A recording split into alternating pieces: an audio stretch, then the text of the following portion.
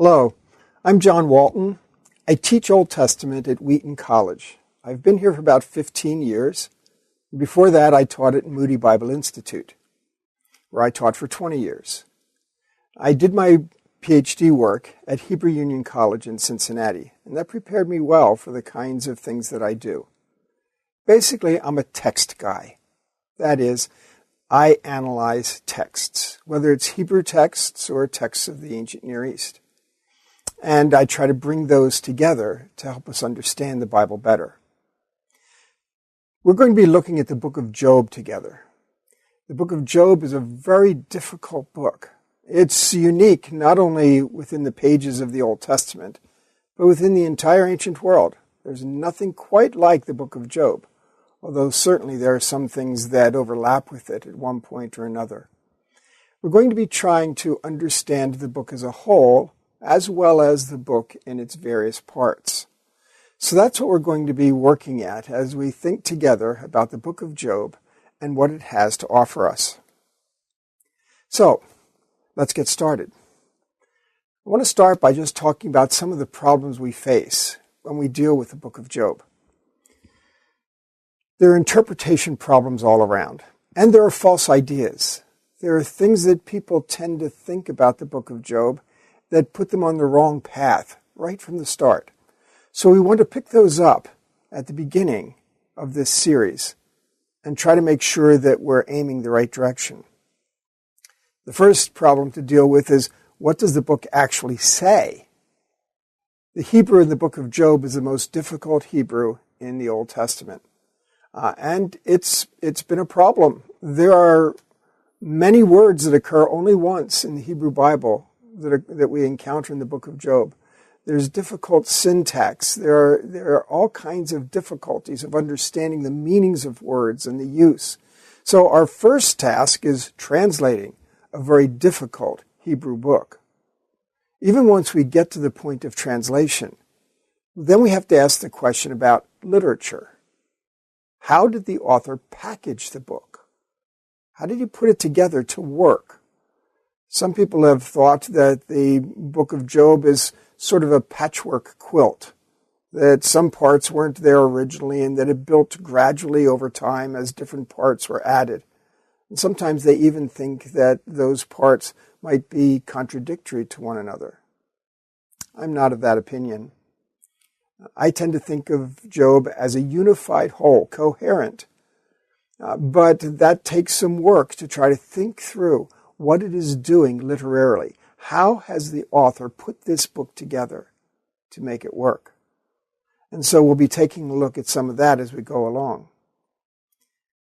The next thing we have to deal with is the whole idea of the philosophical issues, the theological points the book is making. We're well aware that in the book of Job, some of the speakers are wrong. They are there to be wrong. Job's friends do not have the truth. Sometimes they have some of the truth. Sometimes they even have a lot of the truth. But it's inherently problematic what they are doing. And so we have to be able to pick out, how does the theology of the book work? How does it do what it does?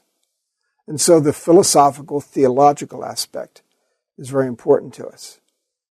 Once we get there, we have to move to the topic of, okay, fine for the theology of the book itself. What about for Christian theology? Christians today, how should we read the book? What does it have to offer us?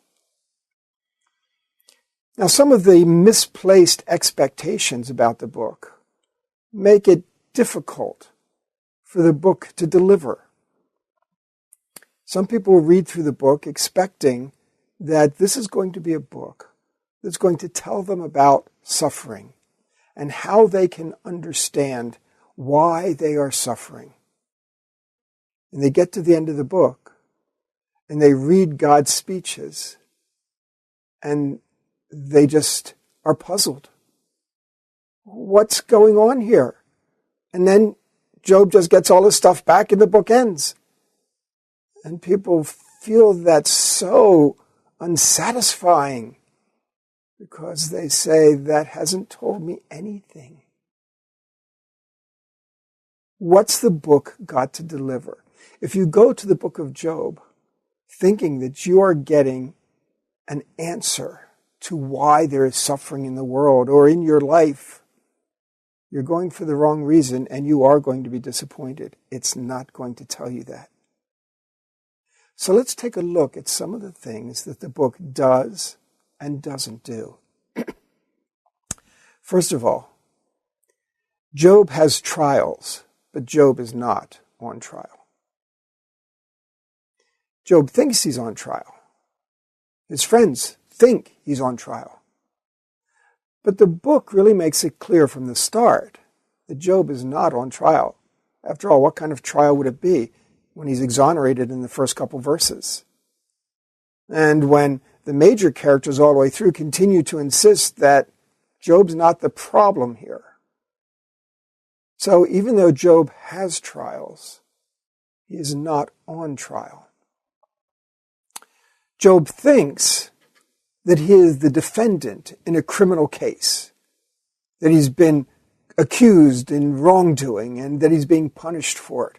And so he feels like he's a defendant in a case where he's on trial. Job tries to switch that around. He tries to set it up so that he's a plaintiff in a civil case. That is, he claims that he's been wronged, that he's been treated inappropriately, and that there's some compensation that's due him, a change in direction. So he tries to switch things so that he's not a defendant, but a plaintiff. It's an interesting little change of strategy. But in fact, neither are correct. We find out as readers, and Job never finds this out, by the way, we find out as readers that Job is the star witness for the defense. So a totally different role from that which he thinks or the people around him think that he's in. So remember that Job has trials, but he's not on trial. The second point. Some people start out with this book and they say it's a book of Job. And therefore, they kind of understandably imagine that the book is about Job. That the book is all about Job. It's not. The book is about God. Job is a main character. Job plays a significant role. But the book is more about God than it is about Job. In the end of the book, it doesn't matter what we think about Job. It matters what we think about God. So, as we approach the book, remember, we're looking for what it has to teach us about God, not what it has to teach us about Job. We should not approach the book thinking that Job is going to stand as a role model. Either a role model for suffering, for patience, for interaction, for anything. Job is not a role model here. Job is kind of caught in something bigger than himself. And his responses are sometimes good ones, sometimes bad ones, sometimes it's hard to tell. But the book is not here so that Job can be a role model for us. It is a wisdom book. And it's to give us wisdom, and wisdom is ultimately about God. So, that was point number 2. It's more about God than about Job. Number 3. We often read the book thinking that it's going to help us understand how God's justice works in the world. That it's a book about God's justice. That it seeks to defend God's justice. And again, I would say, no, I don't think it does. That's not what it's doing. You'll notice that in the end, when God has his say, he doesn't defend his justice. He never explains the scenario that is unfolded in terms of justice. And if you're looking at something, to get something from the book of Job that actually helps you understand God's justice, again, you will walk away disappointed. Because the book does not explain or defend God's justice. Job's accusations against God concern God's justice. Our questions about suffering often concern God's justice, but the book of Job does not defend God's justice. Instead, it defends his wisdom. This is a wisdom book, not a justice book. It defends God's wisdom because that's what we rely on. If we think that it defends his justice, then at every turn, we're trying to justify, vindicate, somehow explain, defend, and for all of that, we would need to have all the information. Justice cannot be done without all the information on the table. If we hear about some verdict in a famous trial in court, it does us no good to sit and talk about whether we think justice was done or not if we don't have all the pieces of evidence before us. The judge has the evidence, the jury has the evidence, but we rarely do. And therefore, it's difficult to conclude that justice was or was not done. And with God, we can never have all the information. We are not in a position to try to talk about whether God is just or not. In fact, that entire framing has problems. The minute that we say God is just, we have implied that there is some outside category called justice, and that God conforms to it. Theologically, God does not conform to anything, because that would suggest contingency, that somehow there's something outside of him that he has to measure up. And that's not true about God. God is not contingent. So, to say God is just might imply an outside kind of standard. It's better to say that justice flows from God. But again, we never find out how all of those criteria work. So in that regard, the book is not about justice. It's about God's wisdom. Number 4. The book does not intend to teach us how to think about suffering. Suffering's hard, and no matter what level we experience it or observe it, it's hard. We'd love to have explanations. But this book is not designed to help us to know how to think about suffering.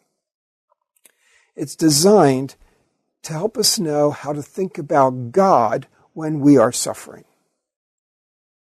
That's what we really need to know. How do we respond to God? Do we blame him? Do we grow angry with him? Do we ignore him? Do we run away from him? What do we do?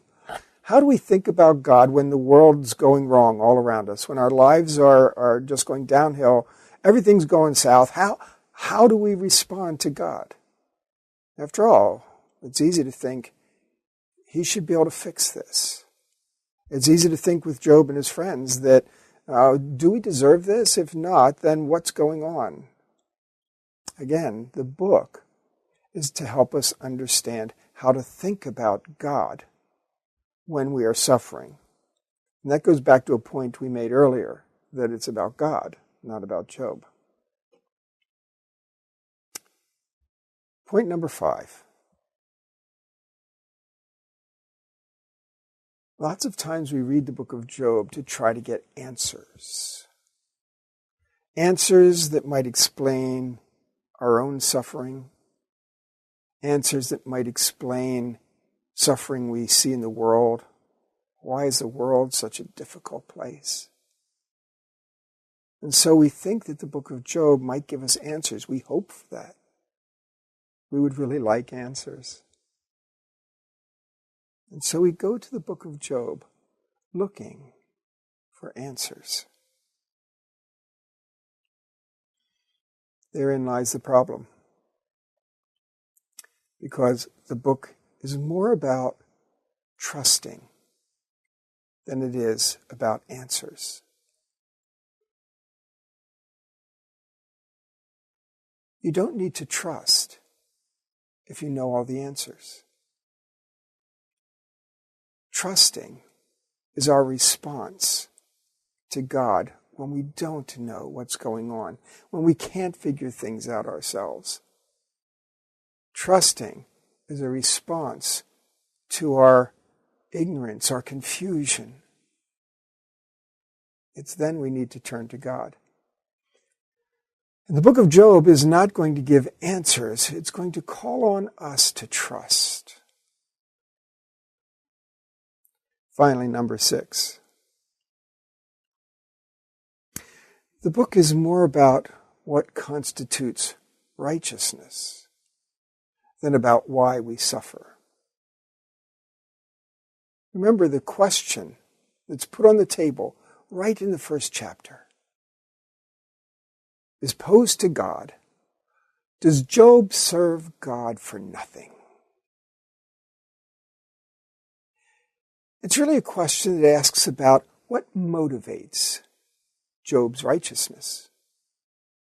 Does his righteousness really stand up to a test? After all, if Job's behaving the way that he does, righteous, upright, turning away from evil, if he's doing all of that just because he expects to get prosperity and reward from it, then it's not going to stand up. That is, when all of the good benefits are taken away, that so-called righteousness is just going to dissolve in the wind. So this is a book about righteousness. It doesn't tell us how to suffer. It challenges us to be righteous even when we are suffering.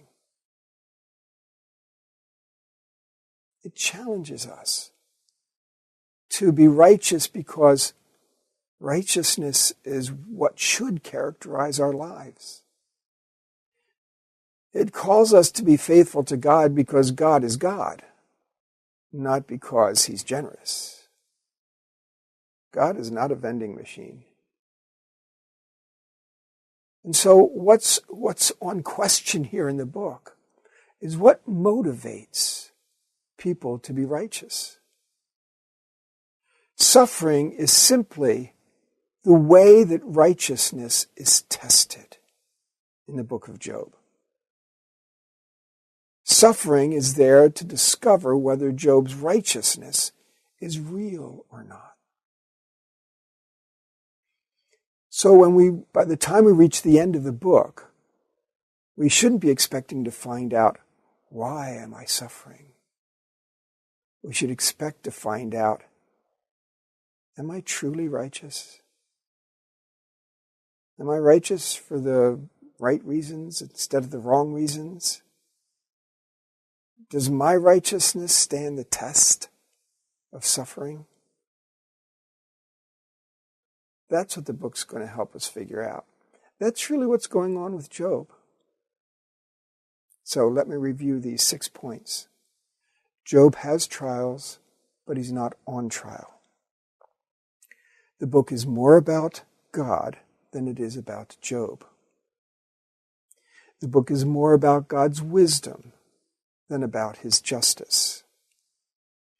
The book is not how to think about suffering, but how to think about God when we are suffering. The book is more about trusting than about answers.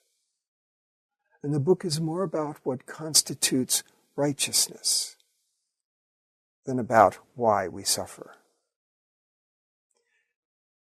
These 6 points will help us to set aside false conceptions, misconceptions, false expectations that we might have of the book of Job. These 6 questions will help us to focus on what the book actually is doing, and we'll be able to see more clearly how it is doing those things. expectations are important. If we set up false expectations of life, of one another, of God, of the world, if we set up false expectations, then we're bound to be disappointed. So we need to think about how God really operates. And the book of Job can help us with that. So let's look into its pages together to try to understand the message of the book.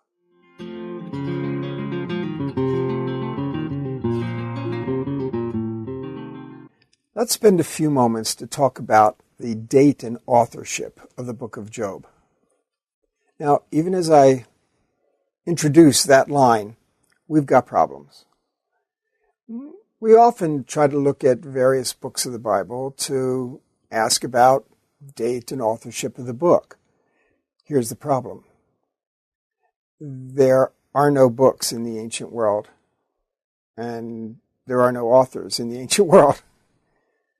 The ancient world is not like our world at all.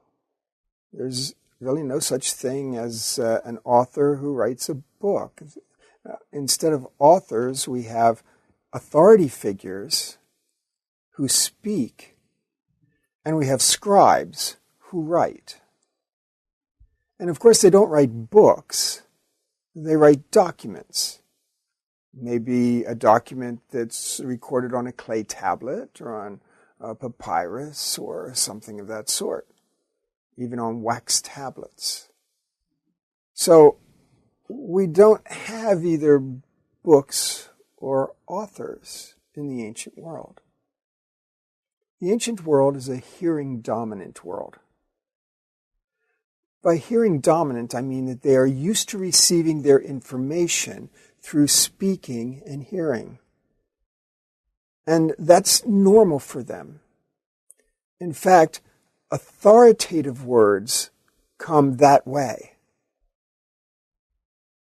A spoken, heard message to them carries more authority than a written text. It's just not how we think.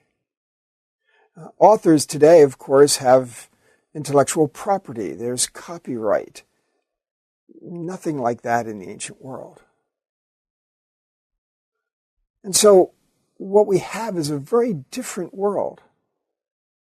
And when we begin by asking about authors and books, we've already forced the conversation into our world instead of being in its world where it belongs.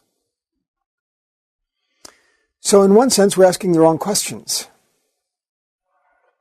Most of the books of the Old Testament did not start as books.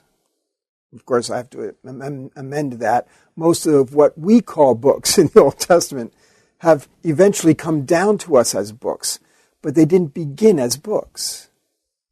They began as oral speech. They began then, some of them, as documents, individual accounts, individual prophecies, individual psalms in documents. They don't start out by somebody sitting down to write a book. And yet, what eventually becomes a book is still firmly attached to the authority figures that began that communicative process. But sometimes it may have been transmitted for centuries before actually being compiled into the books that we have. Yet even then, the books preserve that authoritative voice from the past. So books come at the end of the process, not at the beginning of the process. It doesn't start with a book, it ends with a book. Having said that, Job may be one of the exceptions. I say that because there's an awful lot in the book of Job that seems like it is a literary construct. That is, it has been put together as a whole piece, not just as one friend's speech and another friend's speech that are kind of kept separate or something. These all work together. And so it may be that Job is one of the few or the only book in the Old Testament that actually seems to have begun as a book. Now, of course, we may have the tradition of Job, the story of Job, the narrative that may have existed before.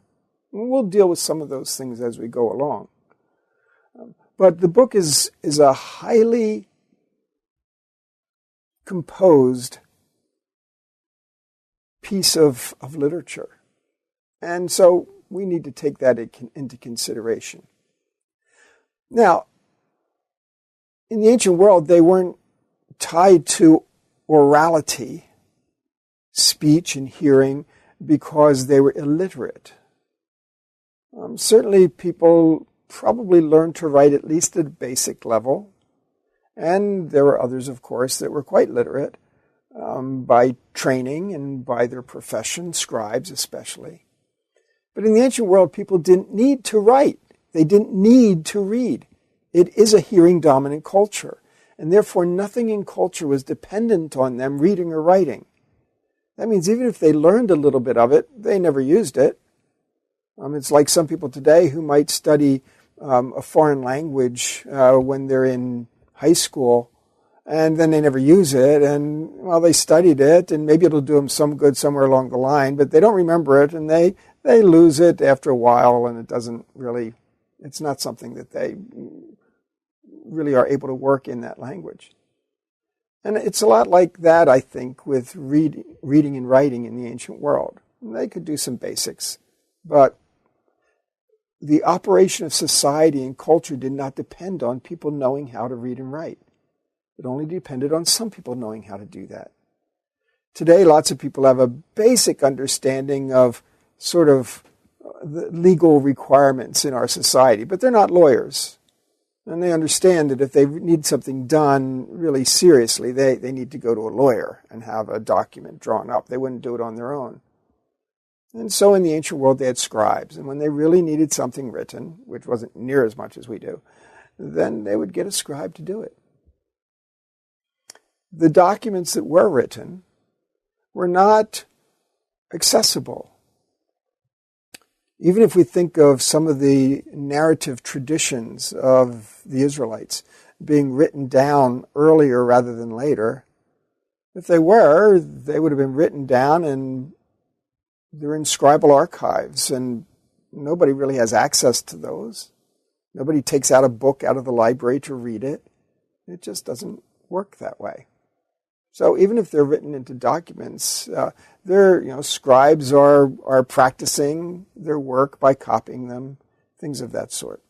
So it's a very different culture, and it's a hearing-dominant culture. The speeches in the book of Job are highly literate speeches. It strikes us right away that these are not the kinds of things that a lot of people could just speak extemporaneously. It's very flowery prose and sometimes poetry of sorts. But it's a sophisticated level of language. There are probably some people that can talk like that extemporaneously, but not too often. And so we tend to think of the speeches in the book of Job as literary constructs. We'll get back to that issue later on. So we're not really talking about the date of the authorship and book of Job, if author and book are not really very acceptable labels to use for the ancient world. But we'd like to know a little bit about how the book came together. Well, another thing that we have to understand is that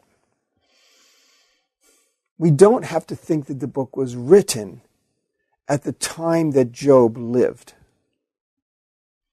There are a couple indicators in the book that Job lives in an earlier rather than a later period in terms of society around him.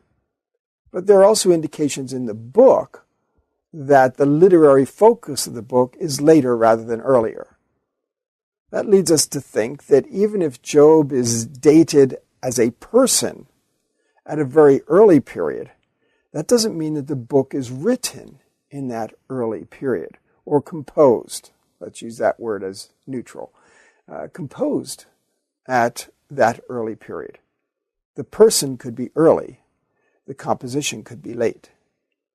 So just because we see certain indicators in the book of Job that he may have been from an early time period doesn't mean the book is a late product. So when we look at the details in the book, we find some very small things. For instance, it talks about a unit of money, the kezitah, and we only know of that unit of money in earlier periods. That's a pretty small item, and especially since we're dealing with a situation outside of Israel. But there you have it. The book also talks about some of the raiding parties as Chaldean and Sabaean. And in some of the research done on the history of the period, that seems to suggest an earlier time period rather than a later one. Some have thought that the book must be early, meaning pre-Sinai, before Moses, because there's no mention of covenant or law or temple. It's true. Those things are not mentioned. Furthermore, we see Job acting as a patriarch or priest. He serves as priest for the family. That strikes some as an earlier issue. But consider a moment. The book is very clear that Job is not an Israelite.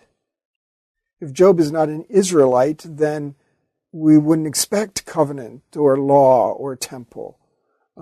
In other cultures, other societies outside of Israel, it'd be very appropriate in a tribal culture for the patriarch to act as priest.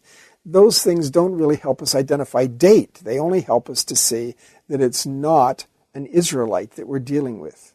Job is from the land of Uz, and we'll talk some about where that is and if we know where that is.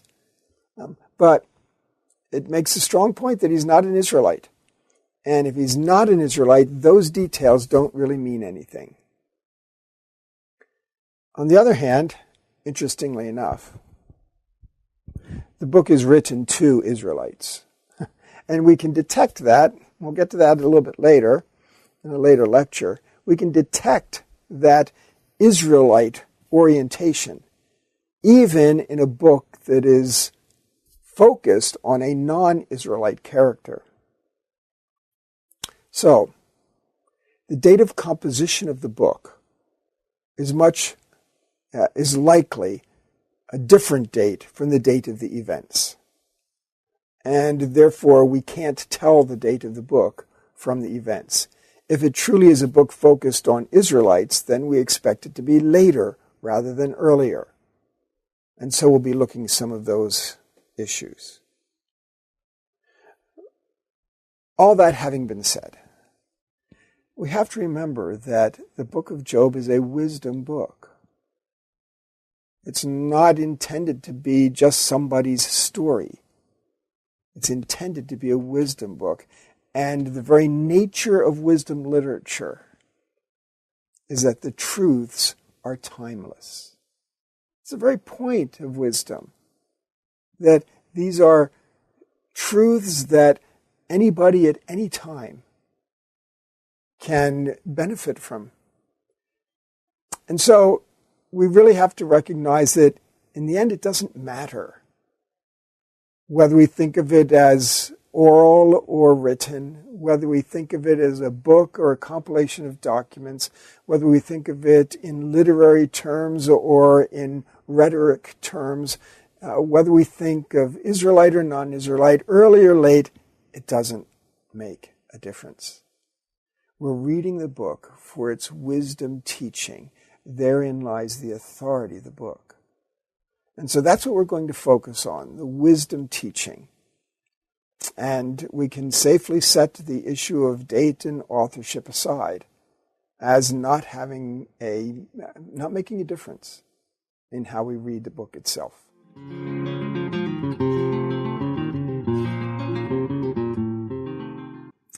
So here's the problem. If much of what Job's friends say is wrong, and if even some of the things that Job himself says are wrong, how do we talk about the book as true? How do we consider it to have authority? How does this come from God? So we need to talk a little bit about Job as a book with authority. Job as an inspired book. So let's see what we've got here. First of all, we need to understand our terms.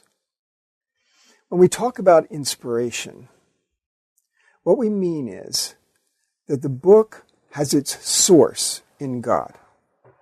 Inspiration doesn't imply some kind of whispering voice in the ear or thoughts planted in the mind. Inspiration indicates that the source is God. That's, of course, what the New Testament means when it talks about God's Word as being God-breathed. Its source is God. So that's what we mean by inspiration. We don't have to think that God is somehow whispering the wrong thoughts in the ears of Eliphaz or Zophar or Bildad. So that's inspiration. Authority. Authority means that the book is giving information we can rely on. That's what authority has to do with. Authority indicates that the book has a right to speak. And of course, that's because of its inspiration. By virtue of the inspiration from God, the book has a right to speak. And that gives it an authoritative position.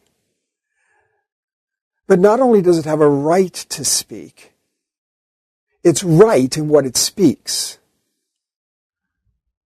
Because it's good authority, not bad authority. So it gives information that we can rely on and that we need to submit to. That's how you respond to authority. We also talk about the book as revelation. We call the Bible God's revelation of himself. And that means that we find the book to be true and dependable. Same kinds of things we've talked about with the other words. It also tells us what the book is doing and what it's not doing. Think back to our discussion about what the book is not doing. Okay, the idea that this is God's revelation of himself means that we're going to find the authority of the book in the revelation that it gives us. It's revelation in that message which is being affirmed through the wisdom literature that it contains. And so its revelation and its authority are tied to the wisdom message more than to the narrative itself and the speeches. We have to discern the message. Because most of the book is wrong-headed thinking. It's there to be wrong-headed thinking. So that in seeing the wrong way of thinking, we have a chance to try to identify the right way of thinking. So we need to identify what it is that the book affirms as true. Not everything in the content of the book is affirming some kind of truth or true message. We have to discern that as careful readers. It's what faithful interpreters always do. Figure out what the affirmation of the text is. The friends of Job cannot be counted on as speaking the truth, though sometimes they do. And sometimes the falsehood of what they say is just a shade off of the truth. Those are the most effective falsehoods, after all, the ones that sound so much like truth. But likewise, the heavenly antagonist cannot be relied upon for speaking truth. Again, sometimes he does. We'll talk about that. Perhaps a more difficult point, and I want you to think about it carefully, is that the authority of the book is not tied up in whether it's an accurate account of real events in a real past. This is not presented as truth through narrative. It's presented as truth through wisdom. That doesn't mean we just assume the narrative is false or never happened, but we have to think carefully. The authority is not in its historicity, because this is not that kind of book. The truth does not depend on its historicity, whether the events really happened, whether they're real events in a real past. The truth does not depend on that. That doesn't mean it isn't and that they didn't happen, but we just have to think through that carefully. And in the end, what we have to be interested in is the authority of the book. And if the book is affirming a wisdom teaching more than it's affirming a narrative event, we have to be aware of that. This is the same thing that happens with Jesus' parables. They are narratives, but Jesus is now presenting them as real events in a real past. They have a realism about them, but they usually also have some unrealistic elements that make the parable work. A realistic setting, but some unusual, even strange things that happen. And that's what makes the parable workable. We find the same thing here with Job. I'm not suggesting it's a parable, but in the same way, it's like parables that are not dependent on these being real events. It's very realistic in some ways and very unrealistic in others. And we'll talk about that more as we go on. So authority is not in the historicity, and truth does not depend on the historicity. Authority is in the wisdom message of the book, regardless the extent to which these are real events in a real past. Wisdom gets at a deeper truth than events themselves. Wisdom is looking for a truth that cannot necessarily just be observed in the unfolding of events. We can see things happen in our own lives, and there the events are before us. But what do we do with those? How do we think about them? How do we respond to events in our lives wisely? Wisdom does not come automatically with the unfolding of event. Wisdom comes when we look past the event, look deeply into the event, look beyond the event to understand the truth that we need to see, the wisdom that we can gain. And in that sense, wisdom transcends events. And just as the wisdom of Christ's parables transcends the events that he puts together for his stories, so we're going to find that to be true in the book of Job. Wisdom gets at deeper truth. There's truth in ideas. Truth that we need to understand in the ideas that the book presents. Things that cannot be seen. And instead of connected to what can be seen. That's the kind of truth that wisdom gets to, beyond our immediate sight. And so we have to look at those ideas that the book is presenting. That's where the authority of the book is vested. Let me give you another thought. We talk about it as God's revelation of himself. In the end, however, the revelation we receive in this book is a little bit more about how God works and doesn't work. It only gives us limited information about who God is. That's a problem, isn't it, that we have? We want to know God, and we feel like we can know Him through the pages of Scripture. But yet we feel like, first of all, that we have trouble penetrating to really know Him, because it's not the same as our relationships with people that we encounter every day and interact with. And so we feel like there are some obstacles. But the biggest obstacle of all is that He's God and we're not. And therefore, He cannot be known by us very deeply. We can know Him to the extent that He has revealed Himself, but His ways are not our ways. And so we can't know everything about Him. The more we get to thinking that God is fully known by us is probably the same extent to which we have made Him in our own image. And so we have to recognize there are limitations on the knowledge of God that we can achieve. He has revealed what He's up to. And in so doing, He has revealed parts of Himself that we can know. Let me give you an illustration.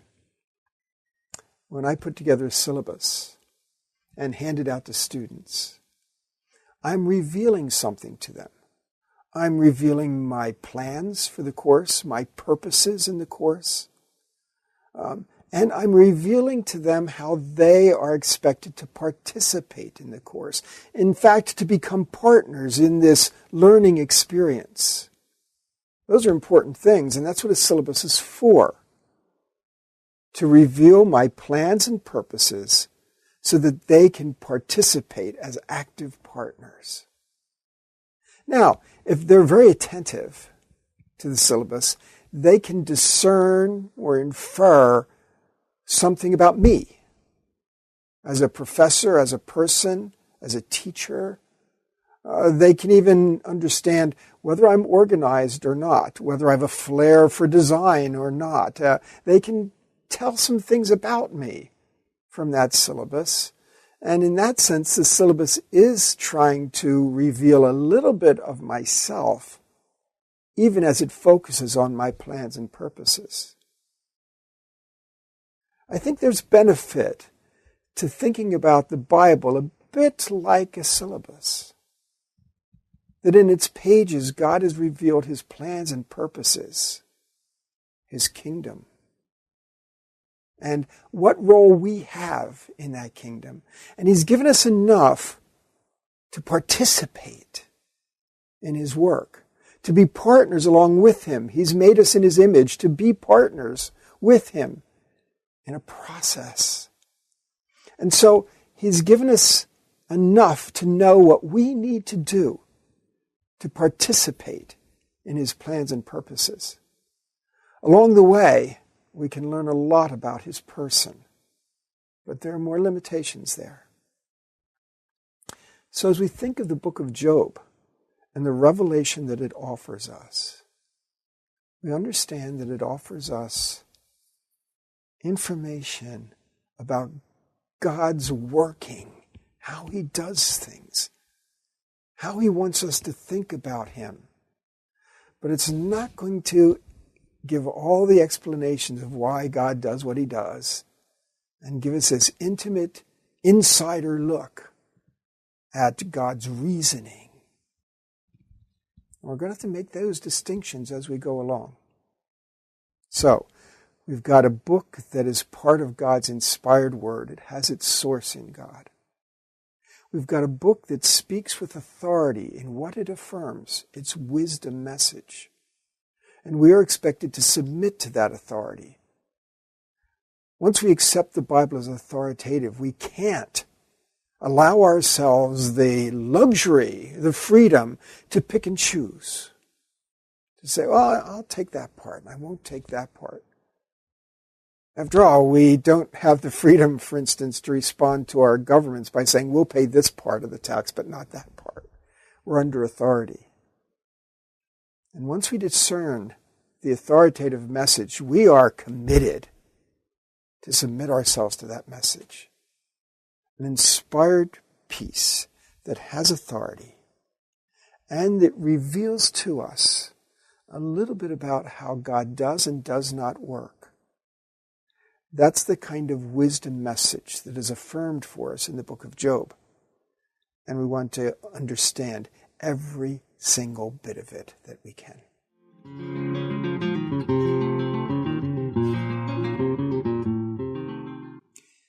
Well, the time has come for us to talk about the genre of the book of Job and its structure.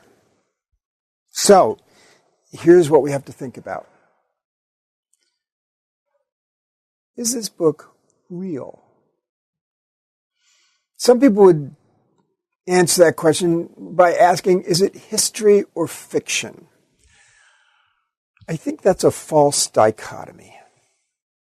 Those aren't the only two options on the table. And so we have to think about what the book is doing and how it's doing it. Now that's a question of genre, but we have to understand that genre is a tricky thing. Genre helps us to know how to read a book. You know, if we were reading a mystery, we'd read it differently than if we're reading a biography. If we're reading an editorial, that's different from reading a comic strip. We read things differently when we understand their genre. But what genre does, an identification of genre, positions a piece of literature in a community of like literature. It identifies the things that are like it, and by doing so, it gives us strategies for reading that are based on the group as a whole. That means in order for a genre identification to be meaningful, we have to have other members in the set. Otherwise, it really doesn't help us to read. There's where we run into some problems with Job. On the one hand, we can identify it easily enough as wisdom literature.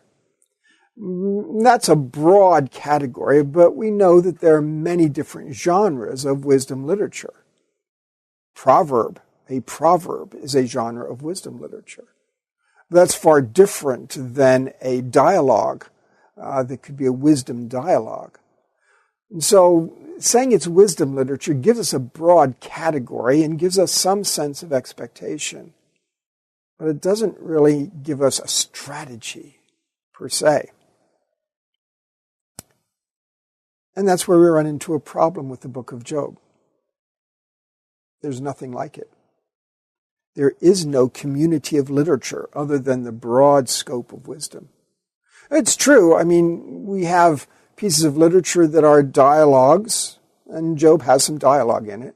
We have pieces of literature which are wisdom hymns, and Job has a wisdom hymn in it.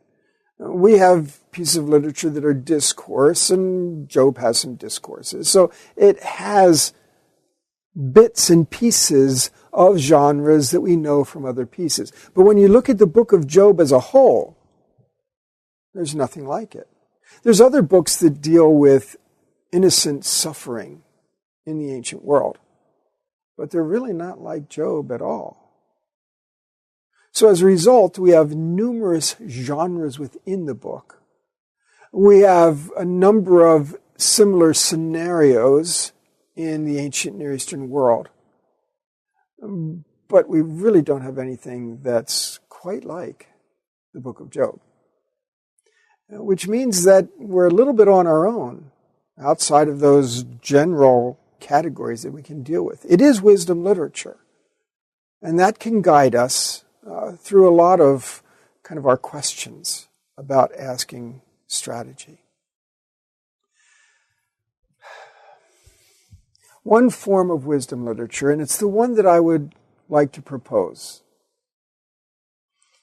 is the form of thought experiment.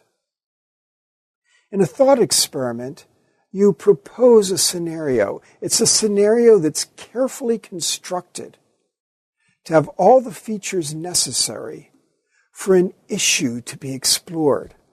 Again, we find that Jesus does this some in the parables. The parables are not an account, a narrative about real events. They're events that in some senses could have been real, but in other senses not. And the details are put together in a particular way to help us to think about an issue. So parable is one form of thought experiment.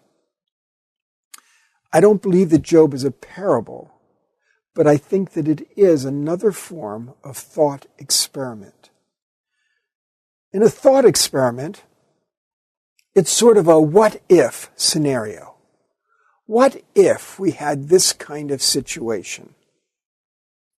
The point is not to claim that the events in the thought experiment did happen, but they draw their philosophical strength from the realistic nature of the imaginative device. Think of this. It could happen, but this is more extreme. Everything's extreme. In the book of Job, we'll notice that everything is as stretched to the extreme as it can possibly be. And it's those extremes that make the book work. If Job were less righteous, if there was kind of a pretty good most of the time, then the book wouldn't work, because you could say, oh, he did do some things wrong, and that could be the problem. If his suffering were less dramatic, if it had come on gradually, or really wasn't so thorough, comprehensive, we might say, well, he's suffering a little bit. Everybody suffers a little bit. And, we could account for that, perhaps. A little bit of not righteous behavior and a little bit of suffering. And, well, that's the world that we often face. But no, in the book of Job, everything's pulled to the furthest extreme, so that no easy answers are left on the table. See, that's the strategy. Remove all the easy answers, and you're left to deal with the philosophical idea, the wisdom point. The question about whether the events are real, then, is misplaced. They're almost put together to be surreal, to be real enough, but more extreme than what we could imagine. Now let's think through this a bit. If it's a thought experiment, then at least some parts of the book we would have to just call literary construct, rather than real event. Literary construct. Now, there are some parts of the book that everyone has long agreed are literary construct. The speeches of the friends. People don't talk that way, just extemporaneously. People don't just casually talk in this high, elevated language. Even some of our best rhetoricians don't talk that way. And furthermore, even if they did, even if you could say, well, in the ancient world they did, and these were really smart guys, and et cetera, there's no stenographer. They don't have stenographers in the ancient world to sit down there and take it all down. The speeches of the friends are a literary construct. Everyone has recognized that. But you see what that does? As soon as we identify some part of the book as literary construct, we then have to ask the question, how far does that go? How much of it is literary construct, and how much of it might be just a record of events? Where do you draw the line? And once you've acknowledged that some parts of the book are literary construct, it doesn't matter where you draw the line. Because literary construct is okay in a thought experiment. Now, I do myself believe that Job was a real person in a real past, that he had become well known in the ancient world as a really good person who had really desperate events come upon him. I tend to think that he really is such a person. But I think that this story about him is a thought experiment using this well-known person in order to investigate a wisdom concept. So I take the basic form of the narrative. No, I shouldn't say that. The basic content of the narrative, meaning the life of Job. A man, righteous, suffered. As kind of a historical anchor in a real past. But I think it's that most of the rest of the book is thought experiment, a literary construct. Again, the use of extremes, the philosophical issues that are brought to the table, all to make the point. Now, maybe you're struggling with that idea. Keep thinking about it. Maybe you're not. But maybe my next step will be one that is even harder to swallow. So think with me. If the book, for the most part, is a thought experiment, a literary construct, is that also true of the speeches of God? Is this also an inspired author putting words in the mouth of God to address the issue at hand?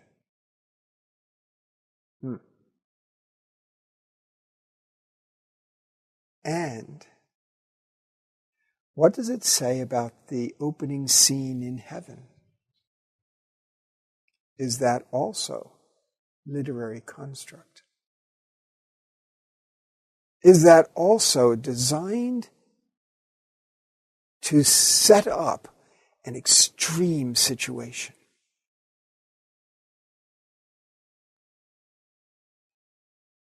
It may be important to think about it that way, and I am proposing that you at least think about it in those terms. Remember, the truth of the book is in its wisdom teaching. That is what's being affirmed. The truth of the book does not require anything on the level of historicity. It's a wisdom book. And if it's a thought experiment, it is painted in extremes. Here's the advantage to thinking about even the scene in heaven as part of the literary construct thought experiment. It'll help us avoid the significant problem of thinking that's how God really operates. If this is a thought experiment, it's just saying, what if? What if such a scene in heaven were to open? What if this is the shape the conversation took place? All of that to set up this scenario for Job. Do you see how this avoids certain things that readers often struggle with in the book? This does not intend to convey a picture of a God who makes a wager with the devil. Some people, that's been a real problem, to think that God would work that way. For some people, they look at the book and they look at their lives and they say, maybe God and Satan are having a conversation about me. Maybe my experiences are because of some divine wager. That is not what we ought to be getting from this book. That is not an option on the table. That's not what this book is doing.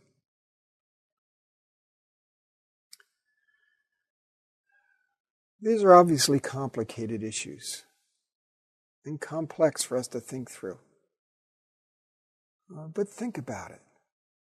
The teaching of the book is not tied into the reality of the events. The teaching of the book is built from the literary scenario that is laid out. And if that's a thought experiment, there's been a lot of creativity going into laying out that scenario just right.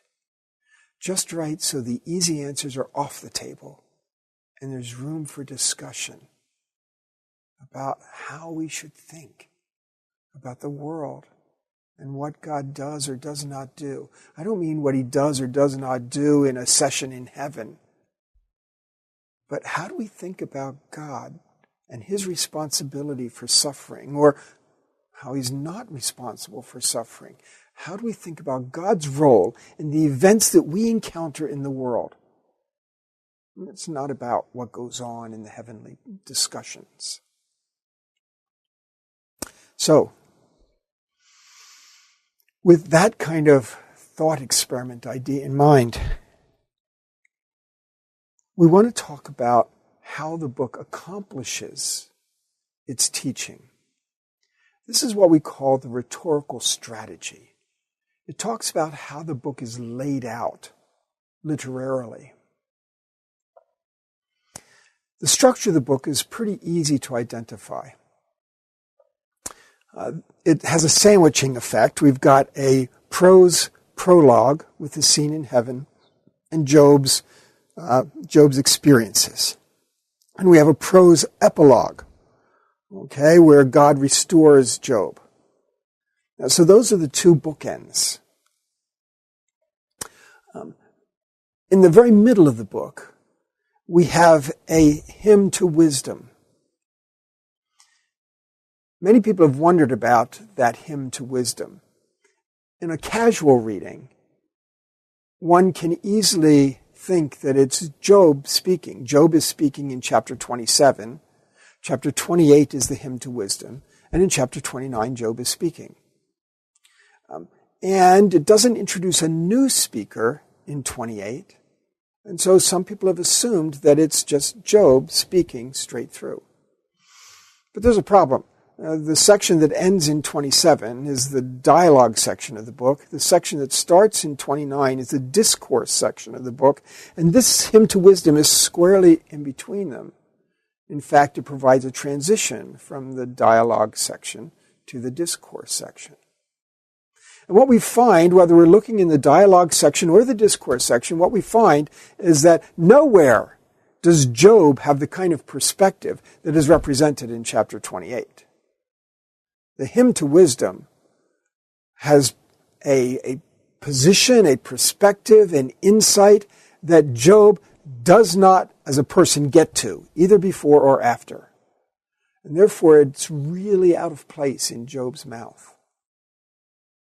The alternative, and one that many people adopt, and I agree with it, is that in the hymn to wisdom in chapter 28, the narrator comes back into play.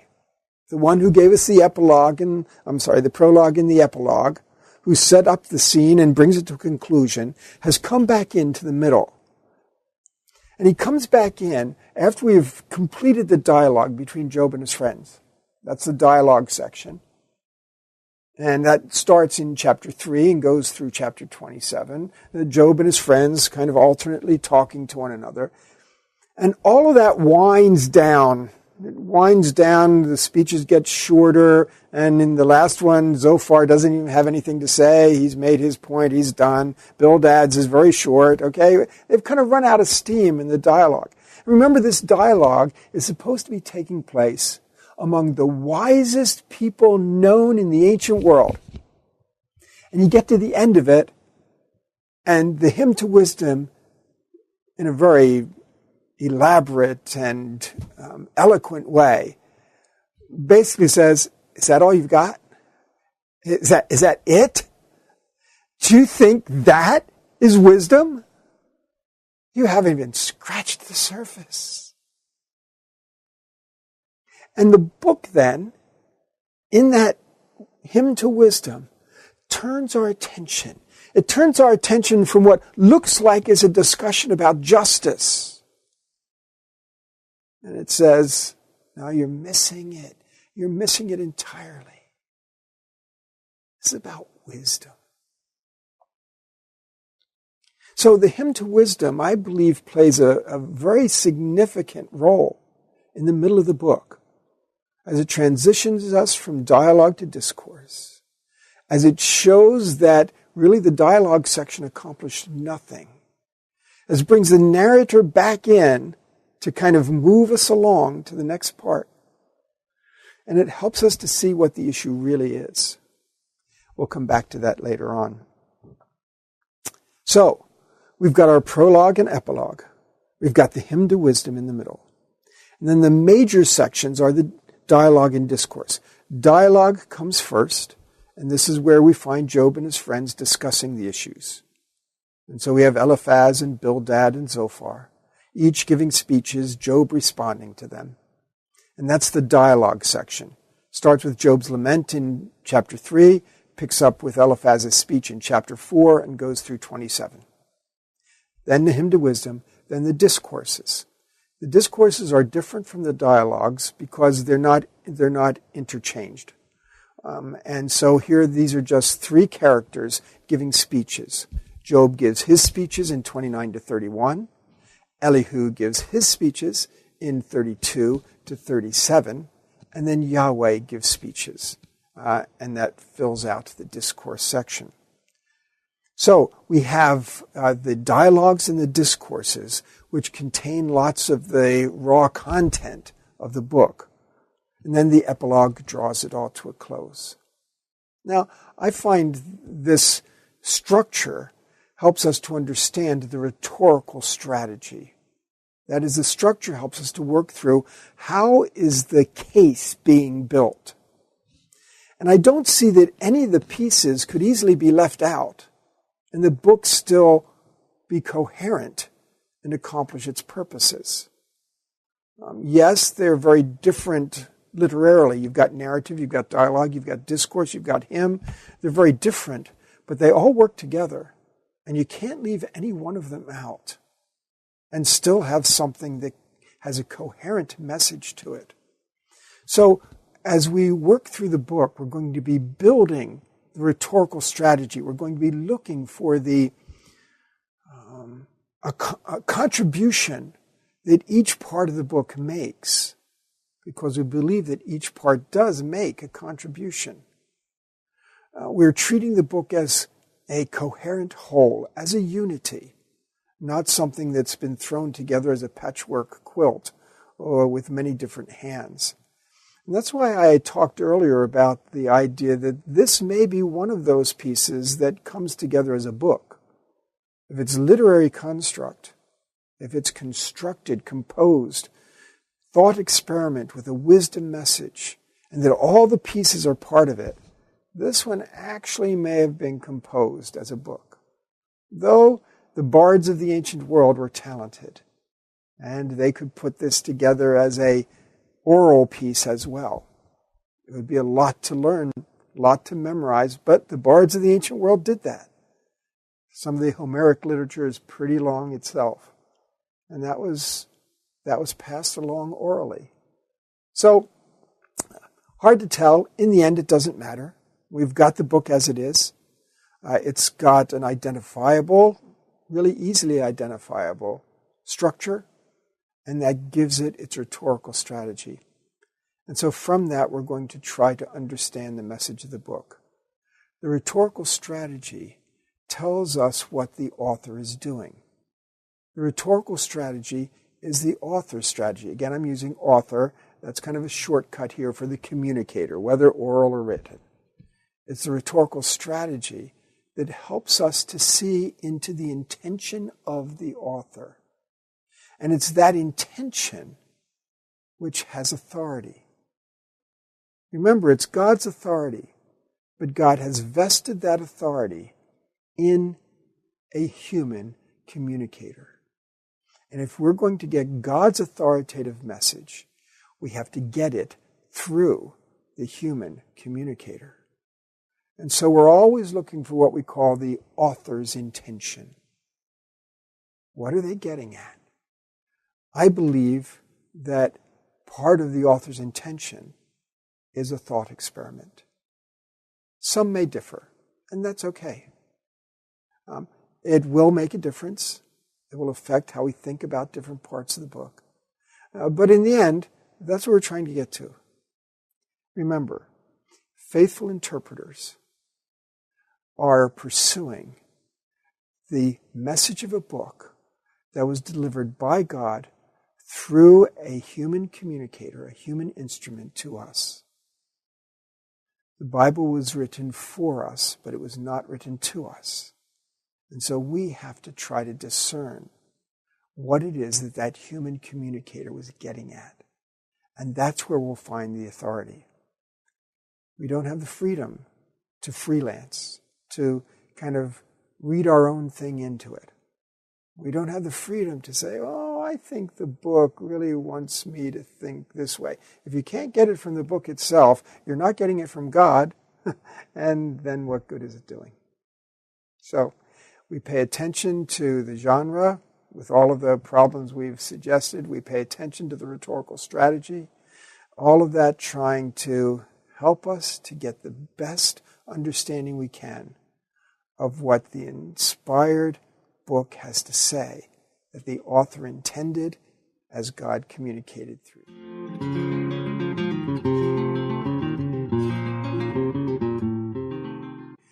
The next thing that we need to talk about is how Job and the book of Job relate to the ancient Near Eastern background in which they exist. We've already talked about the idea that the Bible is written for us, but that it's not written to us. It's not in our language. It's not in our culture. It doesn't anticipate our culture or any other culture since that time. So it doesn't anticipate a Byzantine culture and speak to a Byzantine culture. It doesn't anticipate a medieval culture. It doesn't anticipate a Far Eastern culture or an African culture or an American culture. It doesn't anticipate a culture, but the needs of people have certain similarities. We need to know God. And so it's for us to help us to know God and His plans and purposes, to think well and right about God. But it's not to us. It doesn't assume our culture or anticipate our culture. The book of Job, then, is fully embedded in the ancient world. Even though it's not indebted to any given piece of literature in the ancient world, it's embedded in it. And that embeddedness means that the conversation is unfolding in that context. That even when the book of Job is taking a different perspective than what others in that time and culture might take, it's still having the conversation in the context of that culture. We've mentioned that Job is not an Israelite. He's from the land of Uz. So he's not an Israelite, but it's very evident that the book is an Israelite book. That is, it is framed by Israelites for Israelites. By talking about the situation of a pious sufferer, it fits into a category that's known in the ancient world. There are quite a number of pieces of literature that discuss the pious sufferer. But the answers given in the book of Job are quite a bit different from what we find in the ancient world. Some of the pieces in the ancient world that that follow this kind of pattern. We have an early Sumerian piece called A Man and His God. There, the person who is suffering confesses himself ignorant of any offense that he might have committed. His condition is that he suffers illness, he's a social outcast. But at the end of the book, sins are identified to him, and he confesses his sins and is restored to health. The philosophy behind that book is there's no sinless child born. In other words, everyone has sins. And it results in a hymn of praise, which is the theology of that book. An Akkadian, Mesopotamian piece is called A Dialogue Between a Man and His God. Again, they're ignorant of any possible offense. The pious sufferer motif is that idea that someone who on the surface looks like they've done everything they need to do and that they're pious in all the essential ways, but that they're suffering. And so in this dialogue between a man and his God, this man suffers illness and eventually is restored to health. There's no philosophy offered. There's no divine favor assured. One of the most famous pieces of the ancient world is called Ludlo Bel Nemeki, I Will Praise the God of Wisdom. It's an Akkadian piece, so Babylonian. And here again we have a character who is conscientious and pious in every way, ignorant of any possible offense. And yet he finds himself a social outcast. The communication from the gods is unclear. He's suffering illness. His protective spirits have been chased away. He talks about demon oppression. And so he's in this kind of situation. In resolution of his situation, the god appears in a dream and so informs him. The outcome is he's given away to make a purification offering that brings appeasement, and his offenses are borne away. His demons are expelled. He's restored to health. This then again indicates that he really was not without offense. The philosophy behind this piece says that the gods are inscrutable. Who knows what they're doing? And it results in a hymn of praise to the Babylonian god Marduk. One final one is called the Babylonian Theodicy.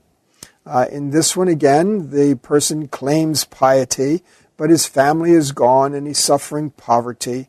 And in this case, there's really no resolution of his situation. And they conclude that the purposes of the god are remote and that you really can't tell what they're doing. It voices the opinion that the gods have made people with evil inclinations and prone to suffering. And so that's simply the way the world is. These are some of the more popular pieces that we know from the ancient world. And we can see that they offer a very different perspective on the gods and on the suffering that people experience. So the answers we find here, divine inscrutability. You can't really know what the gods are doing. The inherent sinfulness of humanity. Everybody sins, everybody commits offenses, and therefore suffering. You can never claim that it was not deserved. Or even that gods make humanity crooked. Other times they express the idea that nobody can really do everything that the gods require, so there would always be something that the gods can get angry about. Generally in the ancient Near East, there's less of an inclination to assign blame. People are really without information. The gods have not communicated forthrightly. When you talk about Egyptians or Babylonians or Canaanites or Hittites, the gods have not revealed themselves. And so there's no clear communication about what they desire, what will please them, what will offend them. There's no sense of that in the ancient world. Furthermore, people believe that the gods were largely inconsistent. They have their own agendas, and they're capricious. Day by day, they might act differently. And therefore, even though they feel that their situation is the result of the gods' neglect or anger or change of mind for one reason or another, they really have no way to think through it all. In the ancient world, they believed that if the gods became angry, they would remove their protection. And as a result, the person would be vulnerable, in jeopardy from demonic powers or just the forces that are around there. And so we find that in the piece I've identified as Ludlo Belnemiki,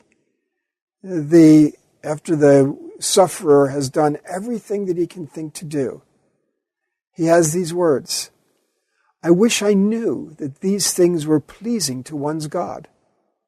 What is proper to oneself is an offense to one's God. What in one's own heart seems despicable is proper to one's God. Who knows the will of the gods in heaven? Who understands the plans of the underworld gods? Where have mortals ever learnt the way of a god?" Can you hear his frustration? Can you sense what it would be like to live in such a world? Knowing that there are powerful beings who affect every part of life, and yet have not told you what they expected or what will make them pleased or angry. Think if you worked in a job like that, where your boss was holding you accountable, and yet never made it clear what it was you were supposed to do or not supposed to do, and that you were punished or rewarded based on your guesses. Very uncomfortable. I hope this insight helps us to a new appreciation of our God who has communicated, who has revealed what will please him or not, who has let us know what he's like and has said that that's not going to change day by day. It should give us a new appreciation, gratitude, that God in his grace has communicated to us. So, that's a little bit of what's behind the literature of a book like Job, some of those scenarios. But Job so far transcends them, has so much more to offer. Now, I mentioned that Job thinks like an Israelite, even though he is not an Israelite. Where do we see that? We see it, for instance, in that Job has no inclination toward polytheism whatsoever. That's really strange, because in the ancient world, polytheism is the only way to think about the gods. And so the idea that God is in community, we see a little bit of a community in the opening chapters because of the divine council, but no inclination toward polytheism. In fact, Job makes some affirmations to stand against polytheism. In his oath in Job 31:26, he swears that he has not lifted up hands to the sun or moon. That only makes sense in an Israelite context. All the rest of the peoples around routinely worshipped the sun and moon, and gladly did so. That wasn't something that was a flaw. So only in Israelite context would that be a reasonable claim to make, that he had not done that. The second point is that Job shows no curiosity whatsoever about which God has brought him trouble. He seems to know exactly which God he's talking to, and no others are in the picture to kind of mess up or confuse the situation.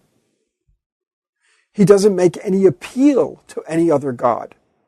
Sometimes if one God is giving you trouble, you can appeal to another God to help you out of it. Job does no such thing. He's only working through one God. He thinks in terms of whether his punishment is deserved or not. Now, in the ancient world, I've mentioned the various pieces. They do talk about their ignorance of any offense, and therefore can't imagine what they could have done to bring the anger of the gods. But in the end, they often assume that there was an offense. They just weren't aware of it. They were ignorant of it. and that they had somehow offended the gods. Job thinks in terms of whether his righteousness or offenses actually have earned him this punishment. And it shows a little clearer level of thinking than what you'd find in the ancient Near East. Specifically, kind of on the other side of it, Job is quite certain of his righteousness. In the ancient Near East, they could be certain that they had done everything they knew to perform the appropriate rituals to keep the god happy. But righteousness, the way it's portrayed in Job, is really not on the table in the ancient world. The obligations of people in the ancient world were ritual in nature, not some sort of absolute righteousness in abstraction that can be defined. Their only righteousness was in doing whatever it took to please the gods whose demands had not been made very well known. Yet Job has a good deal of certainty about his righteousness. Again, gives it a very Israelite feel. Also in Job, connected to that, there's no suggestion of what I call the great symbiosis. Let me explain that to you. The great symbiosis in the ancient world talks about how gods and people interact.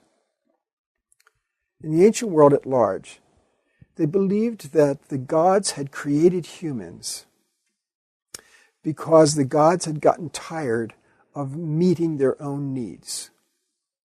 In this way of thinking, gods get hungry, gods get thirsty, gods need clothing, gods need housing. A lot like human beings, they had needs. And they had to grow their own food, irrigate their own fields, build their own houses, and it was just tiring, exhausting work, and the gods were tired of it. And so they decide, well, we'll create slave labor. We'll create people, and they will meet our needs. We'll create people, and they will grow food and feed us. And they will make beautiful garments for us and clothe us. And they will build splendid houses and house us, and they'll pamper us in every way. What a great idea. And so that's what they did. So people were created so that they would meet the needs of the gods and pamper them. Now, that's one side of the great symbiosis, what people were supposed to do for the gods. But of course it has the other side, what gods therefore had to do for people. Because once they became dependent on people to meet their needs, they had to somehow preserve them. They had to send enough rain so people could grow food to feed the gods. And to feed themselves, because otherwise they would die and they couldn't feed the gods. They had to protect them so that invaders wouldn't come and destroy them, because then they couldn't feed the gods. Okay, so the gods had to protect their interests by providing for people and protecting people. So in that way, there's this codependency that builds up, where the gods depend on the people to pamper them, to meet their needs, and people depend on the gods to protect them and provide for them.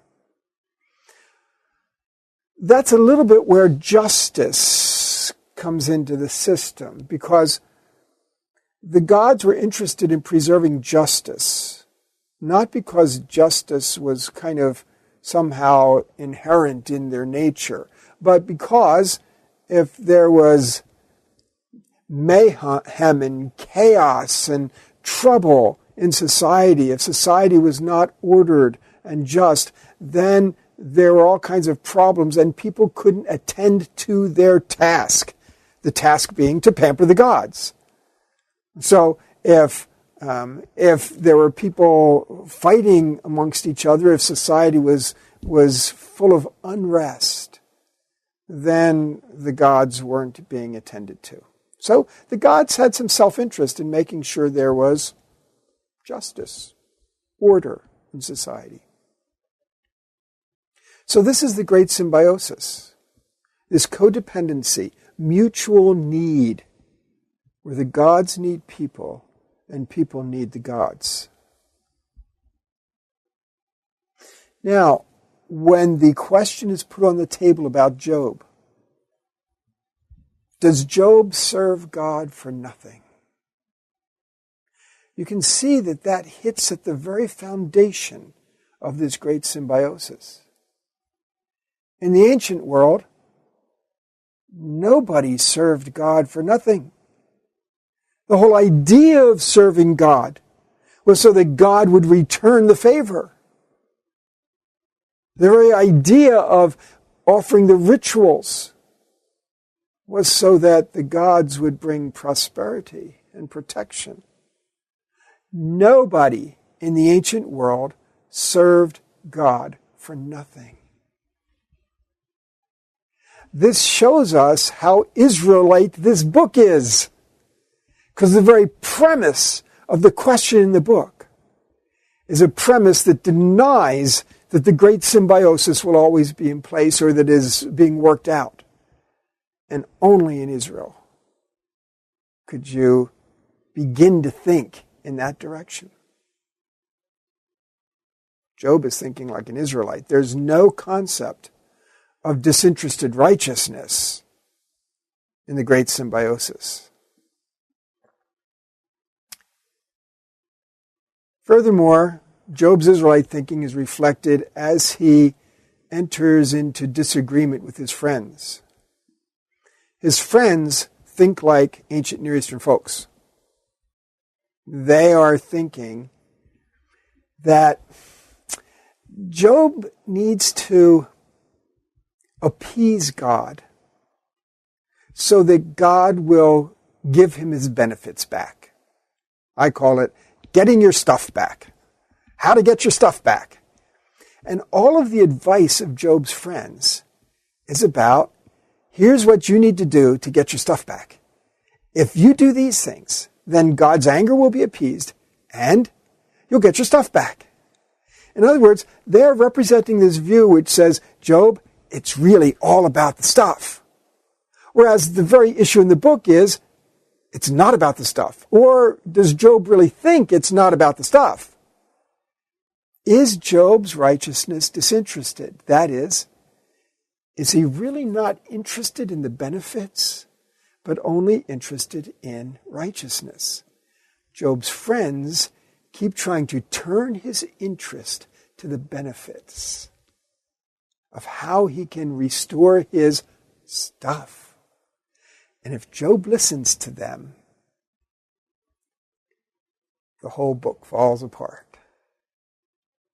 So, the friends think like ancient Near Eastern people. And Job is showing his sort of Israelite style thinking by refusing to accept that kind of thinking. So Job is not an Israelite, but he thinks like an Israelite. He acts like an Israelite. And so an Israelite reader will identify themselves with Job's perspectives. Now, not only that, but the book's focus is Israelite. Not only does Job think and act like an Israelite, the book's focus is Israelite. So, for instance, there is no possibility of thinking that there is a ritual offense as an explanation for Job's situation. That's how it would have been in the ancient Near East. That's how it is in all those pieces of literature we looked at. The idea was that there must have been some ritual offense, and therefore there must be some ritual appeasement, some ritual solution. And the book of Job is simply not giving any attention to that possibility. So it's taking an Israelite focus. There's no thought of appeasement as an effective response. Okay, the idea that somehow God is just irrationally angry and needs to be appeased. Okay, if it were that, Job wouldn't be calling him into court for an explanation. So there's no thought of that kind of appeasement. His friends would like him to appease, although again, It's not appeasement in a ritual sense. The book doesn't take that tact. So even the friends who represent ancient Near Eastern thinking don't propose a ritual solution. The idea that there is an interest in the book, both in God's doing justice and in Job's righteousness, makes it very unlike the matrix of thinking in the ancient Near East. Ancient Near East would not show interest in those things. The gods do what they do. And so while they believe that the gods are interested in justice, the idea is that somehow the gods have to act with justice. It's not really in the picture. The gods do what they do. And so this idea that Job's righteousness, which is indefinable in the ancient Near East, and God's doing justly are in the picture, shows an Israelite way of thinking. Another point that we see in the book is that Job is declared righteous right from the start. Wow, that's unlike anything in the ancient Near East, that he would be declared clear. Again, that's one of the extremes of the book. You can see how that pulls all the ancient Near Eastern explanations off the table.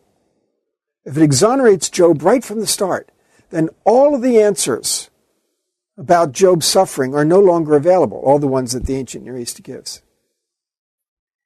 And finally, one more thing that shows us an Israelite focus in the book is the transcendent view of deity.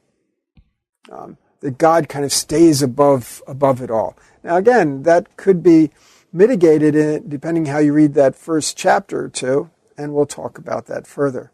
But overall, a transcendent view of deity. The book's answers do not hinge on human nature or divine nature, but on God's policies in the world. How does God work?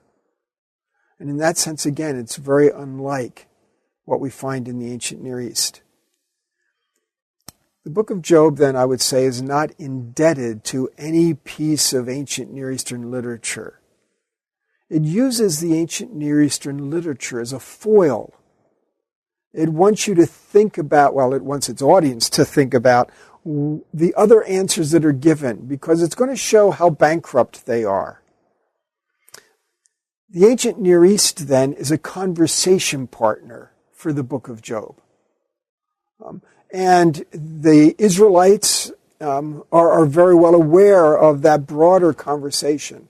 And the book of Job is entering that conversation, but it's using that as a foil because it's going to take a different kind of position and give an answer that simply was not available in the ancient world, especially because of the way that people thought about the gods in the ancient world. Job's friends represent ancient Near Eastern thinking, but Job resists that, and the book resists it. So let's summarize the distinctly Israelite features. First of all, there is no great symbiosis. God doesn't have needs. And we see that expressed in a place like Job 22:3. Secondly, there's an interest in the justice of God. And again, that would not be as strong an element in the ancient Near East. There's an interest in righteousness as an abstract concept. Job seems to have a sense of personal righteousness that goes beyond what the ancient world could have provided. There are no ritual offenses considered or ritual remedies suggested or pursued, and no appeasement is pursued. Divine wisdom is a major theme and is really the focus of the book. And again, very much unlike what we find in the ancient Near East. In the ancient Near East, it's simply divine right. And the gods do what they do. Here, the idea of divine wisdom helps us to understand what God's running of the world is like, what his policies are like, and therefore helps to think of him differently than how the rest of the people in the ancient Near East thought about their gods. So, Job is a book that's very much entwined in the ancient world. It assumes a knowledge of the ancient world. but it takes an opposing viewpoint than what we find in the ancient world. And in so doing, it gives us a revelation of God, of Yahweh, that's very different from anything that could have been given about one of the gods in the ancient world.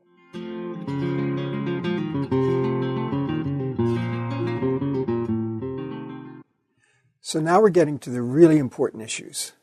Let's talk about what is the purpose of the book of Job. We've talked about how it has authority and inspired and gives us revelation of God.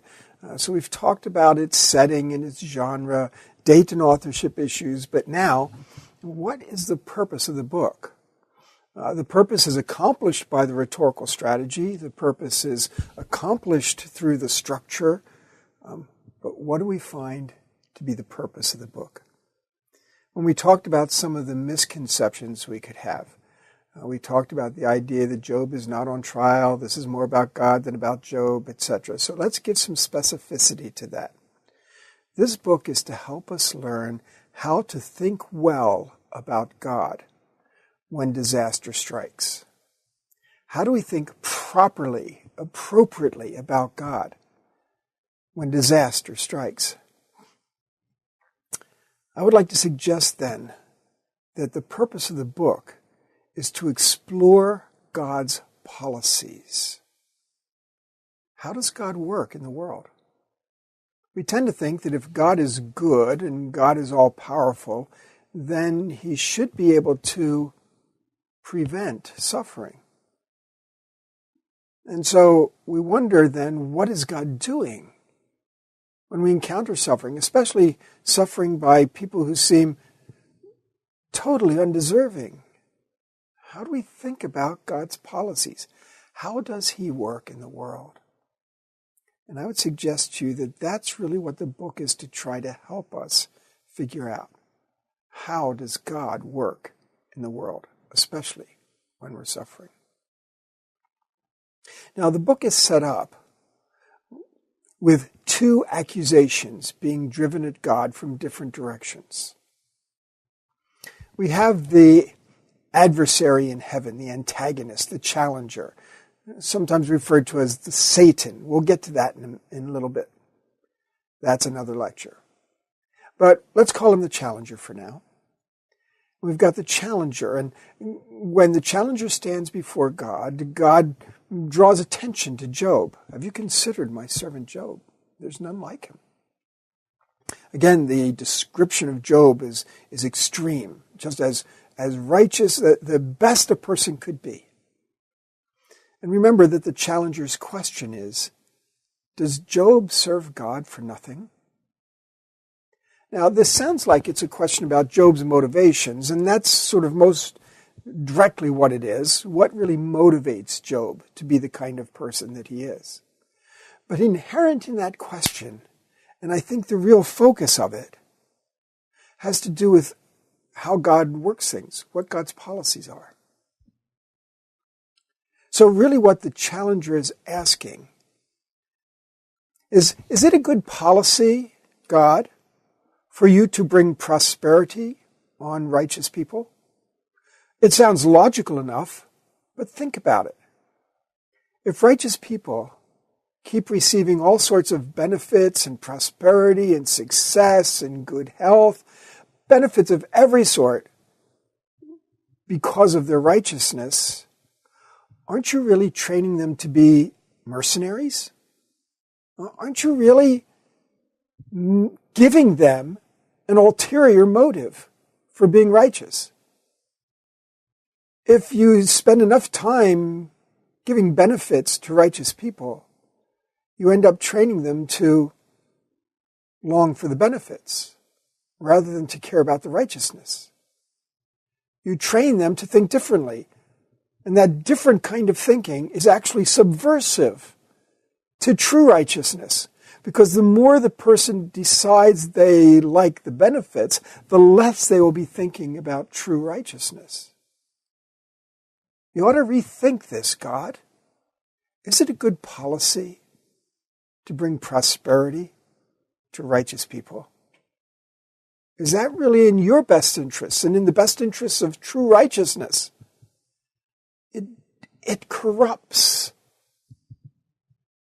a person's motivations. Not a good policy. Now, whatever we come to think about this challenger, we can see that this is a logical point to raise. It's a significant point. In fact, we could go back to Genesis 22 and Abraham's sacrifice of Isaac and see the same kind of question being asked. We'll come back to that another time. So, one prong of the accusation against God, against God's policies, this doesn't question God's nature, it questions his policies. So one side of that is it really good policy for righteous people to prosper? Now, when Job's disasters strike and calamity besets him, we find that as he begins to interact with God, he's got a different challenge. His challenge is, God, is it really a good idea for you to let righteous people suffer? I mean, we're the good guys. We're on your side. We're on your team. Why is it that we suffer? This doesn't sound like very good policy to allow righteous people to suffer. Now you can see the problem. The challenger is saying it's not good policy for righteous people to prosper. Job is raising the point it's not good policy for righteous people to suffer. What's a God to do? What's left? How is it that God's supposed to act? What would be an appropriate policy? Now we see the book. That's really what this book is trying to address. How do we think about God's policies when everything goes wrong? In that sense, the challenger is not accusing Job of wrong motives. He's saying we don't know. We don't know what Job's motives are because you, God, have not allowed that situation to unfold. He's apparently righteous. Everything seems to go well, but you've prospered him so much that we really don't know if he's truly righteous or not. The only way we can tell whether Job is righteous or not is to take away the benefits. A clear strategy, and really obvious once you think of it. That's the only way to test. In that sense, again, the book is not about suffering. The book is about righteousness. What is the nature? What is the metal of Job's righteousness? Now, when we get to the end of the book, how the book resolves this, and we'll go into more detail on this later, but I'm going to lay the cards on the table. Some people think that by the time you get to the end of the book, you've got a statement along the line of, I'm God, you're not. And with that comes the implication of, so mind your own business. Or, so I can do whatever I want. Or, you are worthless in comparison. Or, just shut up. We get that impression that somehow God is just pulling the power card. I'm God, you're not. And I don't think that really describes where the book lands. There is a sense of I'm God and you're not, but not with those other implications. It's rather along the line of I am God, who is supremely wise and powerful, and so I want you to trust me, even when you don't understand. That's not the power card. That's a compassion card. That's a trust card. I am God, supremely wise and powerful. Trust me. And the purpose of the book, then, is to help us to think about God as trustworthy, reliable, even in the most desperate times of life. That we shouldn't think that somehow his policies are questionable.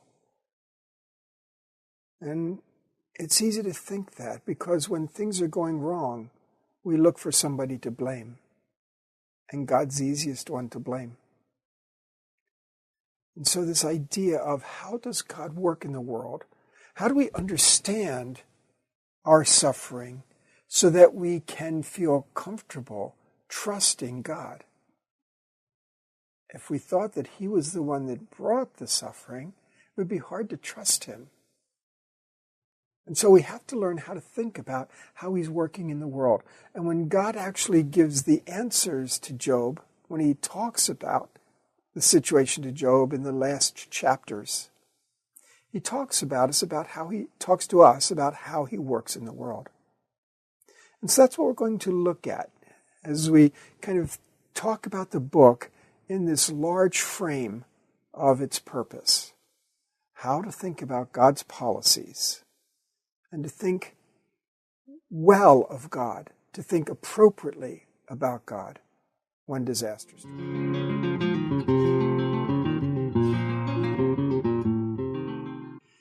Before we move on into the book itself, we need to expand on the purpose of the book to talk about some of the theological foundations of the book. In that way, we're moving beyond sort of the idea in the ancient world of the great symbiosis, specifically to talk about what's called the retribution principle. The retribution principle is basically the idea that the righteous will prosper and the wicked will suffer. Basically, that people get what they deserve. When I say the righteous, the observant, the faithful, substitute any of those words in, and they'll prosper. Well, that could, good health, success, their crops grow, whatever it might be, happy families. Okay, and the wicked, those who are not faithful, not righteous, not upright, they will suffer. Again, whether that's disaster at one level or another. So just a way to talk about this idea that people get what they deserve. The righteous will prosper, the wicked will suffer. We call it the retribution principle. Now, it's, of course, common for people to believe that their circumstances in life somehow reflect that they are in favor with God, or the gods, or out of favor, and that they've done something that has brought these circumstances upon them. Again, whether it be evil or whether it be good, that they're in favor, out of favor, and that reflects itself in their circumstances. It was recognized in the ancient Near East, in the ancient world, people thought that way. And it's likewise very common for people to think that way today, that their circumstances reflect being in favor or out of favor. We even, very casually, when something goes well, I must have done something right, or what did I do to earn this when things go badly? So it's this retribution principle which is at the foundation of the book of Job. In fact, the book of Job is putting the retribution principle under the microscope. Because Job and his friends all believe very firmly in the retribution principle. That's really part of the problem. See, in the retribution principle, not only do you assume that if someone is righteous, they will prosper, and if someone is wicked, they will suffer, they also turn that around. If someone is suffering, must be wicked. If someone is prospering, must have done something right. And so when Job's circumstances turn so dramatically, so tragically, we know what conclusion everyone is going to draw. They'll decide he must have done something really, really bad to bring this kind of disaster, to go from the heights to the depths. This goes back to the extremes that we talked about earlier. Job is at the highest height of humanity, and he goes to the lowest depths of suffering. And those extremes are important so that we can really think about the retribution principle with a clear mind. So the book of Job is looking at this retribution principle thing. After all, remember the challenger's question. Does Job serve God for nothing? How's the retribution principle play into all of this? In the retribution principle, there's an attempt to understand what God is doing in the world, to articulate it, to justify it, to systematize the logic of how God is working in the world. That God is working a justice system. You do good, you get good. You do bad, bad things happen. So the retribution principle assumes an understanding of how God works in the world. It's an attempt to sort of quantify it or systematize it. The challenger's claim, remember, is that the retribution principle, bringing benefits, prosperity to righteous people, is detrimental to the development of true righteousness because it sets up this ulterior motive, the anticipation of gain, doing it for what you get out of it. So the challenger is focusing attention on the retribution principle as whether that truly is part of God's policies. And Job's claim, if the retribution principle is not enforced, if righteous people suffer, well then God's justice becomes suspect. So you can see that in the two prongs of accusation that we've talked about in the book, the retribution principle is central to the conversation. Now, we can understand this a little better if you can imagine a triangle. I call it the triangle of claims. And at one lower corner of the triangle, you have the retribution principle. At the other lower corner of the triangle, you have Job's righteousness. And at the top of the triangle, the third corner, you have God's justice. Now, as long as Job is prospering, that triangle holds very conveniently, very comfortably. God is doing justice, Job is righteous, and the retribution principle is true, and everything's happy. But when Job begins suffering, we look at that triangle and something's got to go. You can't hold on to all three corners, to God doing justice, to Job being righteous, and the retribution principle. You can't hold on to all three. Something's got to give. And as the book unfolds, we discover who is going to give up what. It's really an interesting way to think about the book. Start with Job's friends, for instance. Job's friends, I'll use the idea of building their fort in that corner. They choose the retribution principle corner of the triangle, and they build their fort there. Over and over and over again in their speeches, they affirm the retribution principle. They apply it to the situation. They use it as part of their argumentation. They are champions of the retribution principle. So there they build their fort. They're going to defend that. From that vantage point, they look out to the other two corners of the triangle. Which one's going to go? Are they going to say, well, God really isn't working in justice? Or are they going to say Job isn't really righteous? Well, we know where they go. They're very happy to affirm that God is working justly. And so with the retribution principle true and God not being under scrutiny, of course the problem is Job. He must not be as righteous as he seemed to us, not as righteous as he seemed to everyone from the outside, and certainly not as righteous as he seems to think he is. The problem is Job. So they build their fort in the retribution principle corner, and they give up on Job's corner. That's the one that's got to go. When we think about Job and his perspective, of course, it's very different.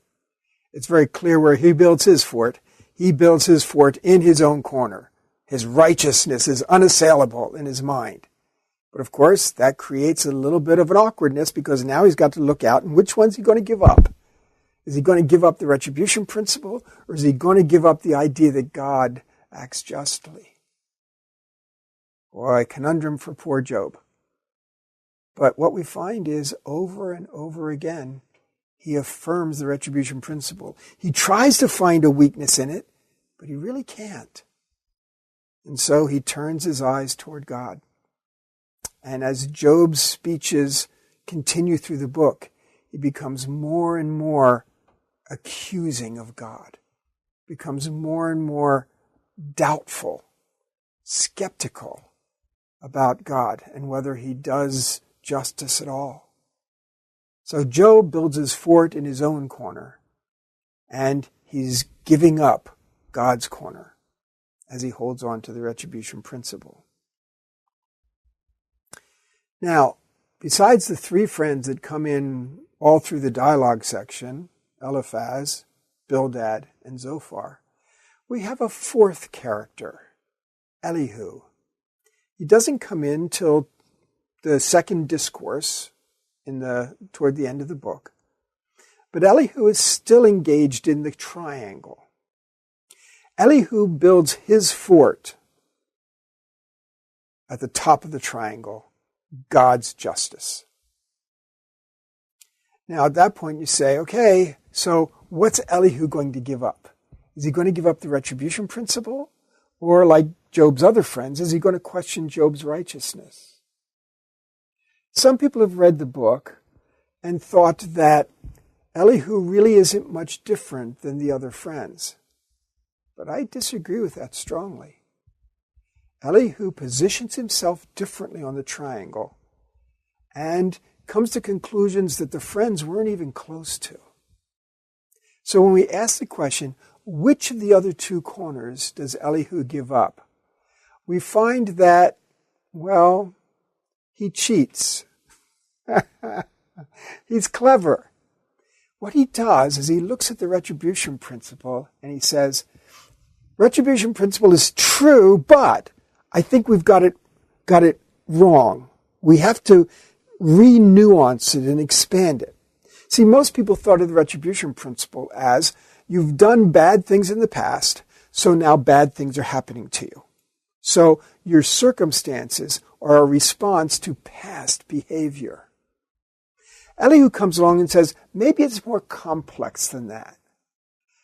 That way of looking at the retribution principle makes it remedial.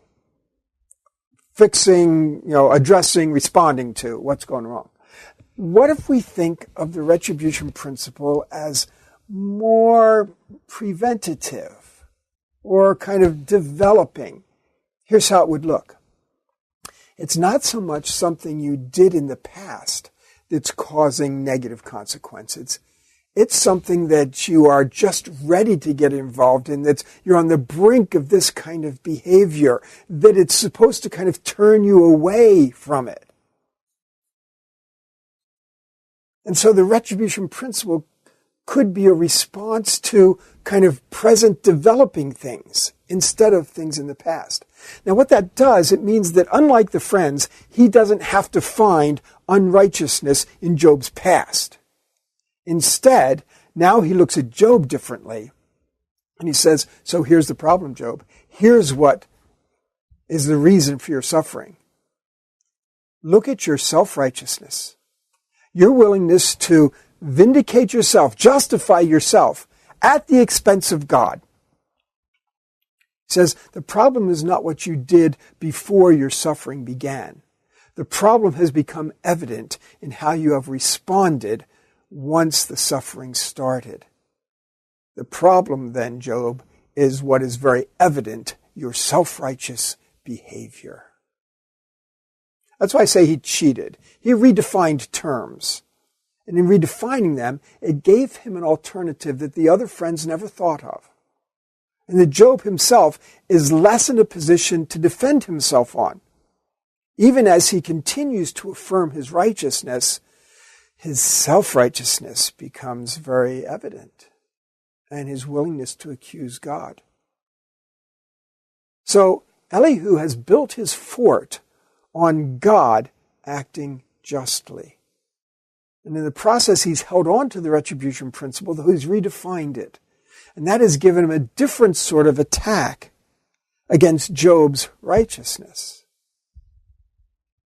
Elihu is more right than any of the other human characters in the book. He gets closest. He transcends what the friends think, and he really sees into Job more realistically, more appropriately.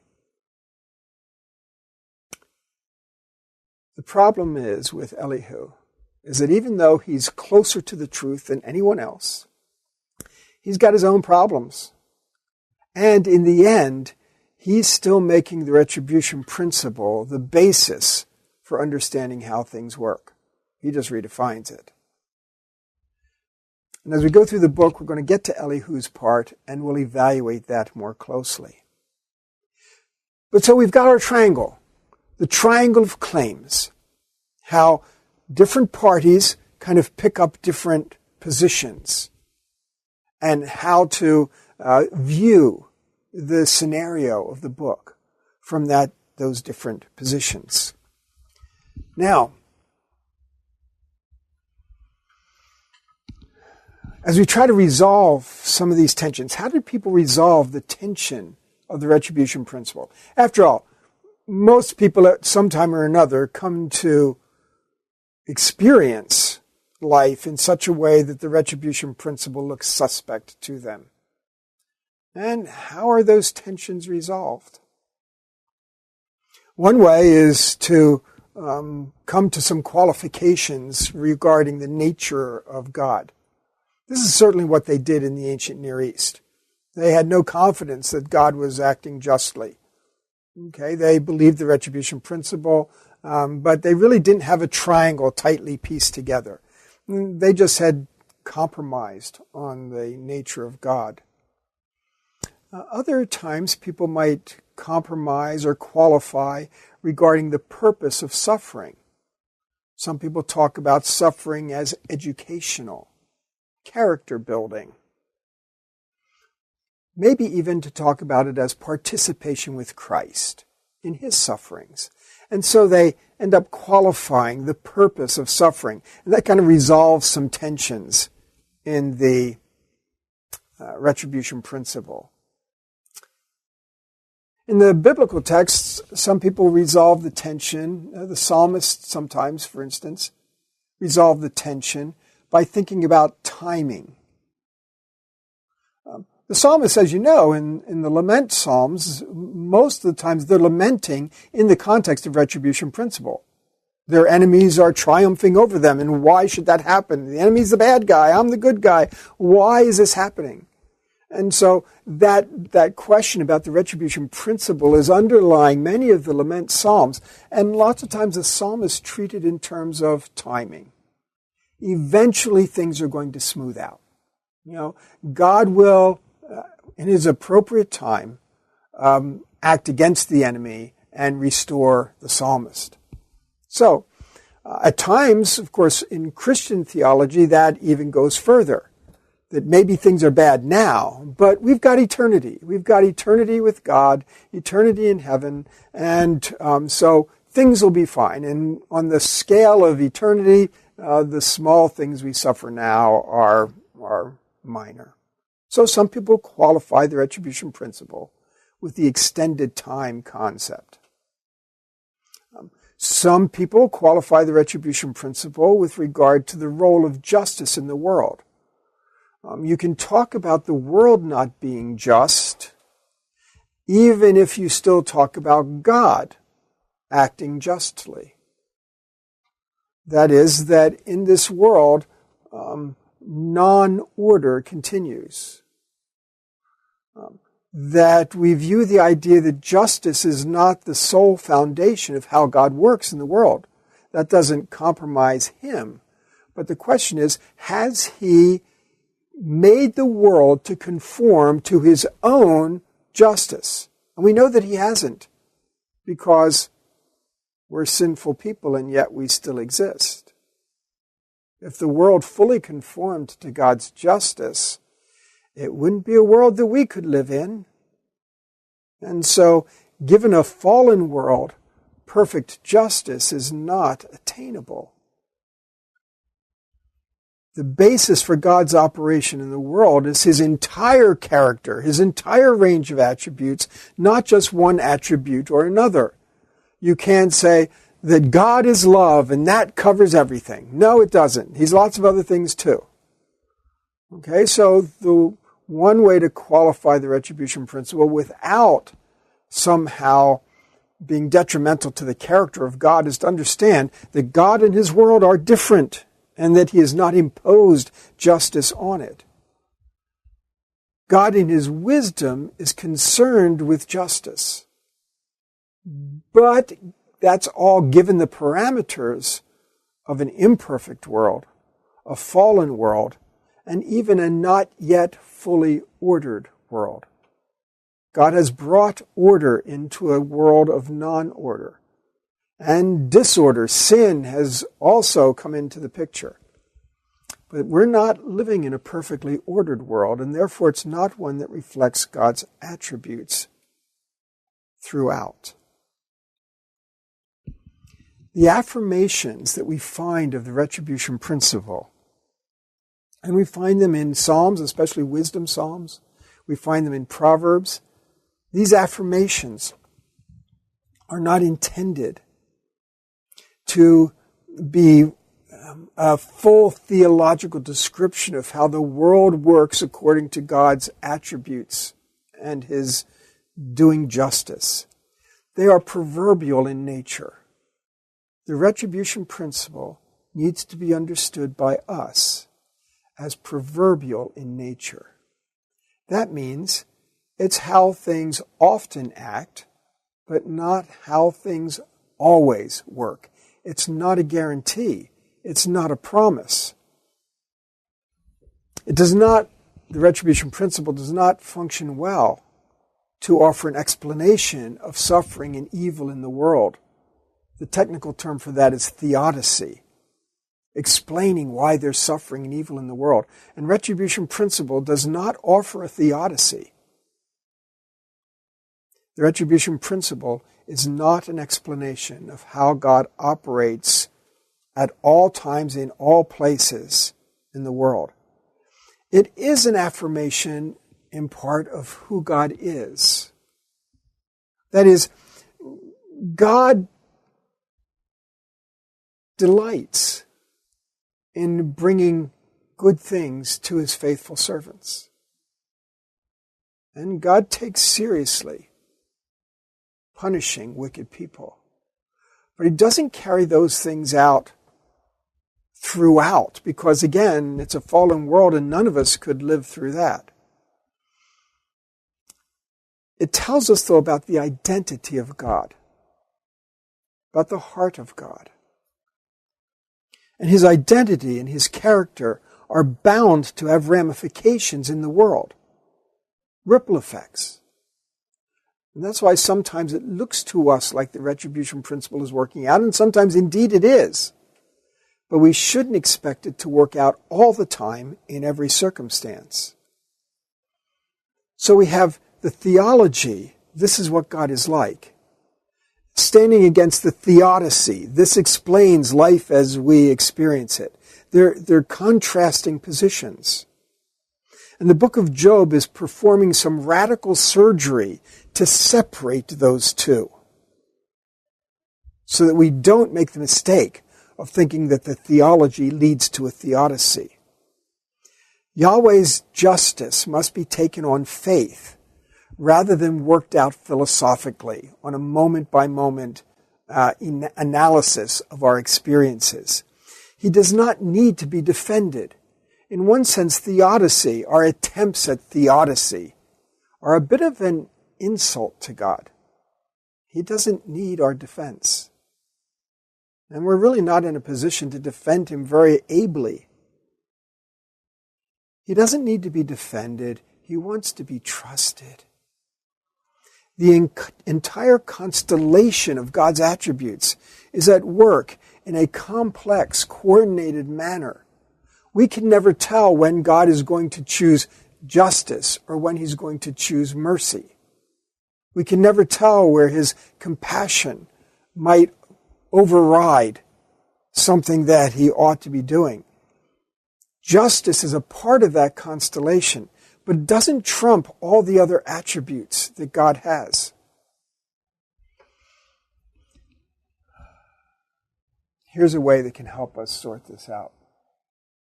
In the New Testament, Jesus is confronted, challenged with retribution principle questions. In John 9, the man born blind. The disciples see a great opportunity. Here's this man who's been born blind. And the question they pose to Jesus is the retribution principle question. Who sinned? This man or his parents? See, this is a great conundrum because how could it have been the man who sinned because he was born this way? And if it were their parents, how come the man suffers for it? And so this is just the key point. And they were probably, really excited because now they're going to get an answer to the question of the ages. Because Jesus stands in front of them. And so they say, who sinned? This man or his parents? Now you can see that their question is a theodicy question. What explanation is going to account for this man's suffering? So when they ask a question of cause, it's a theodicy question. And kind of moves toward an expanded theology,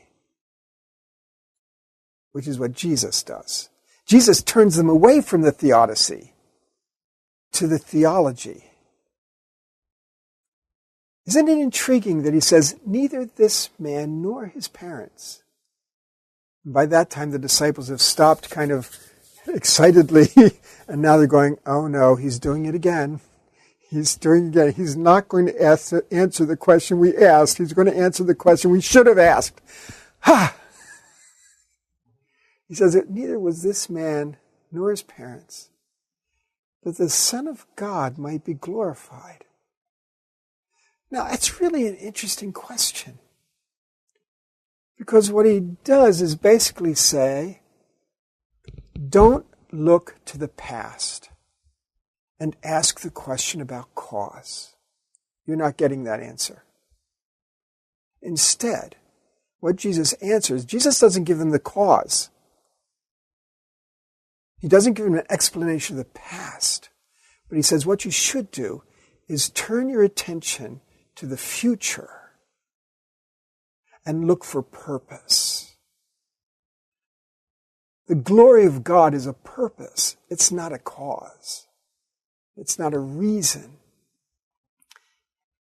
And so Jesus turns their attention away from the past and away from cause to look at purpose. No explanation of the suffering is forthcoming. None is possible. None is necessary. We have to trust God's wisdom and seek out His purpose. And so Jesus gives that same kind of answer. And it's the same answer that Job ends up getting. Trust God's wisdom and seek out His purpose. Don't expect to get explanations of cause. It's not about reasons. Jesus is again confronted with this in Luke chapter 13, verses 1 through 5. Here he is asked, what about this tower that collapsed on people while they're there for a festival? How do you explain this sort of random-looking disaster? And again, Jesus turns their attention away from cause. Okay, that has nothing to do with who were righteous and who were wicked. He states that a one-to-one correspondence between sin and punishment should not be made. But rather, he encourages them to view the incident as a warning. He refuses to engage the question of cause and directs the attention of his audience to purpose. Such incidents give us warning. They exhort us to think in different terms, to think of how life can end so quickly, to think about how suffering can come. It's not about a one-to-one correspondence. So we see that when Jesus addresses the retribution principle issues that he's confronted with, he consistently turns away from giving reasons or explanations for cause. And that's a large part of what the book of Job is going to do as we begin to adjust our expectations, as we think about our own experiences in the world.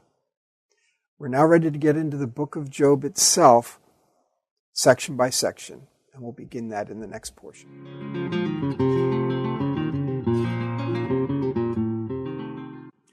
So now we're ready to get into the actual book of Job. We've talked all about it. We've talked about a lot of aspects of it, and now we're ready to talk about the content of the book itself. In this segment, we're going to be dealing just with the scene on earth, the first 5 verses of the book. And so we're introduced to Job as someone from the land of Uz. That means that he's a foreigner, and he's from some obscure, mysterious place, barely on the perimeter of the known world for an ancient Israelite audience. So he's from this mysterious desert region, a region of the Syrian desert, perhaps associated with Edom. It's an area known for its wisdom. His friends are also from that region. So, for instance, we have a Temanite, so from Teman. So it's that region that's to the south and east of the land of Israel. Genesis 36 connects Uz with Esau, and again, that places things in that region. The earliest interpretation of the book of Job, which is found in the Septuagint, locates Uz between Idumea and Arabia. So again, basically that region. So as we've mentioned, Job is not an Israelite. He's an outsider in that regard, even though the book is dealing with Israelite issues and addressed to an Israelite audience. And we find that in the description of Job himself, everything is painted in extremes. So Job is blameless. The Hebrew word is tam, and he's upright, yashar. These refer respectively to his character and his actions. And so here's the person who is just faithful in every way. He is a man of integrity. There's no blame associated with him or guilt. He's someone who behaves according to God's expectations and enjoys God's favor. If we looked for words opposite from those that describe Job, we would look for words like someone to be proclaimed guilty or to be considered wicked, that is, standing under condemnation. Job is not those things. The words that describe him are the opposites of those. At the same time, these are not words of sinless perfection. Job is not in the divine realm in terms of his behavior, but it's the best that a person can be, best that a human can be. He fears God. The word for God here is Elohim, not Yahweh. So he fears Elohim. That means he takes him seriously based on what is known of him. We have other people kind of outside Israel described that way. For instance, the sailors in the book of Jonah are described as fearing God. And that's based on what little they know of him. Even in the book of Genesis, Abimelech is described that way, in contrast to Abraham, who has a personal relationship with Yahweh. So all of these terms portray Job in the highest possible standing. And again, we've mentioned the use of extremes to describe things. Now, his possessions and his status are also in the ideal realm. They're not necessarily contrived, but everything's immense. So these are stereotypes of how many cattle, how many camels, how many sheep and goats. Everything is portrayed in ideal terms. He has achieved success and prosperity by the highest possible standards. And so again, in that way, we have extremes portrayed. Just because they're extremes doesn't mean they're not true or accurate, of course. But we have to notice that the extremes are very important so that they move those easy answers off the table. So here we have then the description of Job. Now, what is arguably the most intriguing of these issues is the question of his piety. In verses 4 and 5, a scene is described for us when his sons and daughters would gather for apparently birthday parties, banquets of some sort. And Job would have this ritual that he performed afterwards. It's a setting that addresses that there was just the outside possibility that some offense had been committed. If we read the verses, it says, his sons used to hold feasts in their homes on their birthdays, and they would invite their 3 sisters to eat and drink with them. When a period of feasting had run its course, Job would make arrangements for them to be purified. Early in the morning, he would sacrifice a burnt offering for each of them, thinking, perhaps my children have sinned and cursed God in their hearts. This was Job's regular custom. So we find this practice. It's also in the banquet setting that they eventually meet their demise. In chapter 1, verses 18 and 19, they actually are banqueting when the house collapses on them and the fire and they lose their lives. Job is worried that they perhaps cursed God in their hearts. Now, this in their hearts idea, when you use that to apply to an individual, it refers to private thoughts. But this is not about them as individuals. It's about their corporate get-togethers, their banqueting. When a group of people are part of the scene, it can refer to corporate thinking shared confidentially. And we find places in Deuteronomy, like Deuteronomy 8:17, 18:21, and likewise Psalm 78:18, where this idea of in their hearts is a corporate conversation taking place. It also, when it says cursed God in their hearts, it doesn't use the Hebrew word for cursed. It uses the Hebrew word for blessed. And so this is a euphemistic use of bless. To put the word curse and God next to each other was considered in bad taste. And so they used blessed God. So this actually says that perhaps they have blessed God in their hearts. Now this is just the first of a good deal of interplay between blessing and cursing in these early chapters of Job. So in 1:11, also in 2:5, the challenger suggests that Job will bless, that is, curse God to his face, in contrast to the fears Job had that his children might bless or curse God in their hearts. Instead, Job truly does bless God, not curse God, although it's the same verb that the challenger had suggested. Job's wife urges him to curse God. Again, the verb is to bless. To curse God blatantly and die in chapter 2, verse 9. Job does not respond with blessing God after that second round, but neither does he curse God. Instead, he curses the day of his birth. And we find that in chapter 3. Beyond this specific use of terms, in establishing a literary motif, the underlying narrative framework should also be considered as we think about how these words are working. In the narrative, remember, God has blessed Job with children and possessions in chapter 1, verse 10. Not only that, but God has orally blessed Job by praising him to the challenger. And sometimes blessing is accomplished by praise. The nature of that oral blessing, God blessing Job in front of the challenger, becomes a curse in a sense, as it is made the basis for the challenge that leads to the loss of Job's material prosperity. Eventually, of course, God restores that material blessing as we get toward the end of the book. So, the curse-bless antithesis stands as a significant element, a motif in the book.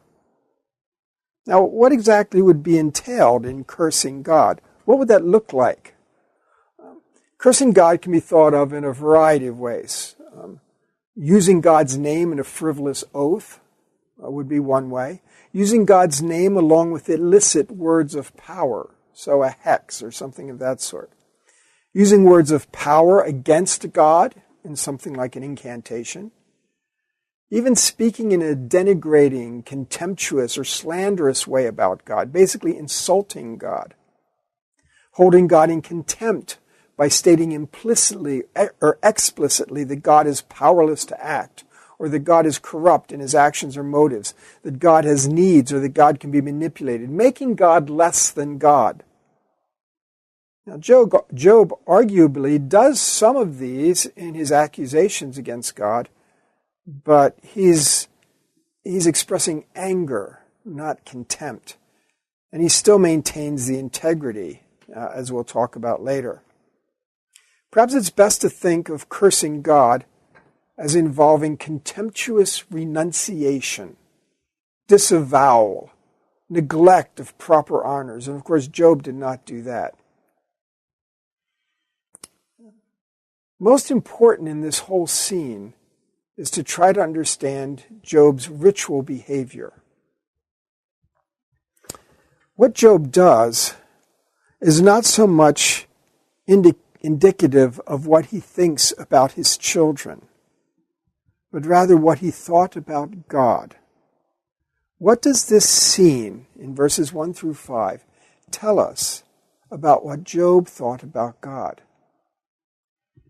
Job is considering the possibility that unguarded statements by his sons and daughters might be made in the context of the banquet, and that God would take offense at such unguarded, not very complimentary statements, despite perhaps even the innocent intentions of the speaker.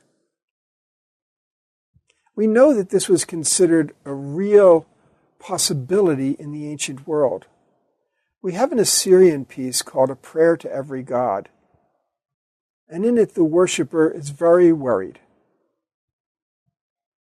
He apparently is suffering some negative experiences, and this prayer is trying to work toward a solution.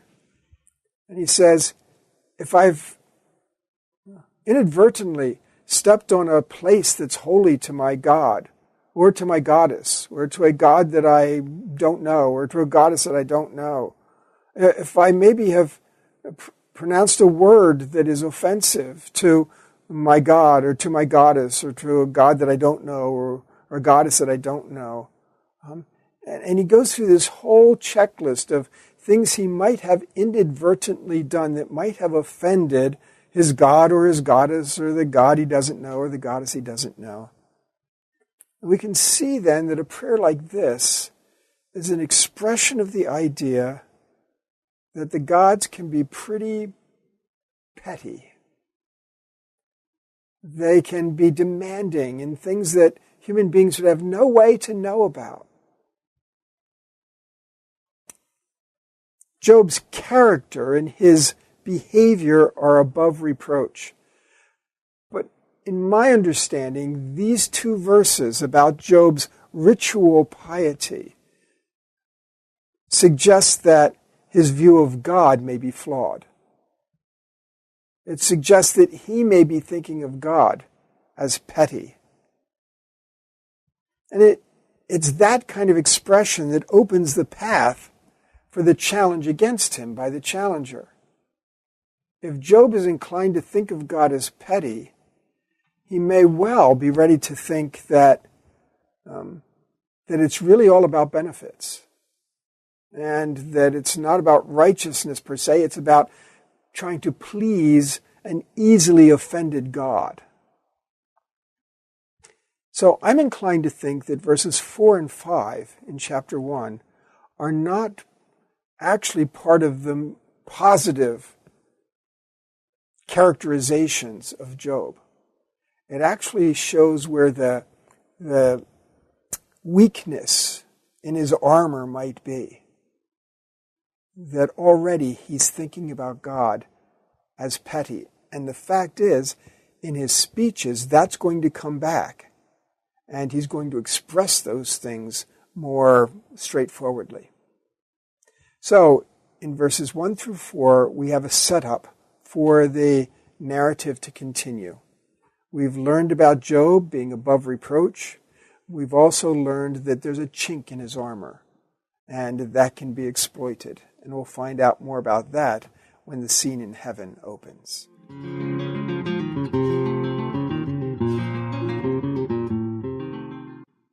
Now the scene in the book of Job switches to the heavenly court. It's audience day. Yahweh is holding audience, and his divine council is assembled. The sons of God, who are the council members, come before him to make their reports. When council members make reports, that's not to suggest somehow that God is less than omniscient.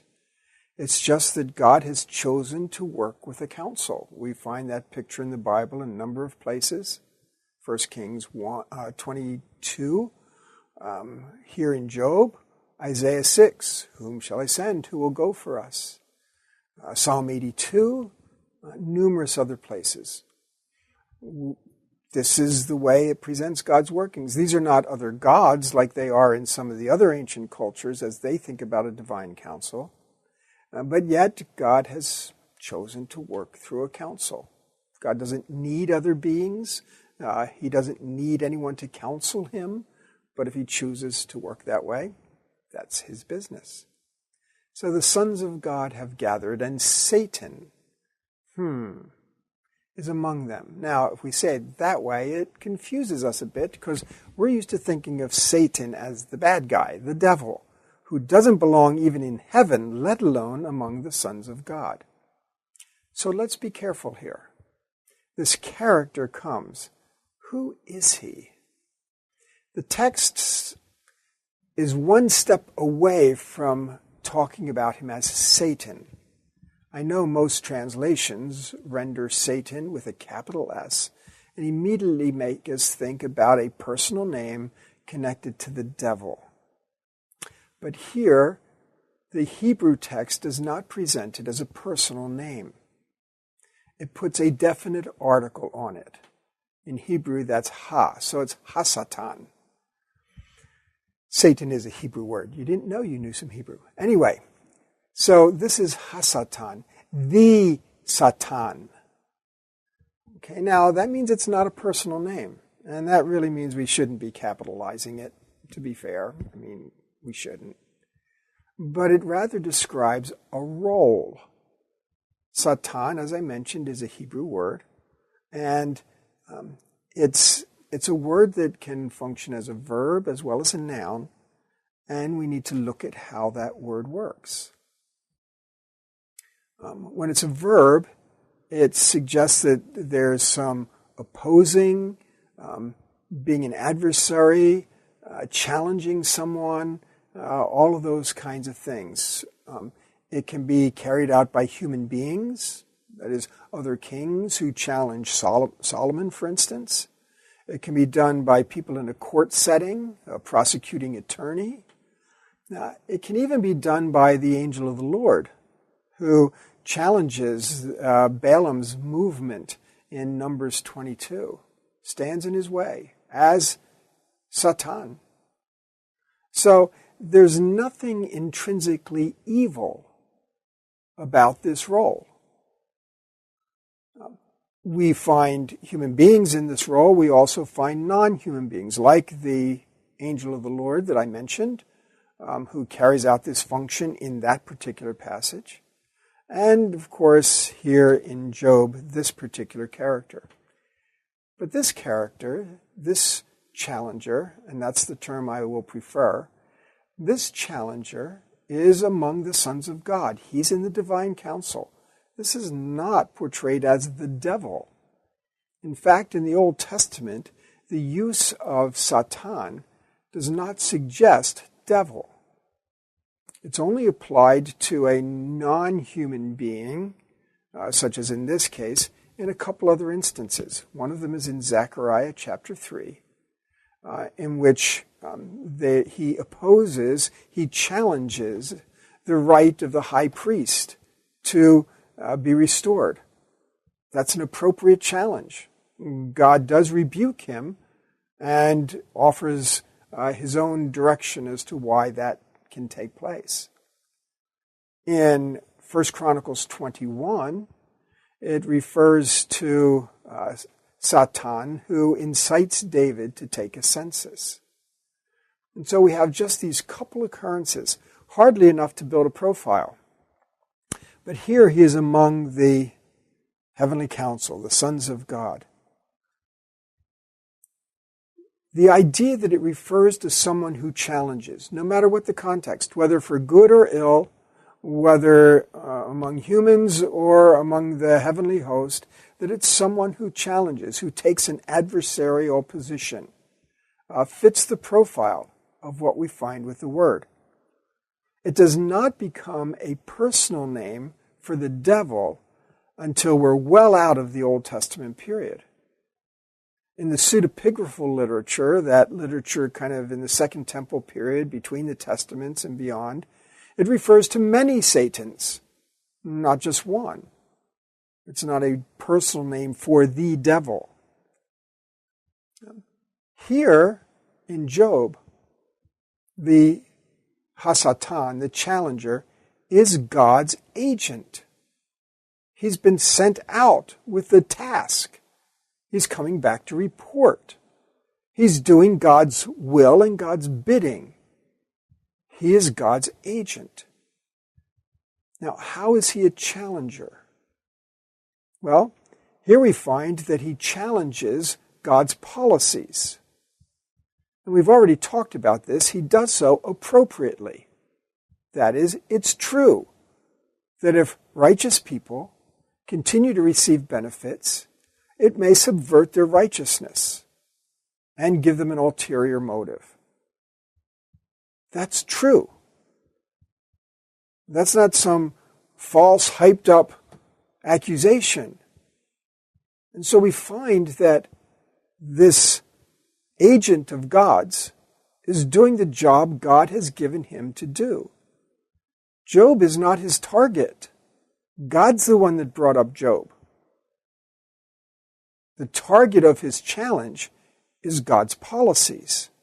Job is simply a logical test case because he is the ultimate upright person. So in that sense, we don't have to think of the challenger as playing a devil type of role. He is not tempting. He is not possessing. He is not lying. There's no diabolical chuckle as he ruins Job. In fact, he only acts on God's behalf. God gives him freedom of hand, and God accepts responsibility for ruining Job. And no one in the rest of the story ever imagines that there's some other agent involved in Job's ruin. It's God who has done it. God is being held accountable by Job, and God is seen as responsible. God has struck Job as much as the challenger has. And it's interesting that sometimes we think about when we consider the challenger to be the devil, we think about him as taking great delight in ruining Job, whereas God very sadly experiences it. The text doesn't differentiate in how they each respond. Neither character has a particularly sympathetic response. Whatever the challenger does, he does through the power of God. And God says that. You have incited me to ruin him. Chapter 2. Nothing intrinsically evil emerges in the author's portrayal of the challenger. He's a neutral character doing what it's his job to do. Again, no tempting, no corrupting, no depraving. This is not a devil profile. This is an independent profile that we have to derive from the text itself.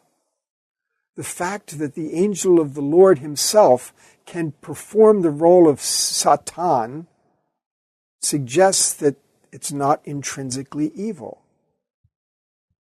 The challenger is a character used by the author in ways that correspond to what was known by an Israelite audience.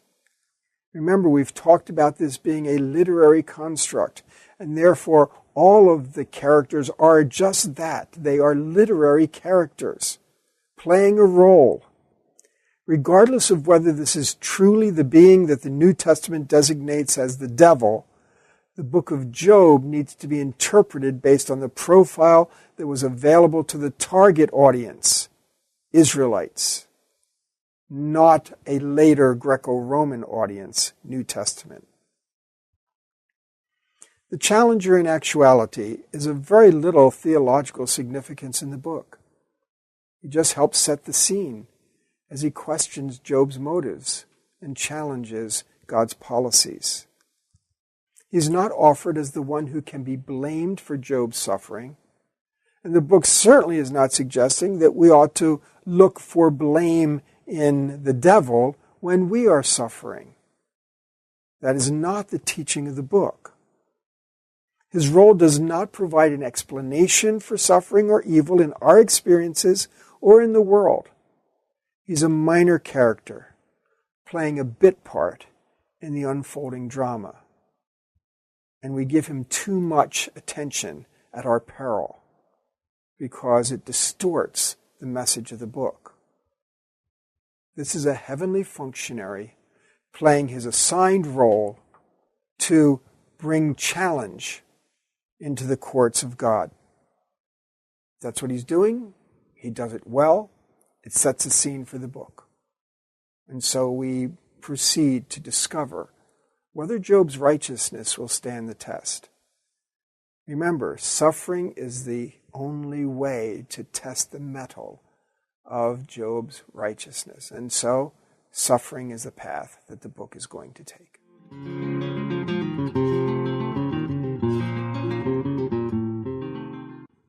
So, the famous scene unfolds in the heavenly courts. God calls on the challenger to make his report. What have you found? Again, this is simply the conversation that opens up the situation for us. It's not somehow an expression of God doesn't know what's going on. He has tasked the challenger to go and discover things and bring them. And so the challenger's playing the assigned role, and God is gathering information. That's what any good king would do. So it's painting this situation in those terms. The challenger brings the case then, as we've noted before. Great, look at what you've done for Job. You've given him all of this. He says that you've put a hedge around him and his household, everything that he has. You've blessed the work of his hands so that his flocks and herds are spread throughout the land. But yeah, you've made it pretty easy for him. But does Job serve God for nothing? We've raised this already. This is the case of disinterested righteousness. That is, righteousness without self-interest. Okay, does Job serve God for nothing? His challenge strikes right at the heart of the retribution principle and the great symbiosis, the terms that we've talked about. The book's going to end up being a corrective for all of this. We have this challenge. How will Job respond to suffering?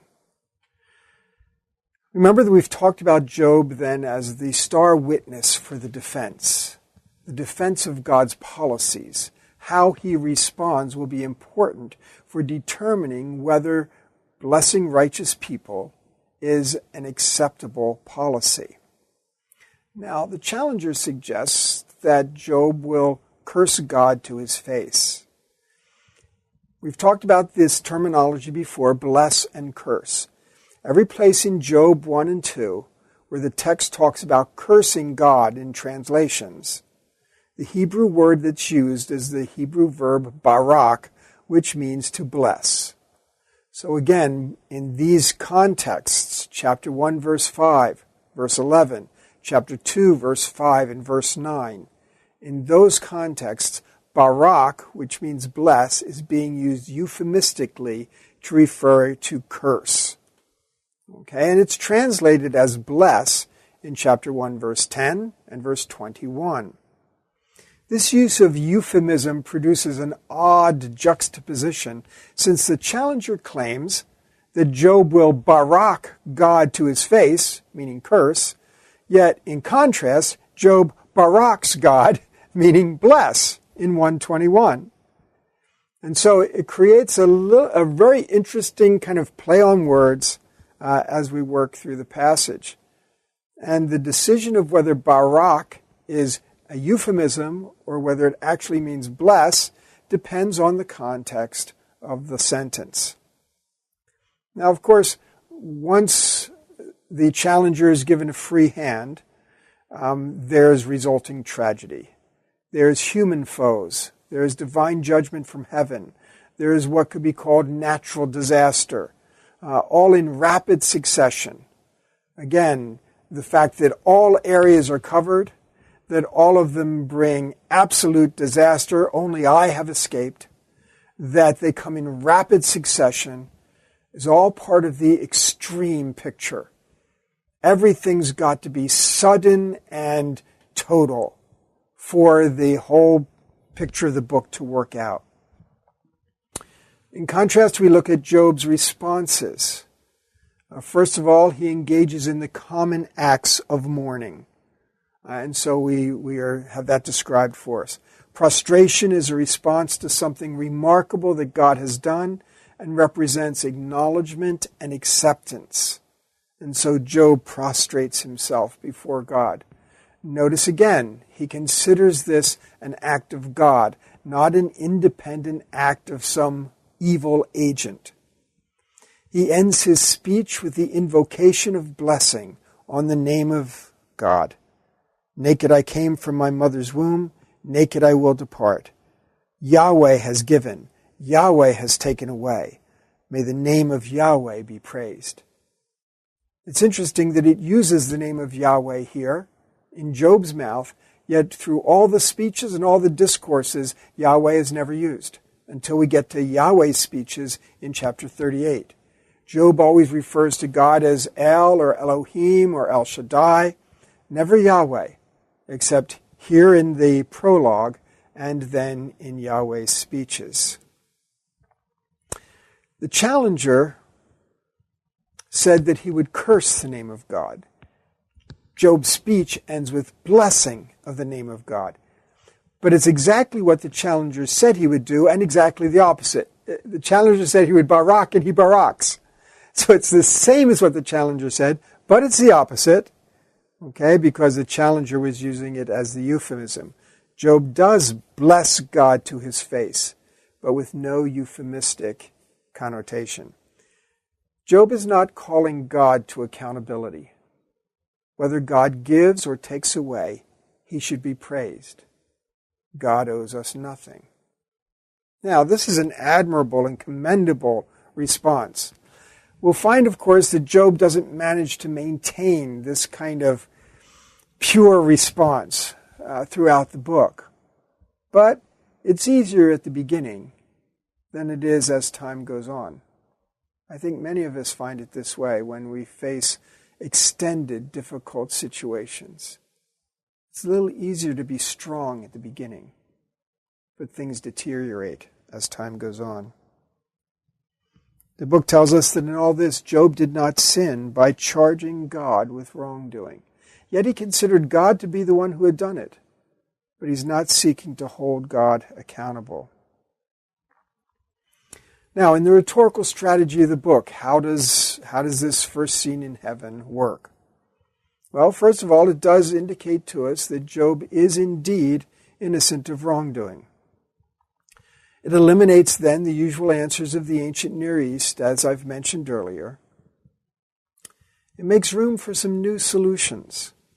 to think differently about the situation. Again, all the extremes create that room for consideration. Again, it shows us that Job is not on trial. The scene in heaven targets God's policies. Job is just the test case. We also find that the scene in heaven introduces the concept of hidden information. Remember that neither Job nor his friends, will ever learn about this scene in heaven. They'll never be told what took place. They'll never have any explanation of what instituted all of this. They will never know. And so in that case, Job is not offered reasons or answers or explanations of any sort. And so we already see how hidden information is going to play into the book. We note that God both initiated the conversation and approved the course of action. He takes responsibility for it. And so again, we find that the challenger is simply a catalyst, simply a means, narratively speaking, to this particular set of circumstances that unfolds. The scene in heaven itself is removed from Job's knowledge and therefore is not there to give us as readers a behind-the-scenes reason by which we can ourselves hold God accountable or evaluate him. It's rather to pull all of those things out of the picture so that we can discuss this whole idea of how is it that we think about God. Job thought in terms of retribution principle. He thought that God's actions could be reduced to a simple equation. Many people today think the same thing. It's always a mistake. So the scene in heaven, this first scene, has opened up the scenario, but it's not done yet. There's a second scene in heaven, and we'll be talking about that in the next segment.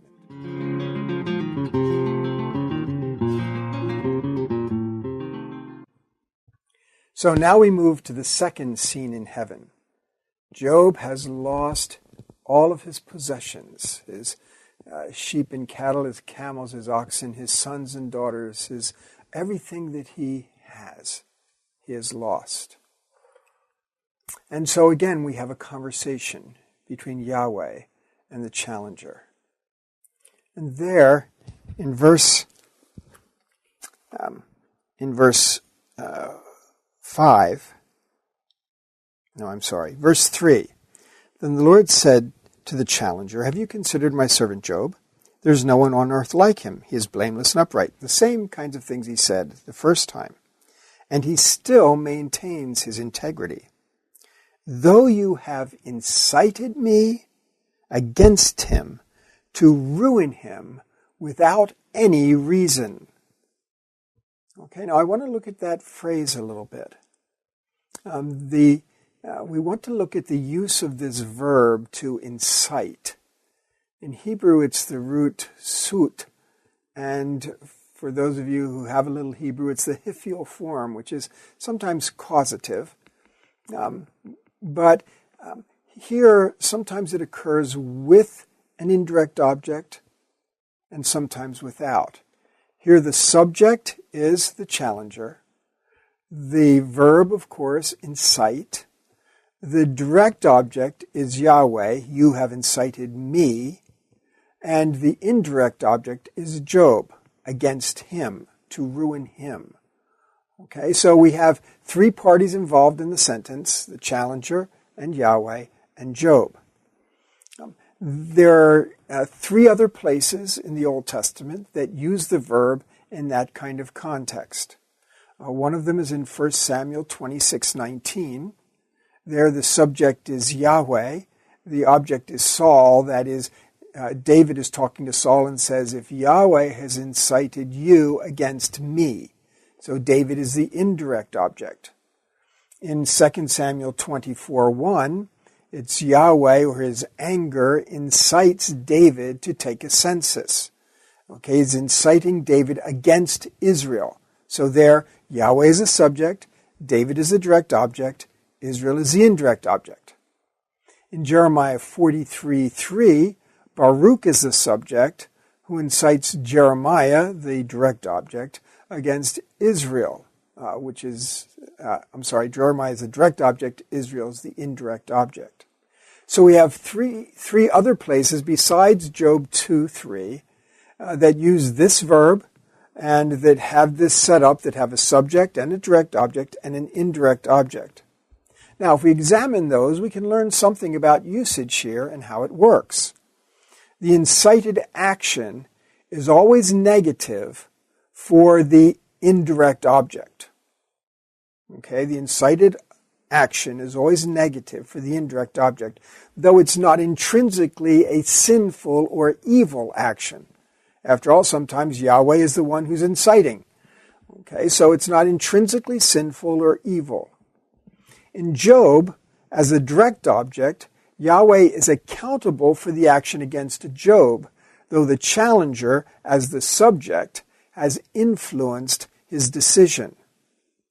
Job, as indirect object, has no knowledge of the challenger's role as the subject. He only understands Yahweh's role. He's the direct object. The challenger incited Yahweh against Job. So,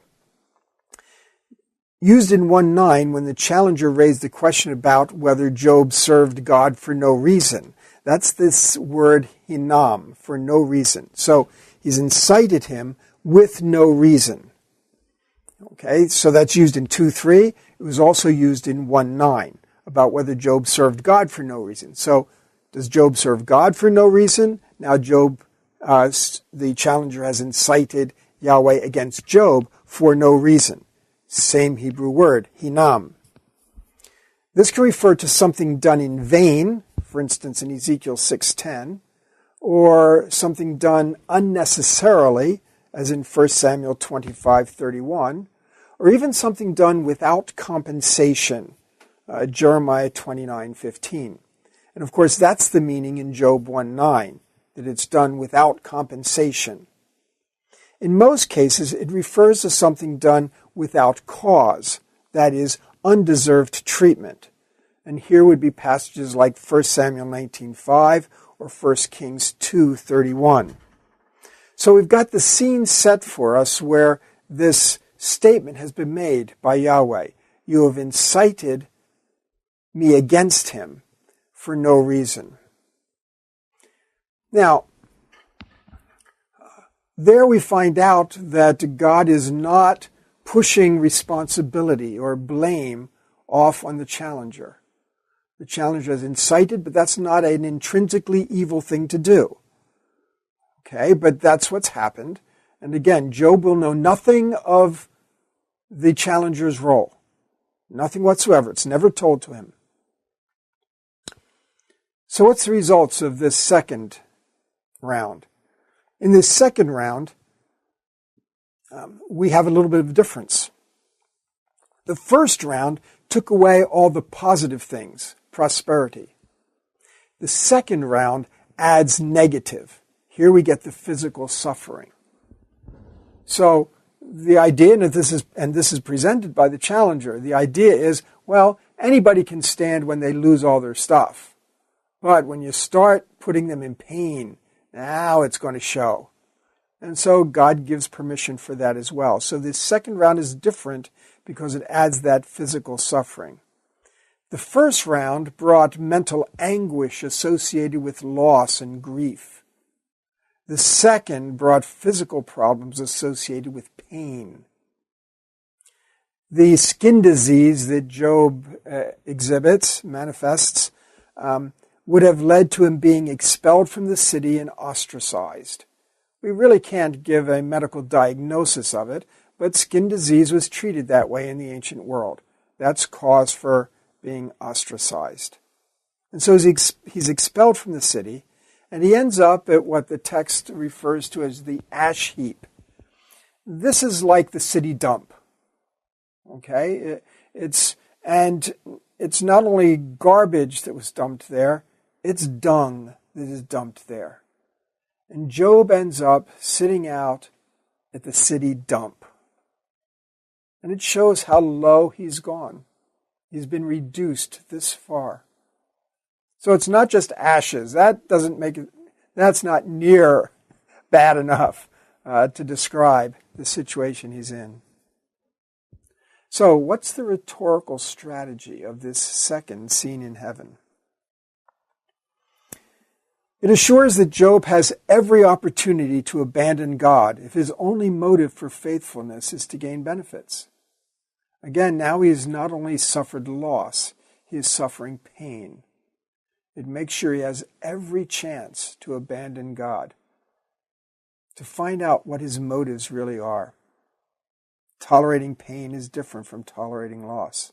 So this has escalated, and Job's situation has become worse yet.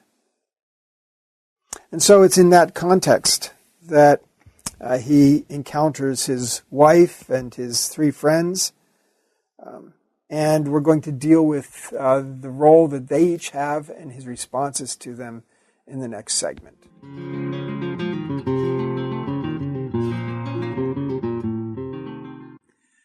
Let's take a few minutes and look at the friends of Job and his wife. And let's talk about the roles they play. Of course, they show up at the end of chapter 2 here. And so we're introduced to them in the plot. But let's take a look at how that's all working out. Let's start with the friends. First of all, we can think of the friends as individuals. The book really wouldn't use 3 friends if each one didn't have a role.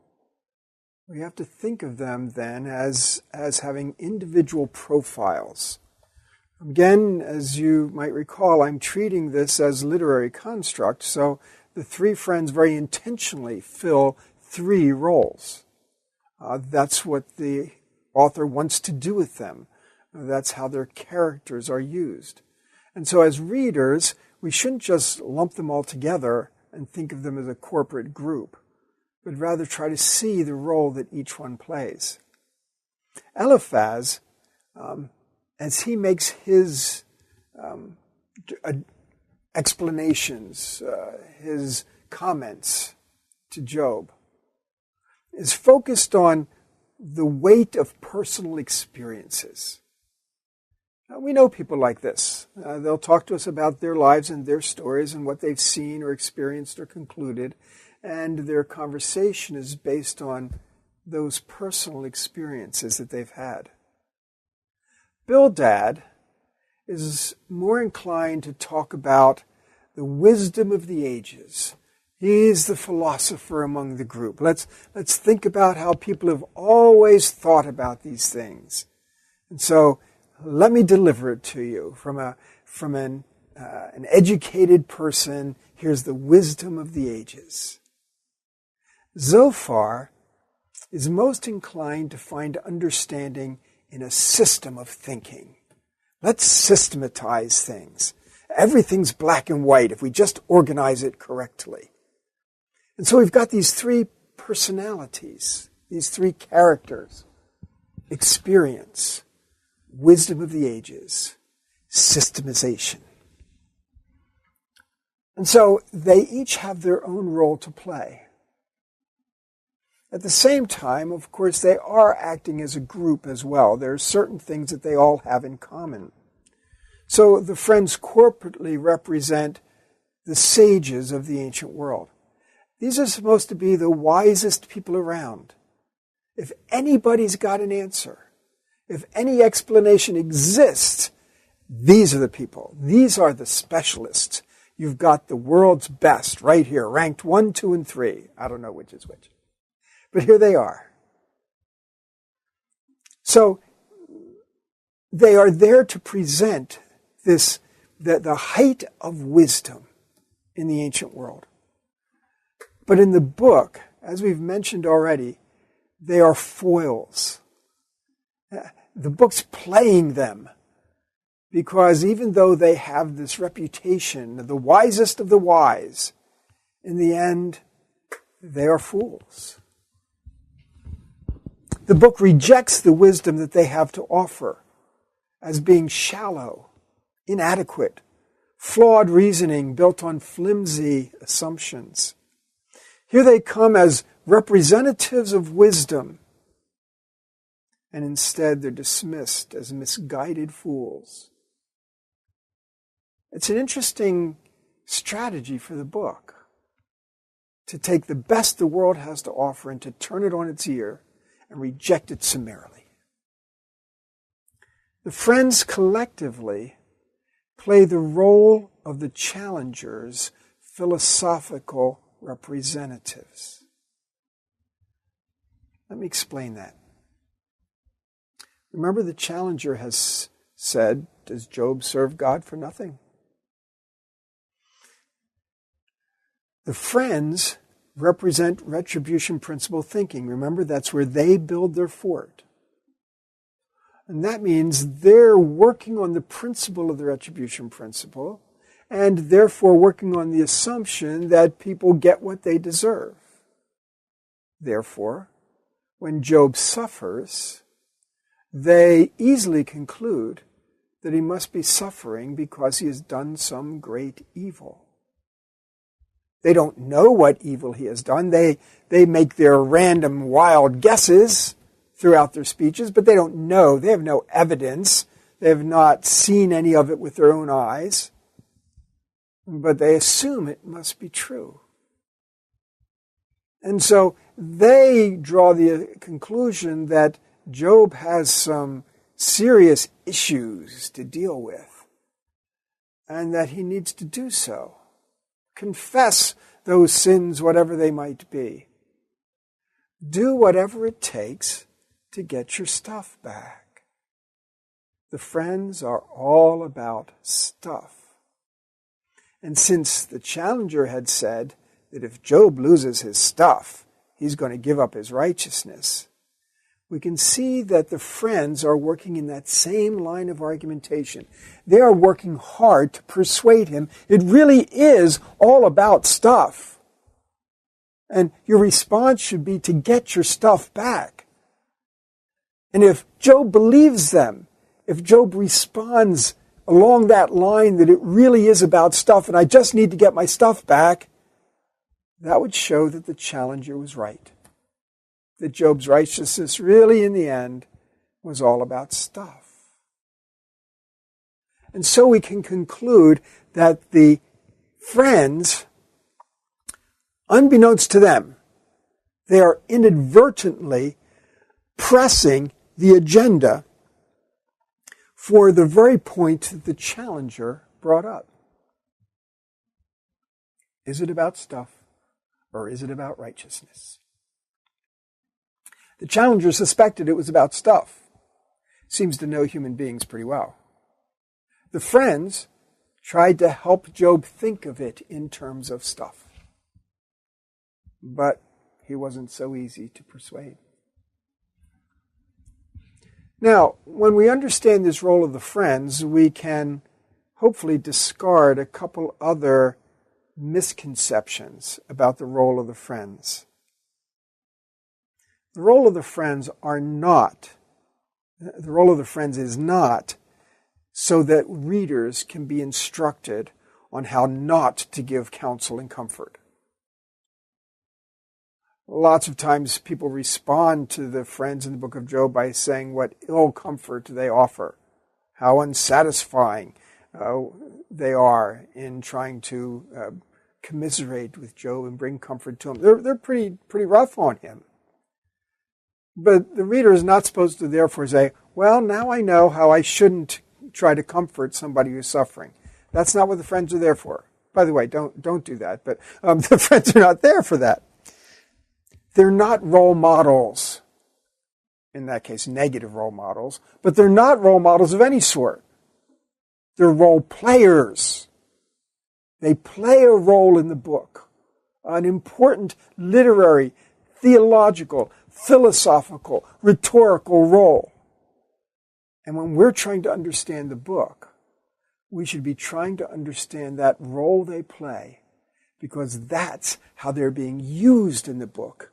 And that's how the teaching will emerge from the book with them in their proper place. So much for the friends. We'll detail their specific speeches later on. But let's turn our attention to the wife. Now, when she speaks up, Job has already suffered considerably. He's lost both stages. He's lost his prosperity. He's lost his health. It's interesting that the wife is not brought in as a conversation partner, sitting next to him weeping over their lost children. She's not really given a personality like that. Again, she's a role player.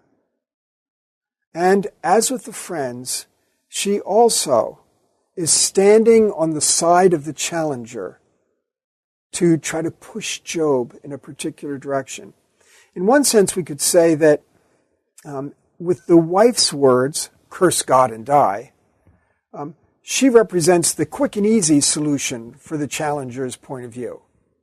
I mean, if Job has already been pushed over the brink, already, has lost all sense of righteousness or faithfulness to God, she'll push him over the edge. Curse God and die, and he'll say, yeah, forget it all.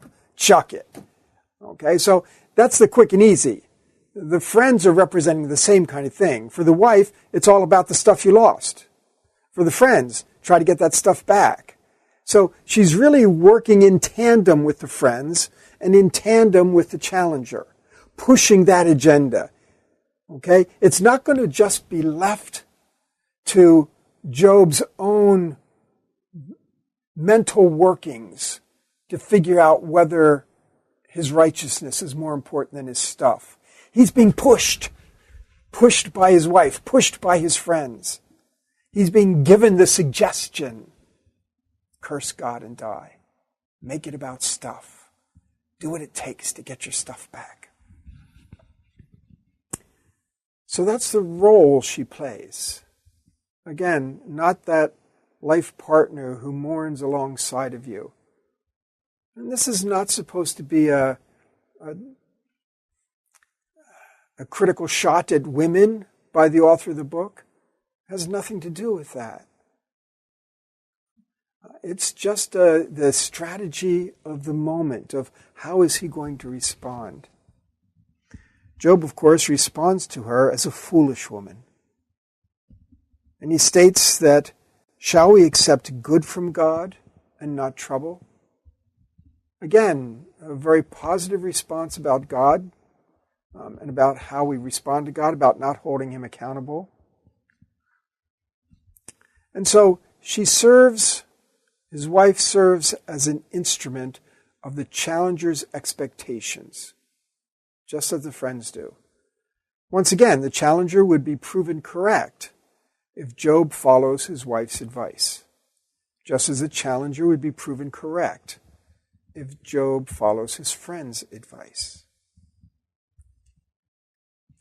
The rhetorical role, then, of the wife. After all, this is a one-off. She makes one statement, then she's out of the picture. First of all, it avoids the quick win for the challenger. This is not going to be easy. Second, it provides opportunity for Job to again express his faithfulness. Not only can God take away what he has given, he can strike with pain and disease, and Job remains faithful. Third, it serves as a prelude and transition to the friends, because of course she comes on the scene before the friends do. Fourthly, it proposes a solution opposite the direction the friends will go. The friends want to tell Job how to live with renewed benefits. She tells him life is not worth living and tells him how to die.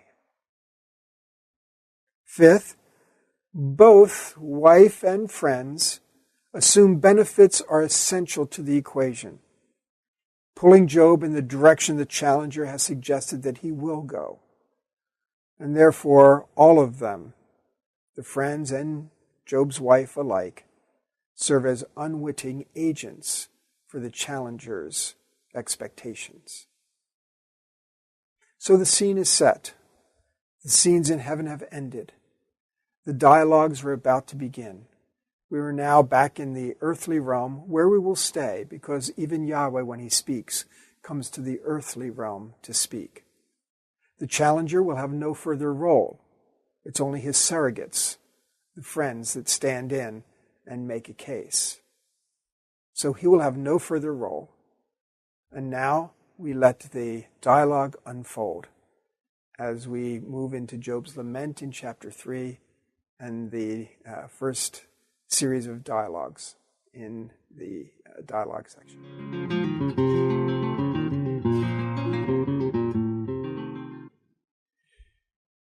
The dialogues begin in earnest in chapter 4. But chapter 3 has Job's lament, which launches this whole section. In the structure of the book, Job's lament can be paralleled in part to his two responses to God's speeches toward the end of the book. Again, those are separated and they're not near as long, but they sort of play a similar balancing role in the book.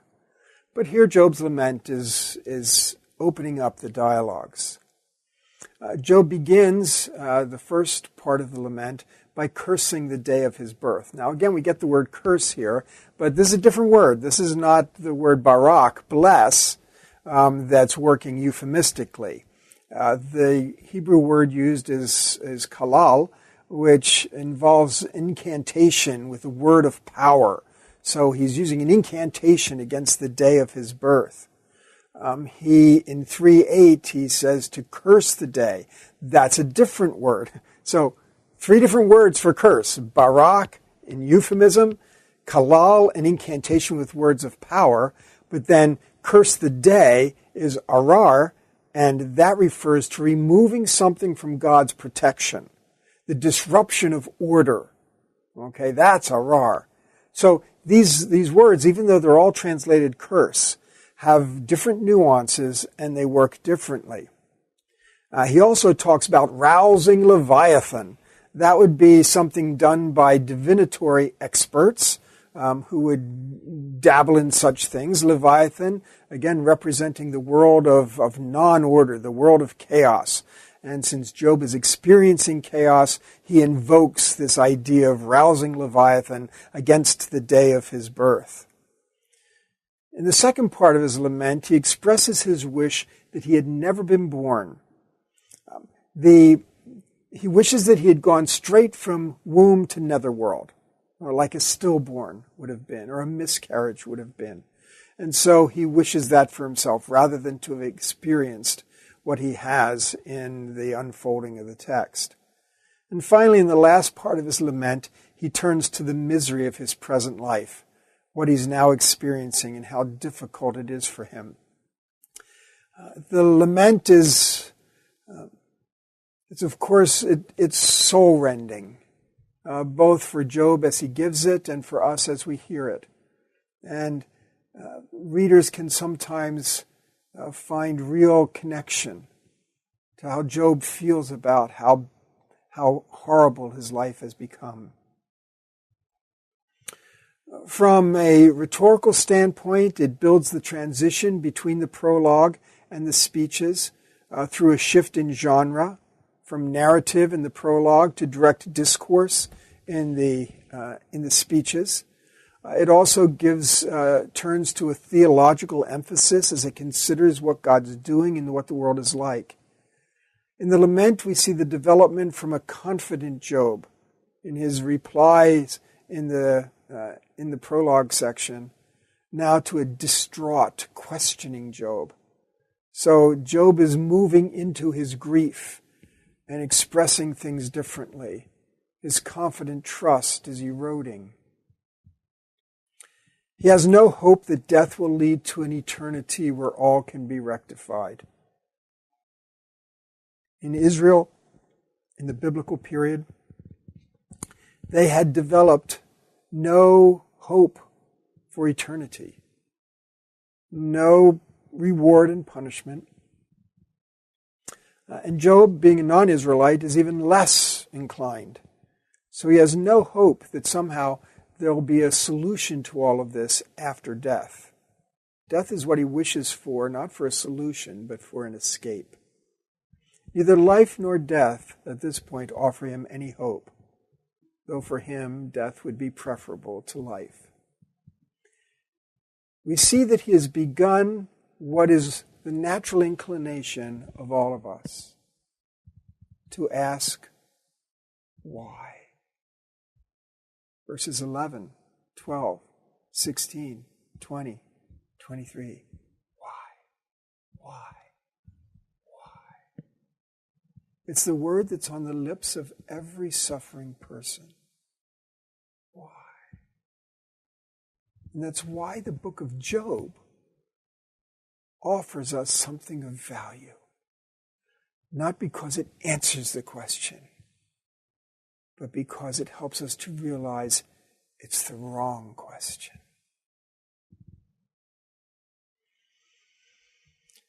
At the same time, Job's lament betrays no hint that he actually believes he deserves what he has gotten. He's not come to that.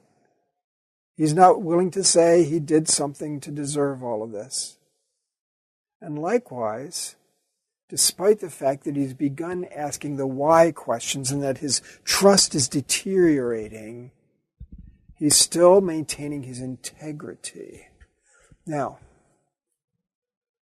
this integrity that Job maintains needs to be understood. The integrity is not the same thing as all those positive descriptors of him in chapters 1 and 2.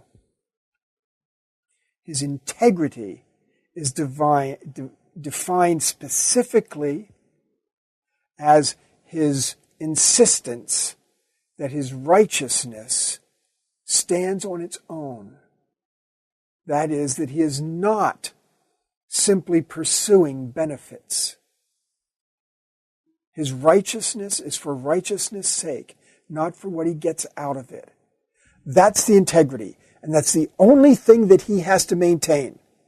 We're going to find that Job goes some very dark places in how he thinks about God. His accusations against God are clear and wrong. So it's not like Job's response is somehow blameless itself. God's going to accuse him of wrongdoing in how he has responded to God. Doesn't matter. What matters is the question on the table. Is Job's righteousness a disinterested righteousness? And Job's integrity is to maintain that position. That's all he has to do for the book to proceed along. For God's policies, that's the important point. Now, what are some of the issues that we face in the cycle one of the dialogue? This carries us from chapters 4 to 14. It's the first cycle. So Eliphaz speaks, Job responds. Bildad speaks, Job responds. Zophar speaks, Job responds. First cycle, chapters 4 to 14. There are a couple important statements in this cycle. Important for the book, important for the message that's being given, and well known, but ones that we have to look at carefully to make sure that we understand them. The first one is in 4:6. In chapter 4, verse 6, Eliphaz is speaking, and he says, "Should not your piety be your confidence, and your blameless ways your hope?"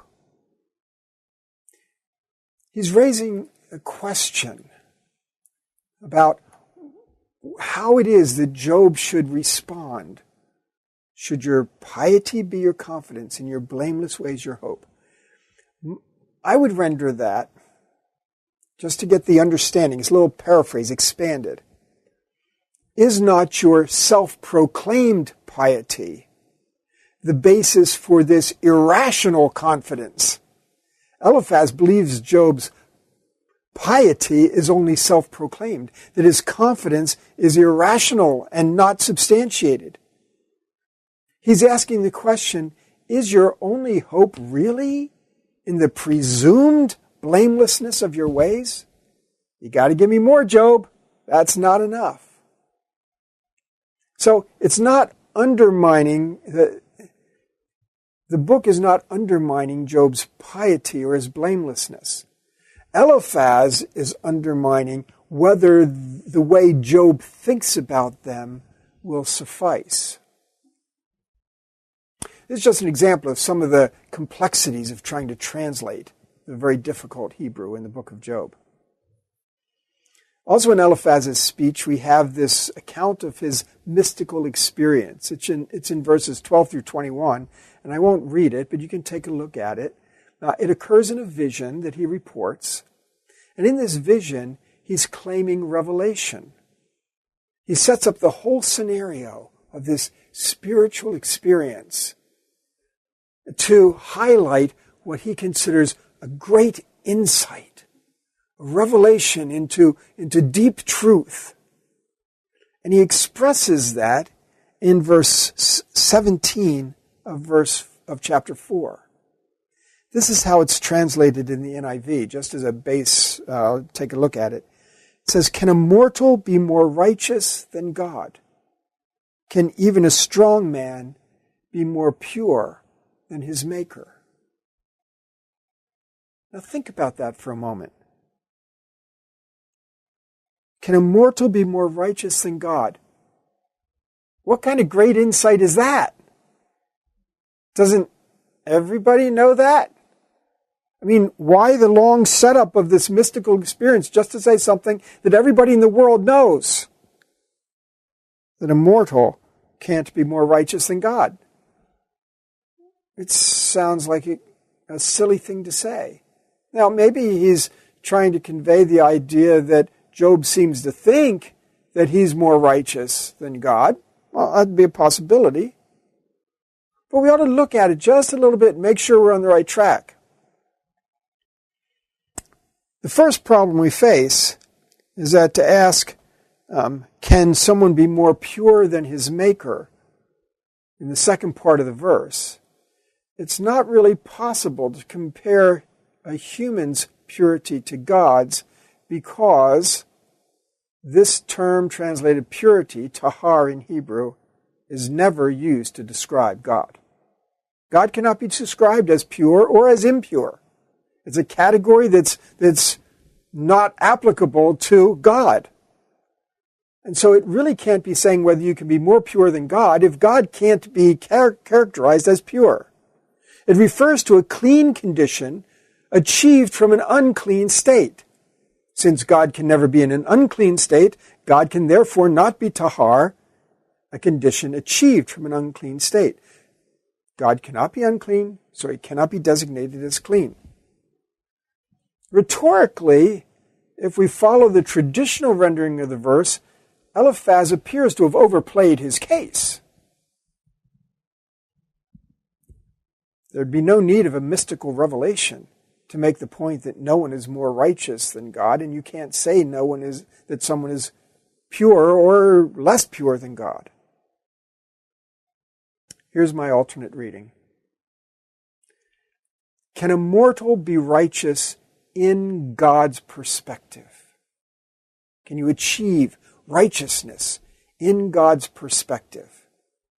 Can a man be clean in the perspective of his Maker? Eliphaz here is questioning the absolutes. Can any of us really get to the point where we are clean or righteous in God's perspective? Now, in pursuing that, Eliphaz is echoing something we know well from the ancient Near East. Everyone's prone to sin, never mind. And really we can even find that, of course, in Christian teaching. But here it's not the idea that you can't be more righteous than God. Now, for me to demonstrate that reading that I offer takes detailed Hebrew work, and I've got it in my commentary that I have published. If people can get a hold of that, they can see the full detail of the treatment. Another statement that we find that brings some question. Let's think a minute about chapter 7. We're into Job's speech now, Job's response to Eliphaz. And in chapter 7, verses 7 to 21 are among the most poignant that Job has to offer. He reminds us some of Ecclesiastes as he talks about the transience of life. So we read, "Remember, O God, that my life is but a breath. My eyes will never see happiness again." And he goes on to talk about that. And he says, "I won't remain silent, therefore," in verse 11. "I'll speak out in the anguish of my spirit. I will complain in the bitterness of my soul." Am I the sea monster? Am I the enemy? That's what he's asking. That you have to put me under guard? When I think my bed will comfort me and my couch will ease my complaint, even then you frighten me with dreams so that I prefer strangling and death.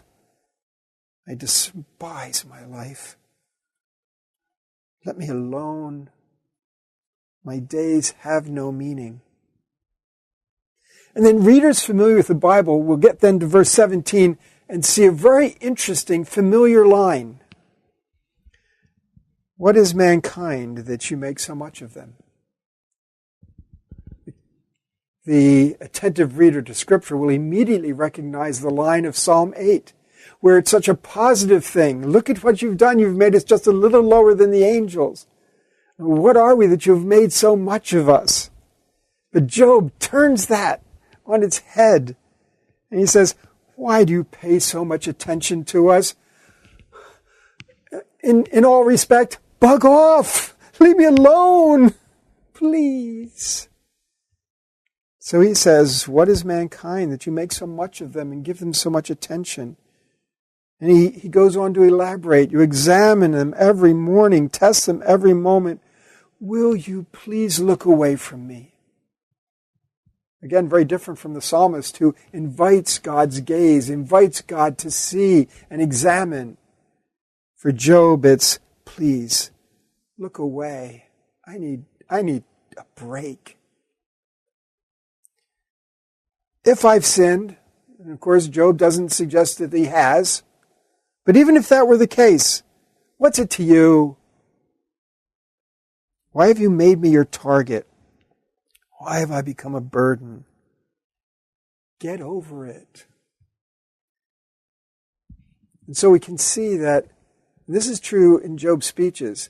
He increasingly turns his attention to God rather than really addressing the friends. Here he has accused God of being over-attentive and unrealistic in his expectations. Does that ring a bell? Remember chapter 1, verses 4 and 5. What are God's expectations? Is God over-attentive? That's why Job does all of this ritual for his sons and daughters. And so here it's coming out. Unlike a chaos creature, Job claims he's no threat to order. He doesn't warrant constant attention. He calls God a watcher of men. He uses a term which often bears a positive connotation, indicating care and protection. But again, he turns it upside down.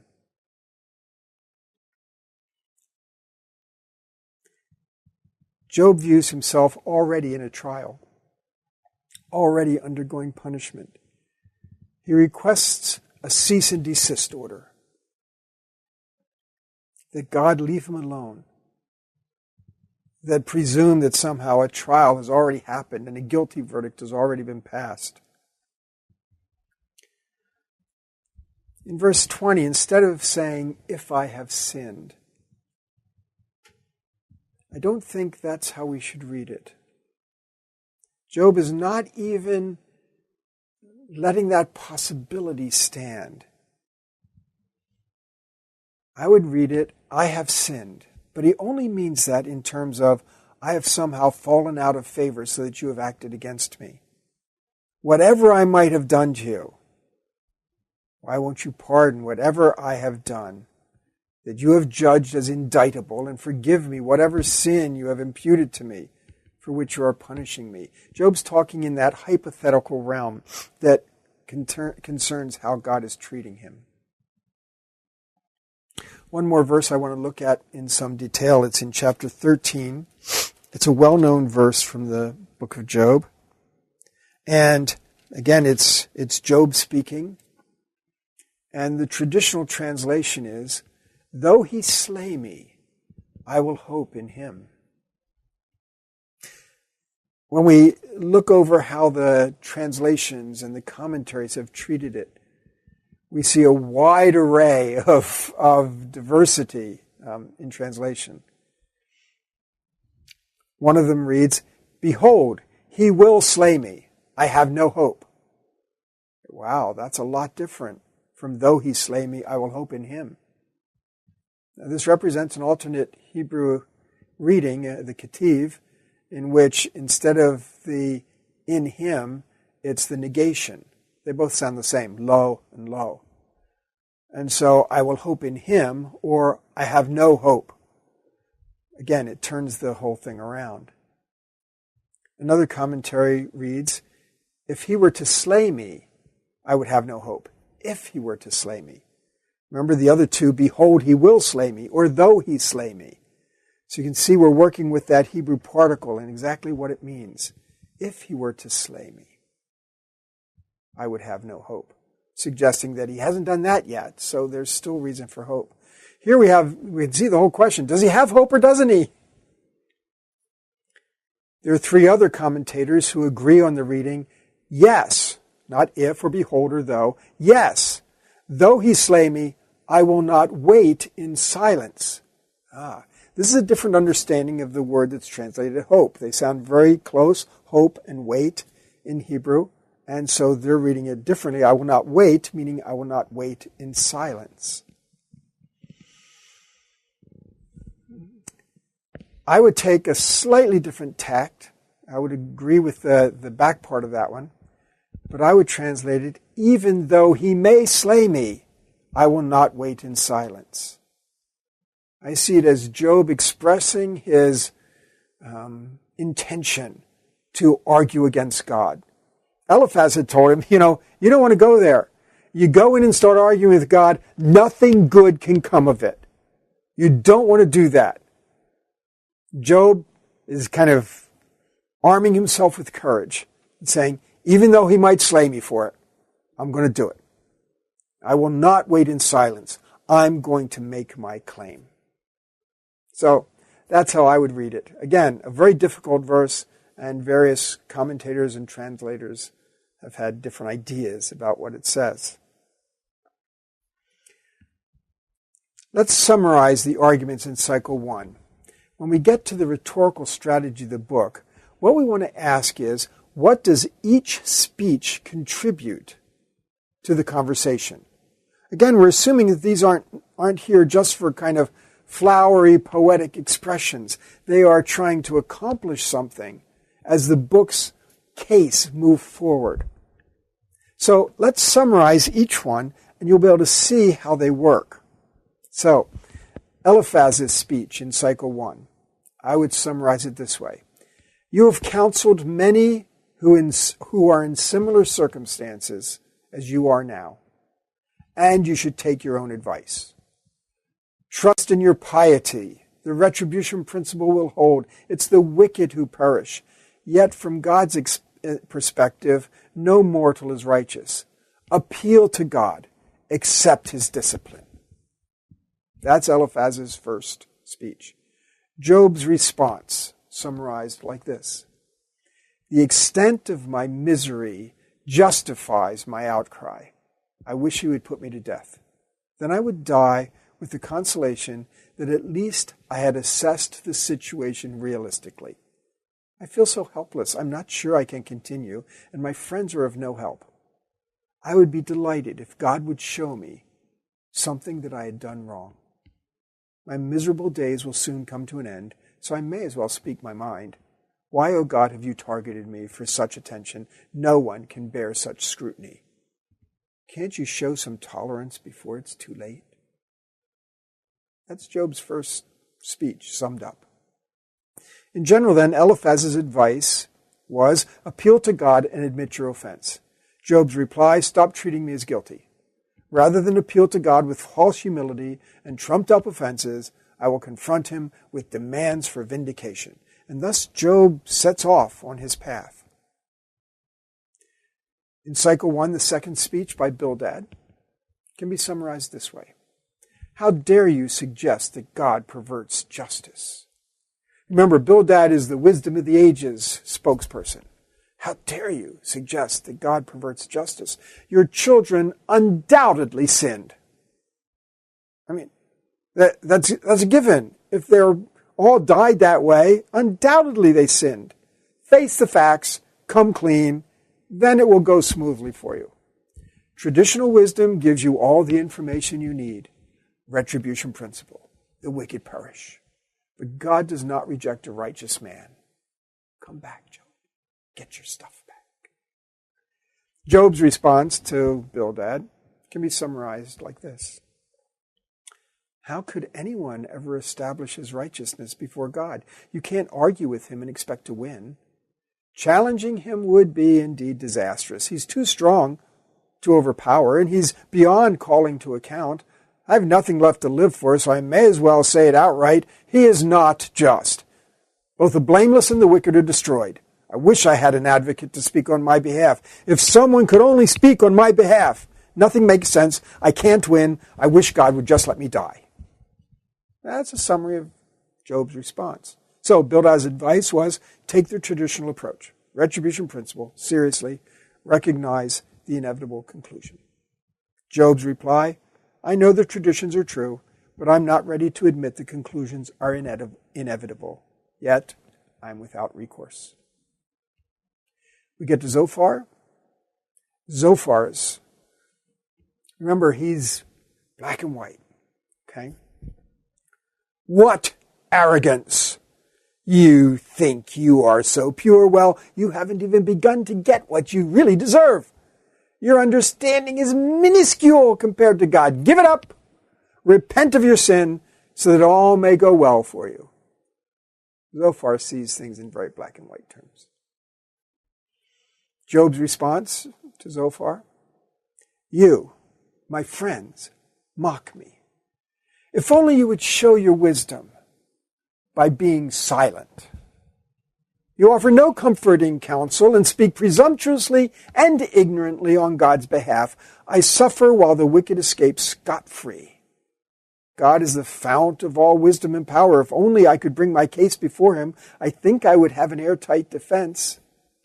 I would request, however, that he cease and desist with the torment and the terrors until the matter is settled. Given such a moratorium, I could concentrate on my case. Show me the evidence of my wrongdoing. This life is all I have, so I want to get this settled before it's too late.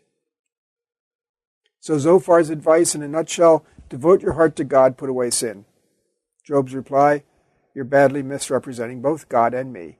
I hope I can get my hearing and restore my relationship with God before I die. So in conclusion, our summary of Cycle 1. In this first series, each friend's speech ends with painting a rosy picture of the benefits of righteousness. The main focus of this series is that the friends appeal to Job to think about getting his benefits back and doing whatever is necessary to accomplish that. It's all about stuff. The series comes to a conclusion when Job makes it clear that he has no hope for restoration and is not motivated by the desire that his friends have placed as the highest value. And that launches us into Cycle 2.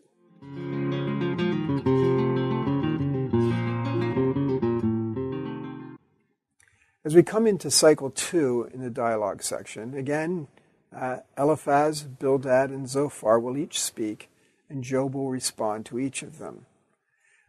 We're not going to target any of the specific verses in this section, and so I'll spend some time opening up the rhetorical strategy, as I did with Cycle 1.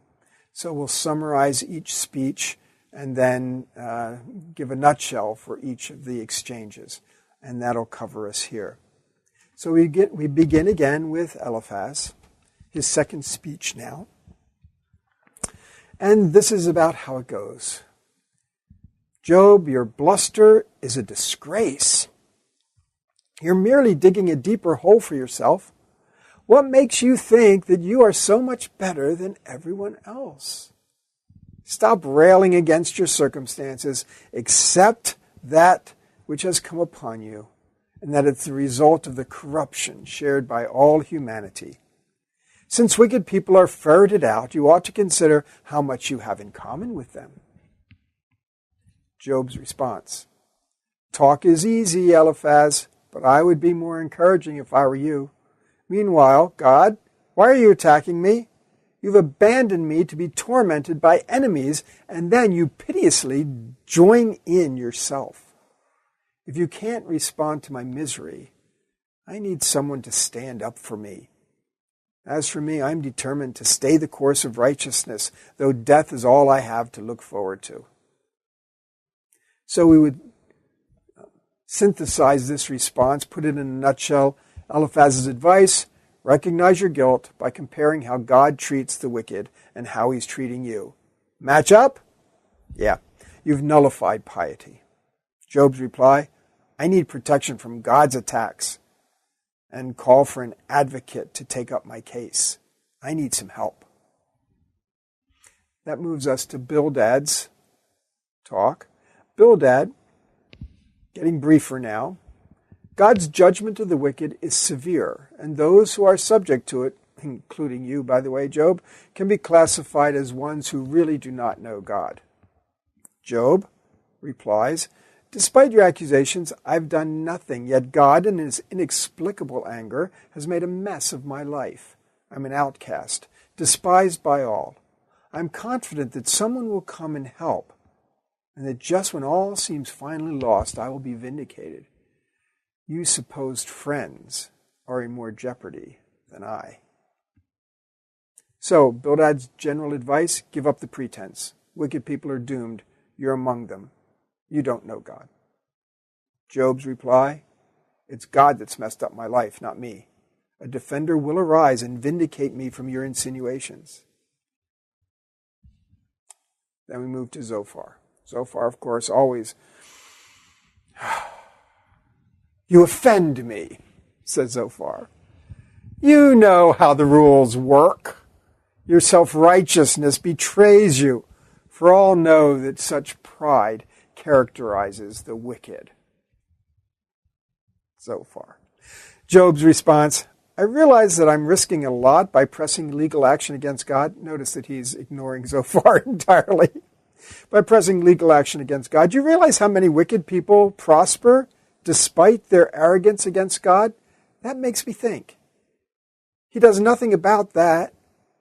In such a world, it is a complex and terrifying thing to try to call God to account. If God does not consistently punish the wicked, couldn't we conclude that he does not consistently protect and prosper the righteous? I wonder. This is actually the closest that Job gets to denying the retribution principle. I wonder, couldn't it be that way? So Zophar's assessment: your sin is your pride. God has judged you as wicked. Enough said. No more conversation. Job's reply: the system's broken. So, our summary of cycle 2. The second cycle as a whole has focused on the premise of the retribution principle, that God judges the wicked. The associated inferences insinuate that those who are apparently under judgment must indeed be wicked. Job's last speech gets as close as ever to rejecting the retribution principle. His friends have lost their confidence in Job, and Job's view of God continues to deteriorate, though he unwaveringly insists on his own righteousness. This is that part of Job building his fort in his corner and being willing to question God.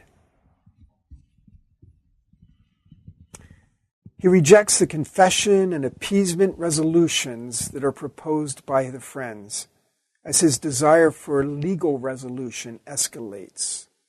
Job continues to insist on vindication rather than restoration. See, that's that difference between righteousness and stuff. Vindication is you are righteous. Restoration means give me my stuff back. The friends are pushing toward restoration. Job is pressing for vindication. A really important distinction in the book. Remember, it is this precisely which defines Job's integrity. So Job is insisting on vindication rather than restoration. His friends consider vindication an unrealistic and vain expectation. In their view, Job needs to identify with the wicked since his experiences indisputably place him in that category. Might as well admit it, Job. This is the group you're in. So, we find that after this cycle, things are not getting any better. Job is being increasingly placed among the wicked by his friends. And he continues to push his case against God. Now, the next segment, we're going to pay close attention to one of the small segments of verses well known that are in cycle 2. And so we'll deal with that particularly and try to understand it and its role in cycle 2 that we've just summarized.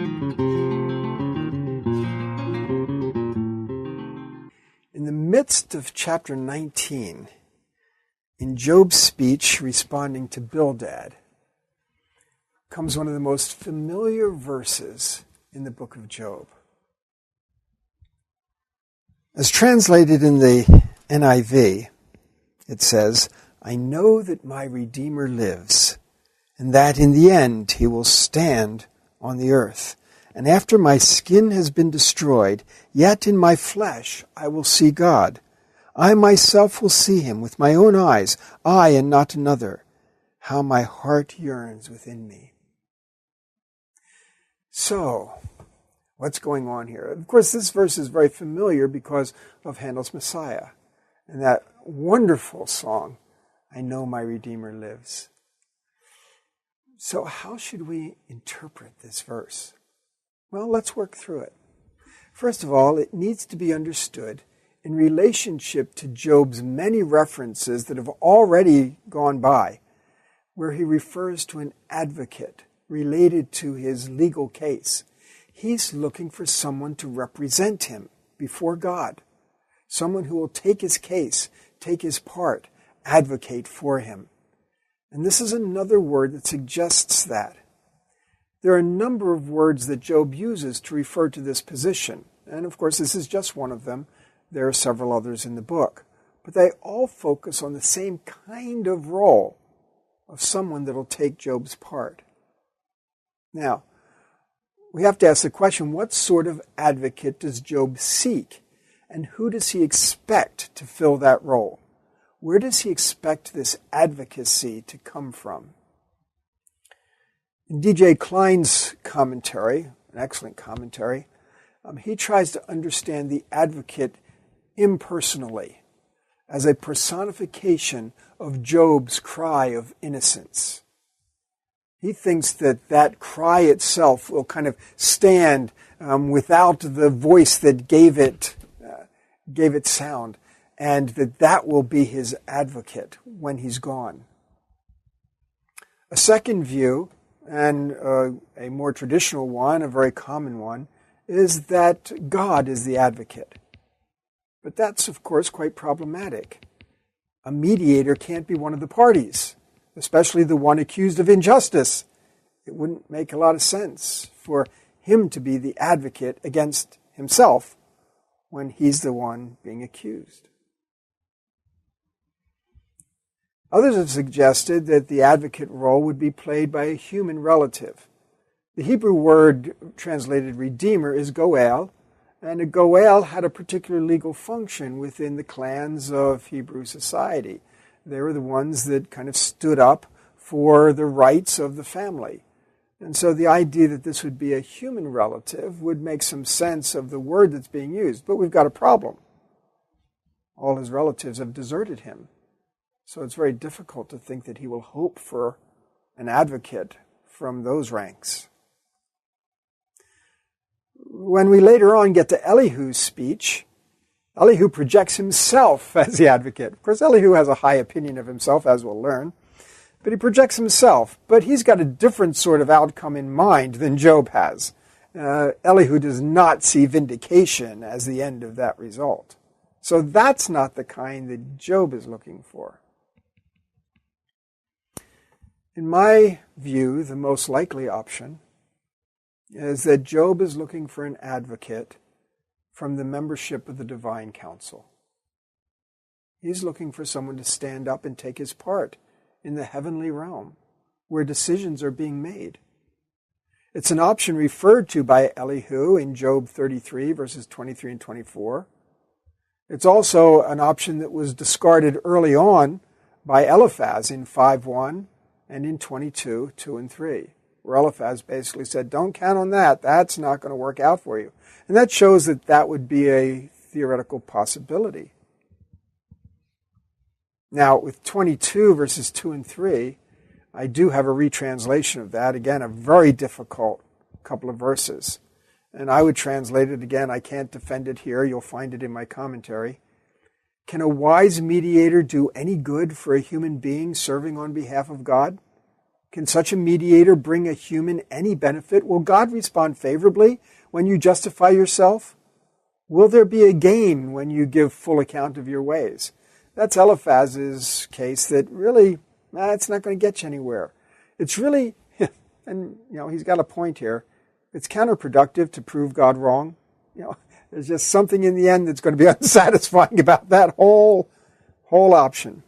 We find then that Job very deeply desires some sort of advocate or mediator to come to his aid. It's rather ironic that he doesn't know about the scene of heaven when it was precisely a member of the heavenly court that came before God that started this whole process. An advocate has already been involved, the challenger, but he was challenging God's policies, and it got Job into this fix. Job is unlikely to procure another. Even if he did, he could not win. If by some fluke he did win, the result would be devastating. Because if Job is right about God, and with the help of a mediator, he forces God to admit to wrong, then God ends up being unworthy of worship. If Job uses this strategy and wins, God loses. So, what do we have here in Job 19, 25 to 27? Lots of people have heard the word Redeemer, and especially when they see it capitalized in some translations, they assume that the Redeemer is Jesus. Because after all, we know Jesus as our Redeemer. Hebrew doesn't have capital letters, so the capitalization is interpretation. And Handel's Messiah, as beautiful a musical work as it is not our guide to interpretation. Does Job express the need for someone like Jesus? Is that the kind of advocate he wants? No New Testament author draws the connection between Jesus and Job chapter 19. So we really need to work in the context of Job itself. No New Testament passage or author is going to give us an enlarged, supplemented interpretation. A goel, again, that's the word translated redeemer. A goel is one who enters a legal situation on behalf of another. That's what a goel does. If a wrong is involved, a goel rights the wrong done to a person, rather than getting involved on their behalf to right a wrong the person has committed. Okay? A goel is trying to right a wrong done to a person. That's, of course, Job's situation. He feels like a wrong has been done to him. A goel does not work on behalf to right a wrong the person has committed. That's what Jesus did. But that's really not the role that we find of a goel here. Job wants an advocate, here a goel, a redeemer, who will demonstrate that he is innocent. He's not looking for someone to save him from the offenses he has committed. He's persuaded he has not committed anything that deserves the treatment he has gotten. He's not looking for someone to save him from offenses. If he admits to offenses, the game is lost.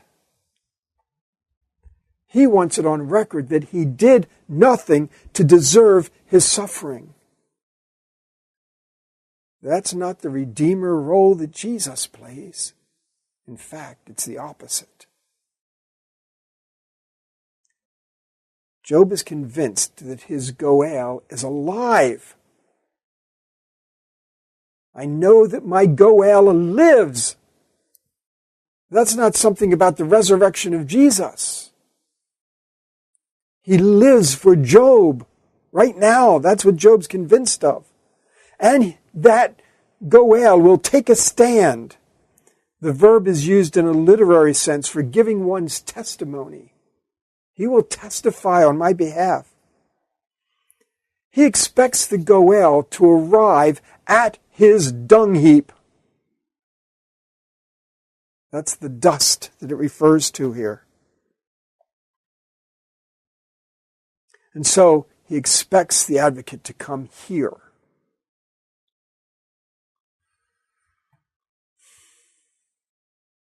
So, three interpretations of this idea of after my skin has been destroyed, yet in my flesh I will see God. Some think that Job expects resurrection. There's nothing anywhere in the Old Testament that leads to support that kind of expectation. Some think that Job expects posthumous vindication, that even after I'm gone, that somehow I will be vindicated. Others think that Job expects a last-minute reprieve. And that's the direction that I tend to go in my interpretation. When he talks about that after my skin has been destroyed, I think he's referring to the flaying off of his skin that he's doing as he scrapes himself with a potsherd, scraping off his skin. So even after it's all gone, if I sit here flaying myself until it's all gone, yet in my flesh I will see God. And that means that I will be restored to God's favor. To see God means being restored to his favor. Though his skin is gone, that's hyperbole, he's been scraping away at it, he will see God's restoration in the flesh. Skin, flesh, very nicely done, before he dies. Job has no hope of heaven. Seeing God refers to being restored to favor, and that he'll no longer be a stranger, an outsider, out of favor. So, I would paraphrase it in this way. I firmly believe that there is someone, perhaps from the divine council, but unspecified, someone somewhere who will come and testify on my behalf right here on my dung heap at the end of all this. Despite my peeling skin, I expect to have enough left to come before God in my own flesh. I will be restored to his favor and no longer be treated as a stranger. This is my deepest desire. By the way, prosperity has nothing to do with it. This is a significant affirmation on Job's part, and we miss it entirely when we try to make the Redeemer be Jesus. Jesus is our Redeemer, but he's not the kind of Redeemer Job is looking for here. So Job is not looking for someone who will take the punishment for his offenses and justify him. He's looking for vindication, not justification. He doesn't think he deserves any punishment that someone else would take on them. Vindication is emphatically not something that Jesus provides. Job is expecting for someone to play a role that is the polar opposite of that which is played by Jesus. Viewing Jesus as the Goel in Job is a distorting factor in the interpretation of the book and runs against the grain of Job's hope and desire. Jesus is not the answer to the problems posed in the book of Job, though he is the answer to the larger problem of sin and the brokenness of the world. The death and resurrection of Jesus mediate for our sin, but do not provide the answer for why there is suffering in the world or how we should think about God when life goes wrong. That's what the book of Job does. And we have to treat the book in such a way that we can understand the message that it has in its pages.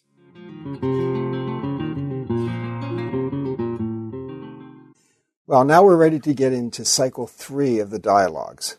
Cycle 3 is much briefer, as most of the arguments are sort of running out. In this cycle, Zophar does not speak at all, and Bildad has a very short speech. So we have less content in the dialogue itself. We do, however, have a couple of very difficult verses to deal with, and so we're going to work with the technical things first and try to sort those out before we move on to the summaries. The first one is in chapter 22, verses 2 and 3. And here we're at the very beginning of this last speech of Eliphaz. The NIV translates, "Can a man be of benefit to God? Can even a wise man benefit him? What pleasure would it give the Almighty if you were righteous? What would he gain if your ways were blameless?" A look at the various translations and the commentators show a wide divergence of translation. So a few examples. Norman Hobble says, "Can a hero endanger El, or a sage endanger the Ancient One? Is it a favor to Shaddai if you are righteous, or is it his gain if you perfect your ways?" Hartley translates, "Can a man benefit God that a wise man should be in harmony with him? What asset is it to Shaddai that you are innocent, or gain that you claim that your ways are blameless?" Klein's translates, "Can a human be profitable to God? Can even a sage benefit him? Is it an asset to the Almighty if you are righteous? Does he gain if your conduct is blameless?" You can see just between those that there's a wide variation. Based on a couple of other examples of the same kind of syntax in the book of Job, it's a very complex syntax in these two verses. And based on the syntax, other verses that start exactly the same way and that set up the structure the same way, I have a different suggestion to make. The three verses where the same structure occurs, Job 13:7, Job 21:22, and this one, Job 22:2.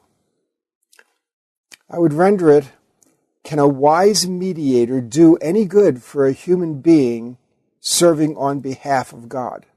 That is, the wise mediator serving on behalf of God. "Can such a mediator bring a human any benefit? Will God respond favorably when you justify yourself? Will there be a gain when you give full account of your ways?" Again, you can see that's a little bit different. Job 34:9 shows that the word gever, which most of these are translating man, although Hobble translated it hero, Job 34:9 shows that it must be the object rather than the subject. And that's really one of the main differences between my rendering and others.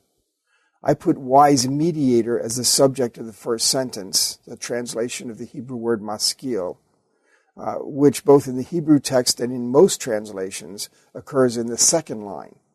But again, these other verses that I pointed to show reason to apply that even as the subject to the first line. I've rendered the verb sakan as do any good. Can it do any good?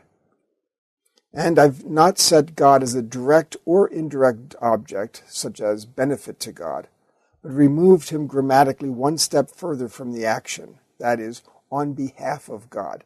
And again, there's reason to do that based on the other verses that I mentioned. The decision based on the other two occurrences helps us to render this verse in line with how we find syntax set up in other places in the book of Job. Contrary to the other translations who render the verb in the first line in verse 3 simply as be righteous or innocent, I've rendered it justify yourself on the evidence of Job 40 verse 8, where Job is accused by God of justifying himself. The call form of the verb tzadak is furthermore used for vindication numerous times in the book of Job. For instance, 11:2 and 13:8. Finally, the last verb in 22:3, the hiphil form of the root tamam, is quite challenging. The translations above treat it variably as an adjective expressed as fact, to be blameless, or as a claim of blamelessness, or even as a verb, to perfect your ways. It's a verbal form, and the hiphil occurs only 8 times. My translation, give full account of your ways, is based on the observation that in many of the other contexts, it roughly concerns paying off or rendering account of something. Note especially 2 Kings 22:4. So again, based on all of those grammatical and syntactical situations, I've rendered it, can a wise mediator do any good? Let me do that again. Can a wise mediator serving on behalf of God do any good for a human being? Can such a mediator bring any human benefit? Will God respond favorably when you justify yourself? Will there be a gain when you give full account of your ways?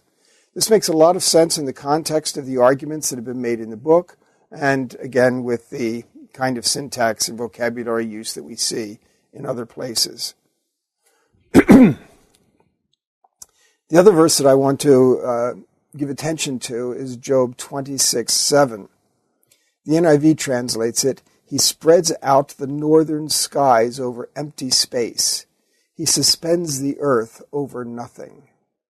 It's worth paying attention to because some readers have looked at that last phrase, suspending the earth over nothing, and have drawn the conclusion that somehow in the book of Job they know about the earth just kind of hanging in orbit, held by gravity and centripetal force and all of those things, which I think is very unreasonable thought that the book assumes that or anticipates that, and it really doesn't accord with the word. So let's take a quick look at it. In the first part of the line, he spreads out the northern skies. The word for north is tzafon. It's a fairly normal Hebrew word for north, but it also refers to Mount Tzafon, the Canaanite mountain where the gods dwelt. And its significance, therefore, lies not in its orientation with the points of the compass, but in its use as a reference to the sacred mountain that's known in the literature outside of Israel, and even in Israel. Some of the Psalms do that as well. So Tzafon is more than just a direction here. If we understand it as referring to the cosmic mountain has its foundations in the netherworld and its heights in the heavens, and the divine council meets at its heights. It's the meeting place of heaven and earth, and the convening place for the assembly of the gods, and thus their dwelling place, heaven. So I'm taking tzafon then as that sort of reference. The verb, he spreads out, tzafon, spreads out, noteh is a Hebrew word, suggests that he's talking about the heavens, since this verb usually takes heaven as its object in biblical cosmology texts. Now, so he's spreading out something heavenly, tzafon, over empty space. This word empty space is tohu, and it's known from Genesis 1:2, tohu vavohu, formless and void. And both in Genesis 2 and in the other 30-plus occurrences that we find of the word, it refers to that which is non-existent in the sense that it's non-ordered, non-functional. And so this is the non-ordered world. So the idea that God spreads out the heavenly tzafon, over tohu, over that which is non-existent. What's usually referred to as non-existent is the cosmic waters. I know we think that existence has to do with material, but they didn't in the ancient world. They believed that existence had to do with function and order. So something material that we judge material could also be non-existent. They considered the oceans non-existent. They considered the deserts non-existent because they were not ordered into the human realm and functioning for them. So here the idea that Zaphon is spread out over Tohu is an indication of the cosmic waters above, the non-existent, non-functional, non-ordered cosmic waters above, over which the heavens were indeed stretched. Psalm 104, verses 2 and 3. Tohu in the first line parallels the unique phrase bilima in the second line. That's the word that again NIV translates nothing. This is the only place this word occurs, and of course that makes a very difficult situation for us. We usually determine the meanings of words by their usage. If we don't have other examples of usage, we are hampered in trying to understand the meaning of the word. The idea that it's matterless space in which the earth is suspended would be anachronistic. Nobody in the ancient world or in Hebrew Bible knows anything about such things. Again, with the Egyptian sense of the non-existent, it refers to that which lacks function or order. The verb in this second clause is the verb tala, which means to suspend. It often refers to a form of execution, to hang someone. It's better translated suspended on, as they would hang someone on a picket or something of that sort, or on a tree. Okay, better translated suspended on, not over. Even the word earth in this sentence is not straightforward. We would think that would be an easy one. But in a few instances, both from the Hebrew Bible and from the ancient Near Eastern cognate languages, it's also used to refer to the netherworld. And so here I think eretz should be a reference not to the earth itself, but to the netherworld.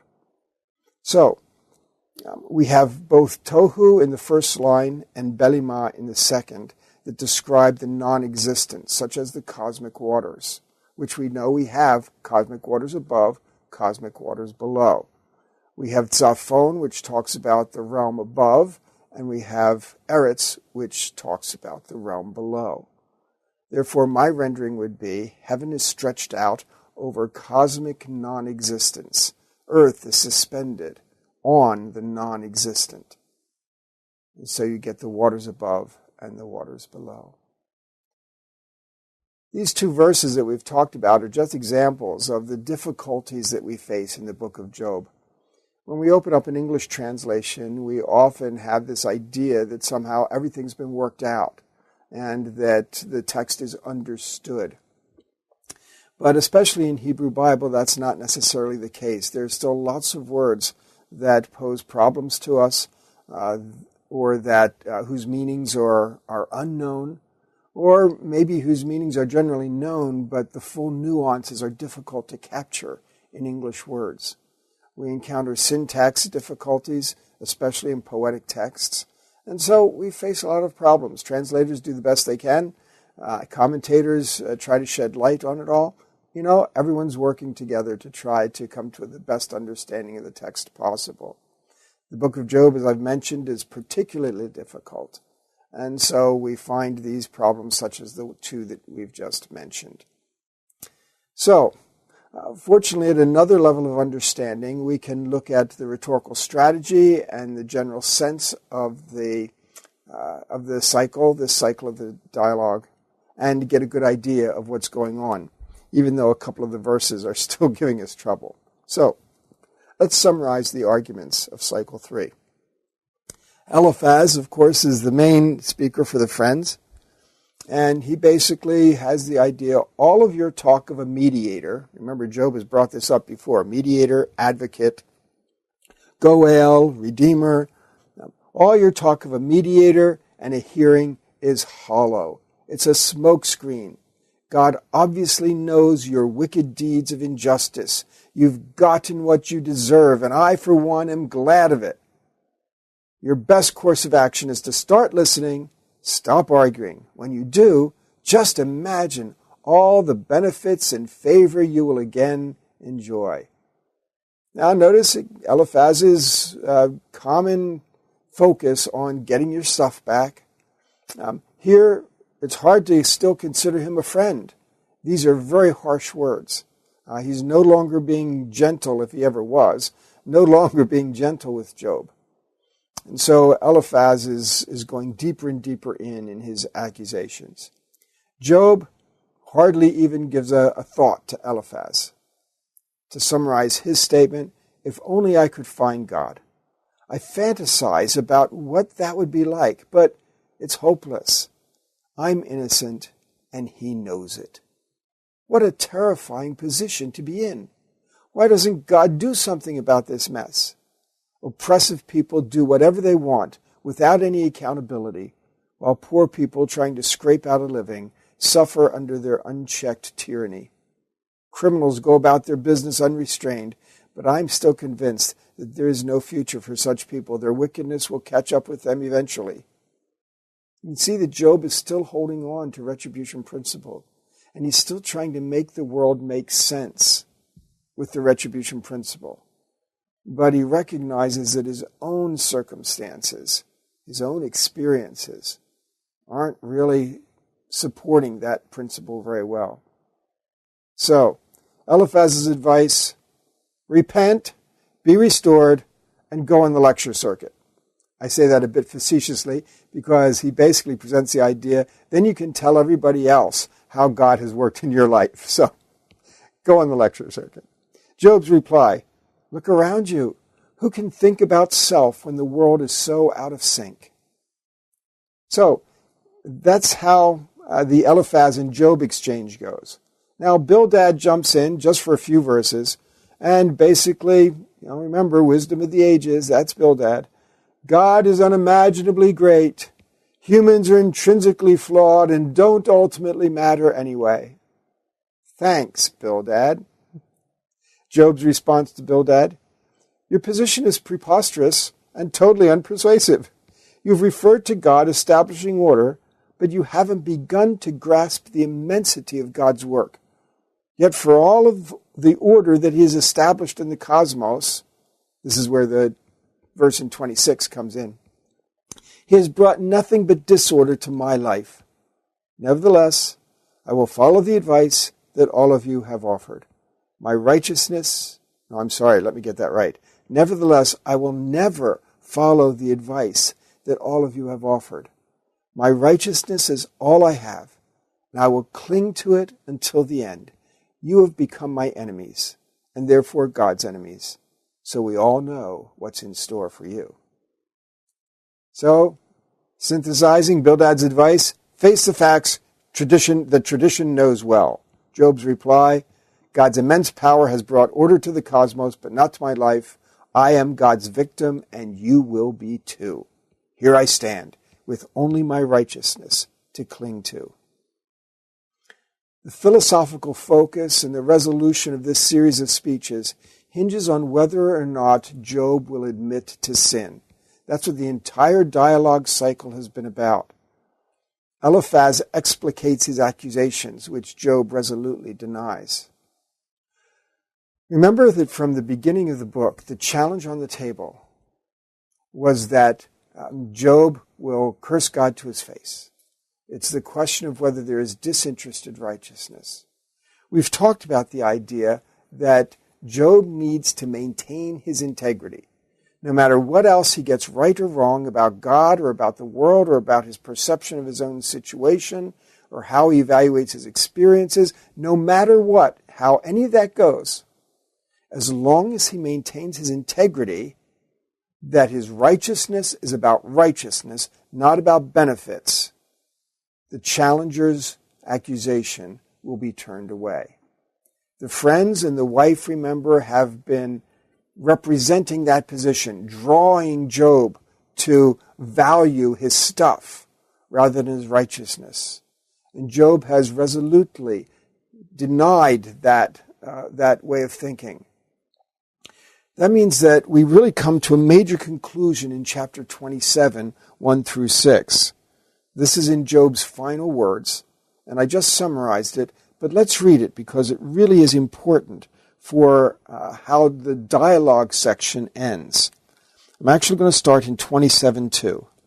As surely as God lives, who has denied me justice, the Almighty, who has made my life bitter, as long as I have life within me, the breath of God in my nostrils, my lips will not say anything wicked, and my tongue will not utter lies.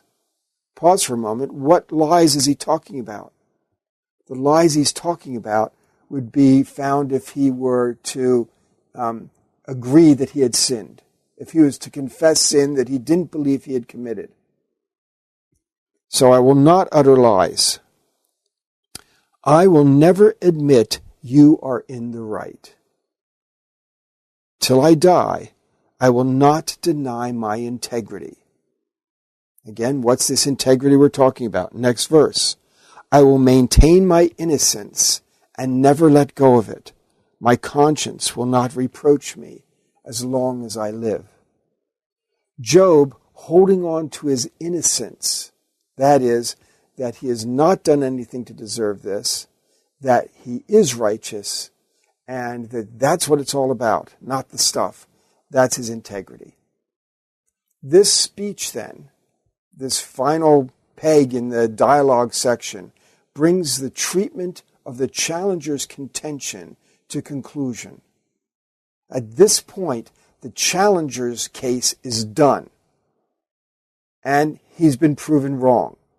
Job has maintained his innocence under the fiercest of attack, and he has maintained his righteousness. Even though he's exhibited a lot of wrong thinking along the way. Remember, Job is not right. He's not giving right perspectives on God, but he does maintain his integrity. He rejects his friend's advice. He refuses to seek the restoration of his prosperity by just accepting any suggestion that he has sinned. So, at this point, we've reached an important juncture in the book. The dialogue cycle is over. The challenger's contention is set aside. The friends are done. They really aren't involved in the second part of the book till the very end where they're mentioned again. And this is where we move into a transition to the discourse section, where it's Job's accusation that's going to be taken up. Is it good policy for righteous people to suffer? But before we get to that, we're going to have the transition found in the Hymn to Wisdom in chapter 28. And we'll pick up with that in the next segment.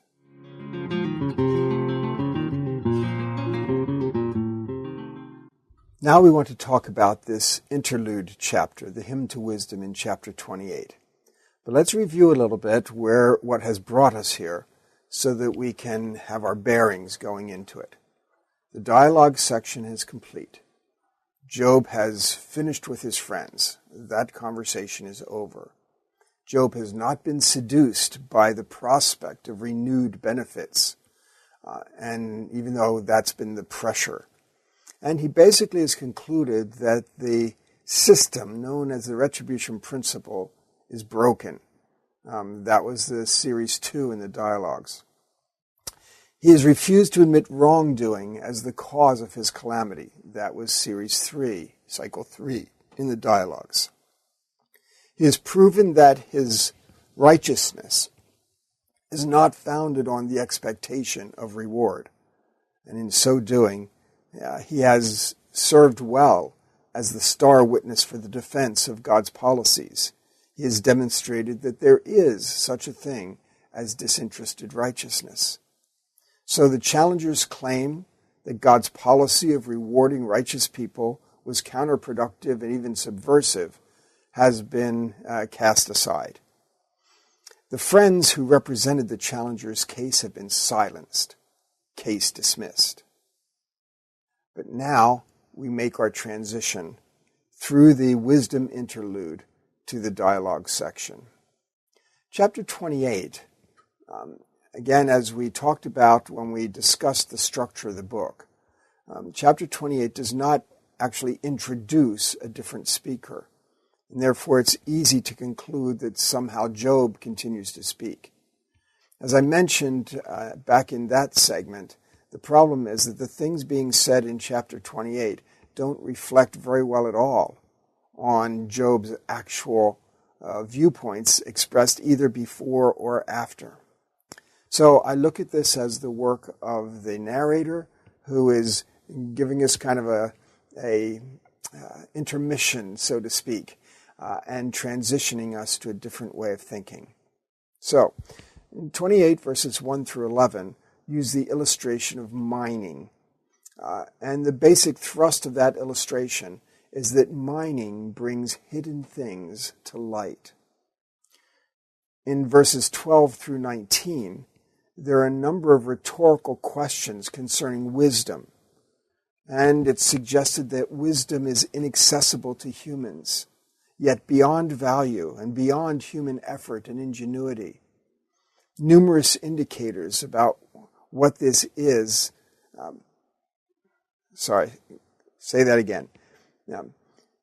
This is a cosmic discussion, and there are numerous indicators of that. Then the final segment of the chapter, 28 verses 20 to 28, God provides a path to wisdom, and the fear of God is the foundation for wisdom. So what are some of the points being made? First of all, wisdom cannot be found, 28 to 12, but it comes from God. That's in 28:20. So it contrasts the search, trying to find it, from the source. God is the one who gives it. Wisdom is found in the ordering of the components of the cosmos. And again, here we find an important connection between wisdom and order. This is true throughout the Bible. Wisdom is found when one goes about pursuing order and perceiving order and practicing order. Ordered world, ordered life, ordered society are all those the pursuits of wisdom. And so wisdom is found in the ordering of the components of the cosmos. Order, it goes on to say, is not readily observable in daily operations, but it was instrumental in the foundation of creation, and it is inherent in the ongoing operations. Job and his friends think that they know how the cosmos is ordered. The retribution principle is their operating theory. That equation, the righteous will prosper, the wicked will suffer, to them is how the world is ordered. But of course, that's not the case. And Job and his friends have not found true wisdom. When we look at verse 27, then he, God, looked at wisdom and appraised it. He confirmed it and tested it. Here God approves creation by the criterion of wisdom, not by the criterion of justice. When Job and his friends tried to make the retribution principle the foundation of order, they were making justice the foundation of order in the cosmos. This phrase by God turns that around and says, no, the foundation is not justice. He looked at wisdom and appraised it, confirmed it, tested it, approved creation by the criterion of wisdom. And so it gives us a little bit different perspective. The equation that Job and his friends have used has been shown to be inadequate. The protagonists we've met so far, Job's friends, all have reputations as being among the wisest that the world has to offer. But when we think back through the dialogues, through their speeches, the fear of the Lord has not figured prominently in their comments. And here, that's what the book focuses on. Verse 28 is interesting in the way it sets up. It's instruction to humankind, Adam. When we read it, and he said to the human race, this is NIV, he said to the human race, that's Adam, the fear of the Lord, that is wisdom, and to shun evil, that is understanding. Now, this idea of fearing God, we can understand it pretty well by thinking about what it's contrasted to. Fearing God would be in contrast to thinking him detached and therefore to be ignored. Fear of God would be in contrast to thinking him incompetent and therefore to be treated with disdain. Fear of God would be in contrast to thinking him limited or impotent and therefore to be scorned. Fear of God is in contrast to thinking him corrupt and therefore to be admonished. Fearing God would be in contrast to thinking him short-sighted and therefore to be advised. Fearing God would be in contrast to thinking him petty and therefore to be resented. Fearing God has this idea of taking God seriously. And we need to do that lest we fall into any of those other traps of thinking of him as less than God. Now it's interesting that when this verse talks about the fear of God, it talks about the fear of Adonai, not the fear of Yahweh. This is a really interesting choice. It's not fear of Elohim. It's fear of Adonai. This is the only occurrence of Adonai in the book. Adonai in Hebrew can be used just to refer to an authority figure, whether it's a human or whether it's a god. It's often used as a title for Yahweh, but often used in connection with Yahweh itself. So it's very interesting here that we have not fear of Shaddai, not fear of Elohim, not fear of Yahweh, but fear of Adonai. And it's also put in the mouth of God. This is God speaking. He said to the human race, the fear of Adonai, that is wisdom. So it's God himself speaking that way. Nowhere else in the Old Testament does God refer to himself simply by the title Adonai, without some other label connected to it. So this is a really interesting choice of words here. This is part of what we do when we analyze text. We assume that the choice of words is meaningful, intentional, and purposeful. And so we consider them carefully. Now again, Adonai draws out the issue of authority.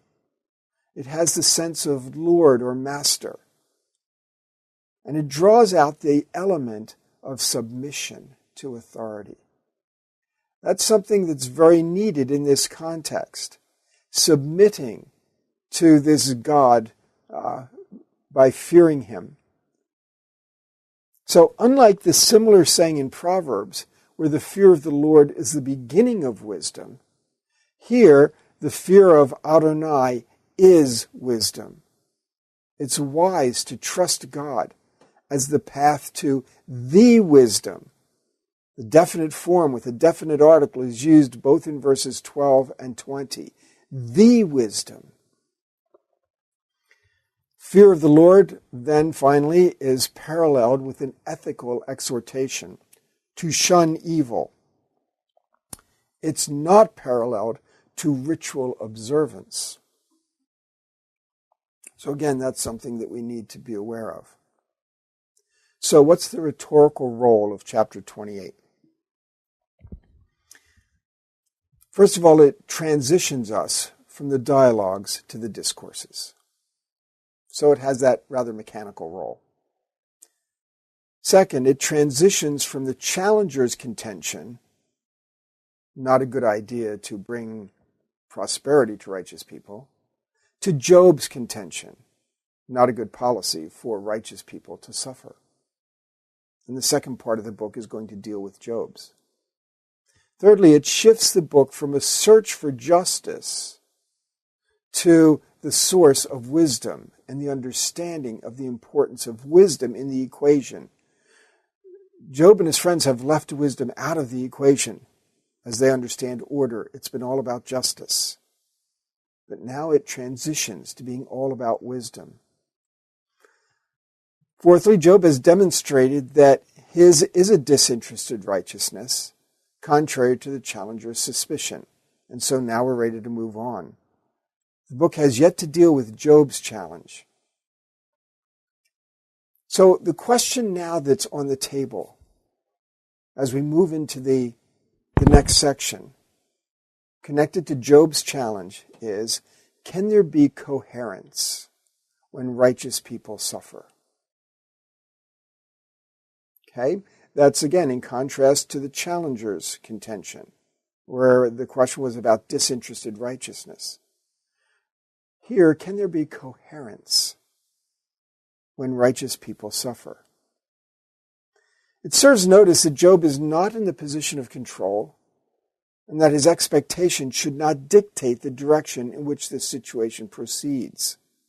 God's wisdom rules. It serves notice that the friend's perception of coherence is flawed and simplistic. Following the friend's advice would not have brought coherence to Job's world. So, wisdom should be understood as that which brings order and coherence. God is the author of order and the foundation for coherence, but one would not speak of God himself alone as coherent or orderly. God was exercising wisdom when creating, but to say that God is wise understates God's nature. Just like we mentioned near the beginning of this whole course, the idea that God is just somehow makes him seem contingent on some outside criteria. And it's the same thing here. Certainly God acts wisely. God is the source of wisdom. That's the most important connection. God is the source of justice, and God is the source of wisdom. So affirmations such as God is wise, or God is good, or God is holy are misleading because the adjectives themselves actually find their definition in God. One may as well say that God is God. Any wisdom we might find has its foundations in him. The poem does not suggest that God is wisdom or that he has wisdom.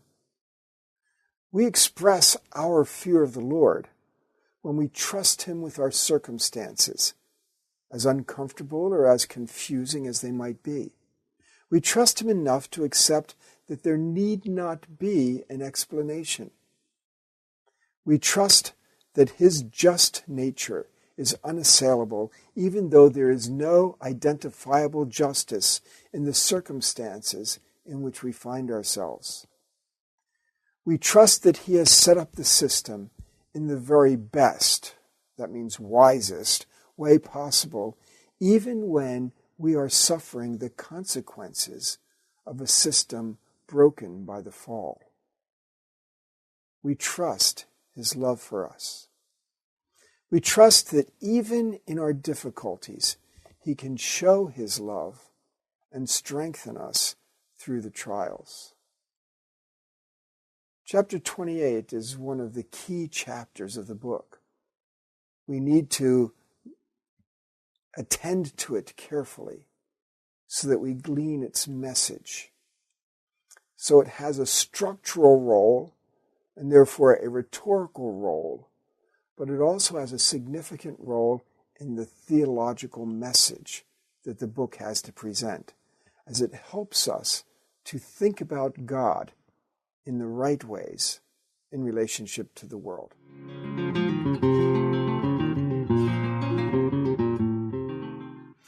The discourse section of the book of Job is made up of three major discourses, one by Job, one by Elihu, one by Yahweh.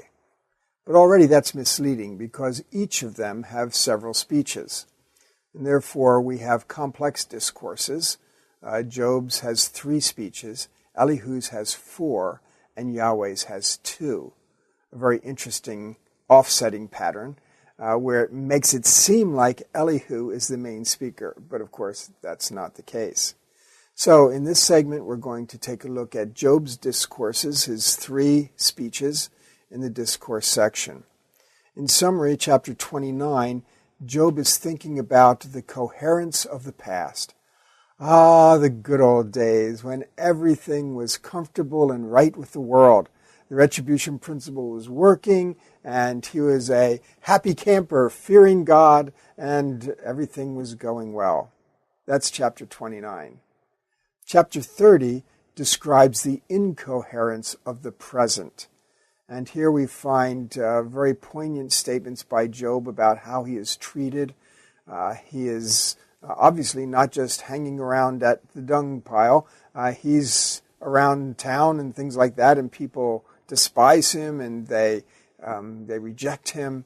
He's ostracized in every way. So the incoherence of the present. Job, in chapter 31, Job looks for coherence, not by revising his expectations or his focus on justice. That's really what he should do, but he's not there yet.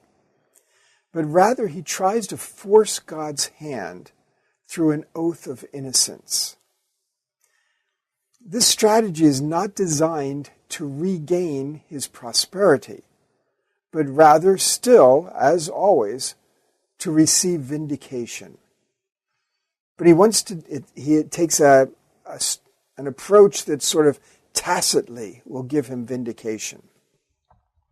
So let's contrast that to what we had found in the dialogues, just to make sure we're tracking with the rhetorical strategy of the book. In the dialogues, the friends were offering Job a solution to find coherence and equilibrium. They were trying to help him to know how to get his stuff back. But it came with a cost. It would have shown his righteousness to have been motivated by gain. That would have been the way to achieve coherence. Their worldview considered the cosmos to be founded on justice, in which case coherence could be sustained by adopting the great symbiosis that we've spoken of, with appeasement as the all-purpose equilibrator. If God's angry, then his needs aren't being met. You meet his needs, and then he'll be appeased, and he'll return to taking care of you and making your prosperity be restored. So the idea that Job's strategy then, as the friends would have painted it, Job's strategy should be to find a path to appeasement, to regain the favor of the deity, and to have the restoration of his prosperity and blessing. That's their equation. If Job regained coherence through that particular strategy, he would have had to adopt a perspective of self-interested righteousness. That is, that it's all about the benefits, all about stuff. The underlying issue in the dialogue section of the book was whether Job's righteousness was disinterested. In Job's discourses, the focus changes. He seeks his own path to coherence and equilibrium. He's not going to adopt the friends' suggestions, his own path, but the underlying issue now concerns the more familiar question, why should God's policies allow righteous people to suffer? If Job's purposes are carried out, his course of action will lead inevitably to the conclusion that God's policies are incoherent. In this way, the challenge to God's policies continues. In the dialogue section, Job demonstrated that his righteousness was more important to him than the benefits, than prosperity. In this discourse of Job's, it becomes clear that his righteousness is more important to him than God's reputation. So now that's a problem. He seeks coherence based on himself rather than on God. Remember when we talked about the triangle? That Job builds his fort in his own corner, his righteousness, and that leads him to question what God is doing. His oath of innocence in chapter 31 is intended to vindicate him, and in that vindication, he expects to find restored coherence and equilibrium. Though Job never shows interest in regaining his prosperity, he is interested in regaining his status as a righteous person in the community. But this is still disinterested righteousness because it is a status based on righteousness, not based on stuff. So let's take a look at this oath of innocence. It's one of the most important chapters in the book. What Job does is he goes through a whole list of things that he swears he has not done. And there are all kinds of crimes or offenses that would have been perceived as against God and contrary to righteous living. In this scenario, Job does not necessarily regain any of his former prosperity, but his reputation, he hopes, will be vindicated, and his claim to righteousness will be upheld. How is it working? Job has been frustrated. That's probably too mild a word, but he's been frustrated by God's silence. Remember, through the dialogues, he kept pleading for God to enter into court, to come and engage the conversation.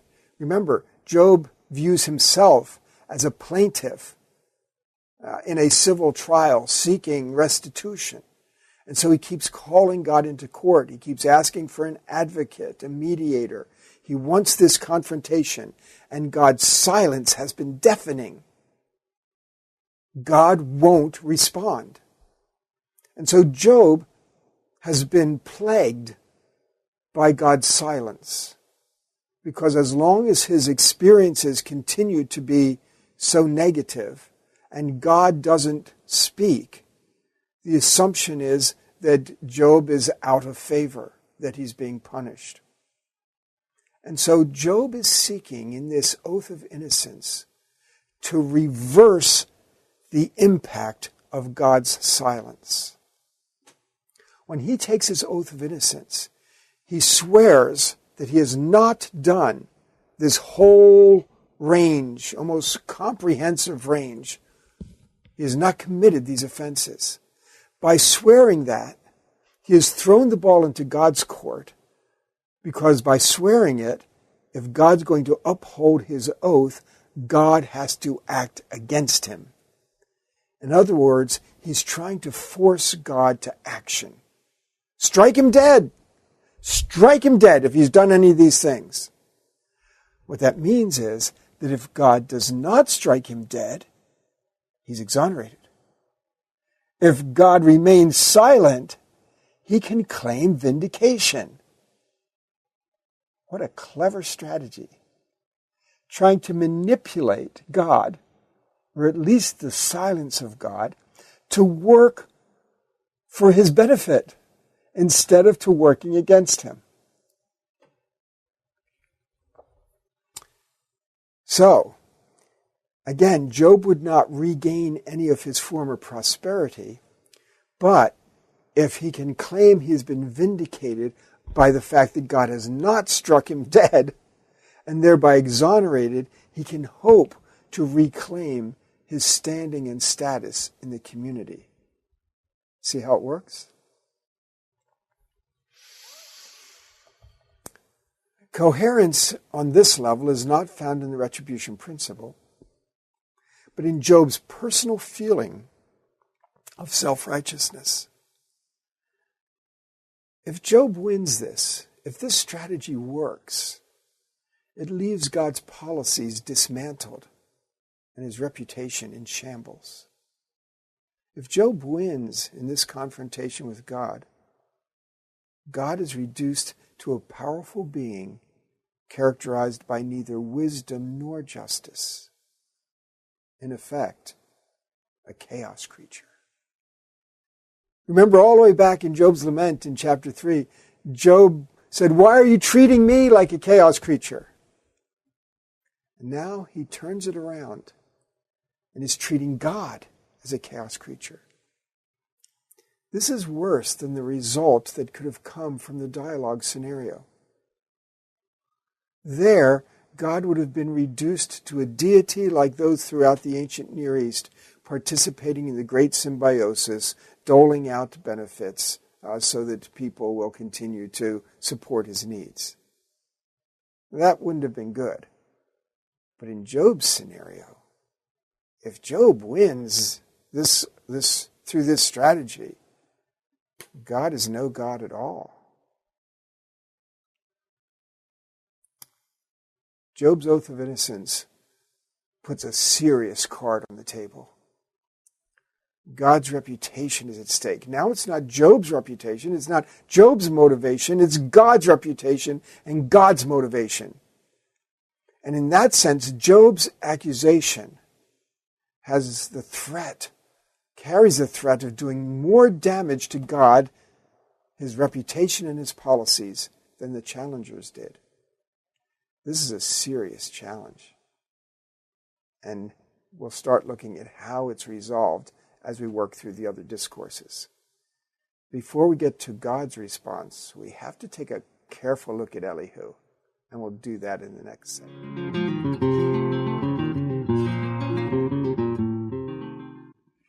We're all set to do Elihu's discourse, but before we get into that, I want to tackle one specific verse in Job's oath of innocence. I'm referring to chapter 31, verse 1.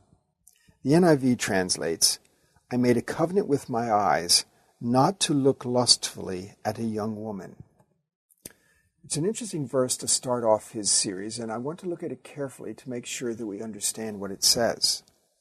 For most of this segment, I'm going to actually be reading from my commentary. This is the NIV application commentary on the book of Job. I've mentioned it before. It goes into a little more detail than the book I did with Tremper Longman called How to Read Job. So I want to talk about the specifics of understanding the Hebrew of this passage. The verse opens with a reference to a covenant. And it's pretty much standard terminology there. The word for making a covenant and the word for covenant are pretty much what you'd find any place else in the biblical text. So a covenant is often an agreement made with a vassal, and all of this suggests that Job's eyes are being treated as vassals, being brought under control. That would be the thrust of the covenant language. Since this verse seems an obvious statement about sexual ethics, we have to consider the details carefully. The verb in the second line describing the forbidden activity is etbonein. It's a hitpael form of the root bean, which occurs 22 times in the Old Testament, 8 times in the book of Job. Most of these instances describe close or careful examination of an object. In only one occurrence, Psalm 37:10, is the verb followed by this particular preposition, al. That's important in Hebrew. A verb used with different prepositions may take on different meanings depending on the preposition. So we look very carefully at this one occurrence where this same preposition is used after this verb form. And there it refers to seeking out, but not finding, in that case, the wicked. Neither this instance nor any other occurrence of the hitpael form carries any sexual nuance. That ought to be a warning to us about bringing that in. The NIV has arrived at its translation by context, not by other usage of the word. It interprets the gaze as lustful because its object is a virgin. The Hebrew word is betulah. But this interpretation does not satisfactorily explain why the prohibition to Job's eyes is limited to a betulah. If sexual ethics is really the issue, it would be more natural for this covenant to extend to any woman, whatever her status. A betulah, again, virgin is a common translation, but it's really not the woman's sexual condition or status that is communicated by the word. Betulah refers to a woman who remains under the protection of her father. In most cases, of course, this means she has not had a sexual experience or sexual encounter, so she is a virgin. But there are one or two occurrences in the Old Testament where someone who clearly has had a sexual encounter is still labeled a betulah. And so we have to be careful in how we classify terminology. Terms are not necessarily going to fall into the same categories they do in English classification systems. So the Israelites were much more interested in classifying a woman according to whose protection she's under, whether she has a husband or not, whether she has borne a child or not. That's their classification system, not whether she has had a sexual encounter or not, which is our categorization system. So, this is a betulah that Job is not going to be looking at. If a girl remains under her father's protection, that means she is a viable candidate for marriage. And society at this time was comfortably polygamous. And so the idea that Job would be considering a woman for marriage is what's being expressed here.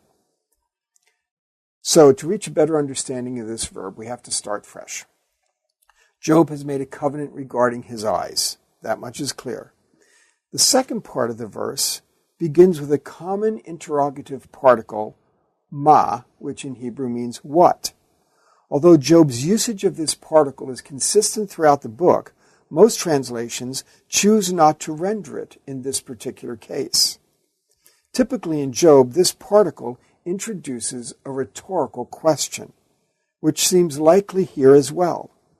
Psalm 37:10, the verse we've already mentioned that uses this verb and preposition, employs the same verb as this verse to direct to the reader to look all around for the location of the wicked. Within its context, this directive suggests that if one inquires diligently after the status of the wicked, the search will yield nothing. If we apply this observation to Job's statement, the sense would be as follows.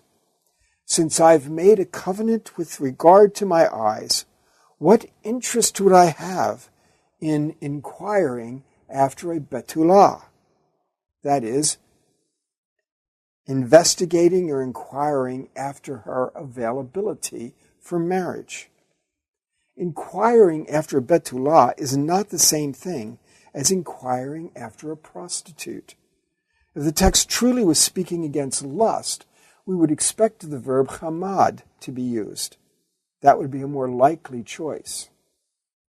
Furthermore, betulah generally does indicate a virgin, but virginity is more circumstantial than truly representative of the word's core meaning. More to the point, a betulah is a marriageable girl still within the household of her father and under his protection. One would inquire after a betulah in order to arrange a marriage. Such an inquiry could potentially be motivated by lust. We think of Samson in Judges 14:2. But that's only one of several alternatives and cannot be automatically inferred. In point of fact, any arranged marriage begins with inquiring after a betulah.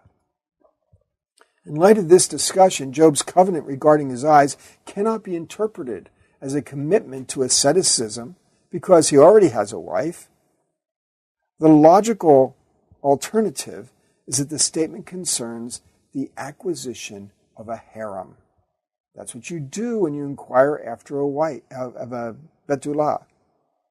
A large harem was an indicator of power and status in the ancient world. Job has turned away from the idea of amassing multiple wives and concubines, and he characterizes this decision as a covenant regarding his eyes, in order to underscore the point that he's not even on the prowl. This avowal mirrors his statement in 31, verses 24 and 25, that he is not absorbed in the pursuit of wealth. Job has undertaken neither a vow of poverty nor a vow of chastity, but rather avoids the obsessive pursuit of prestige. This interpretation takes account of each word choice the author has made, and therefore presents the most likely interpretation. Accordingly, the verse has nothing to do with sexual ethics, as important as they may be. Instead, it accords with Job's many pronouncements that he has not attempted to consolidate or abuse power, tempting actions for a person in his position. So we find that the verse reads a little differently than we might have thought. This is what can be the result when we engage in close reading of the Hebrew text, and then trying to see what we find in light of the logical flow of the argument. It can give us a different perspective. Now we're ready to move on.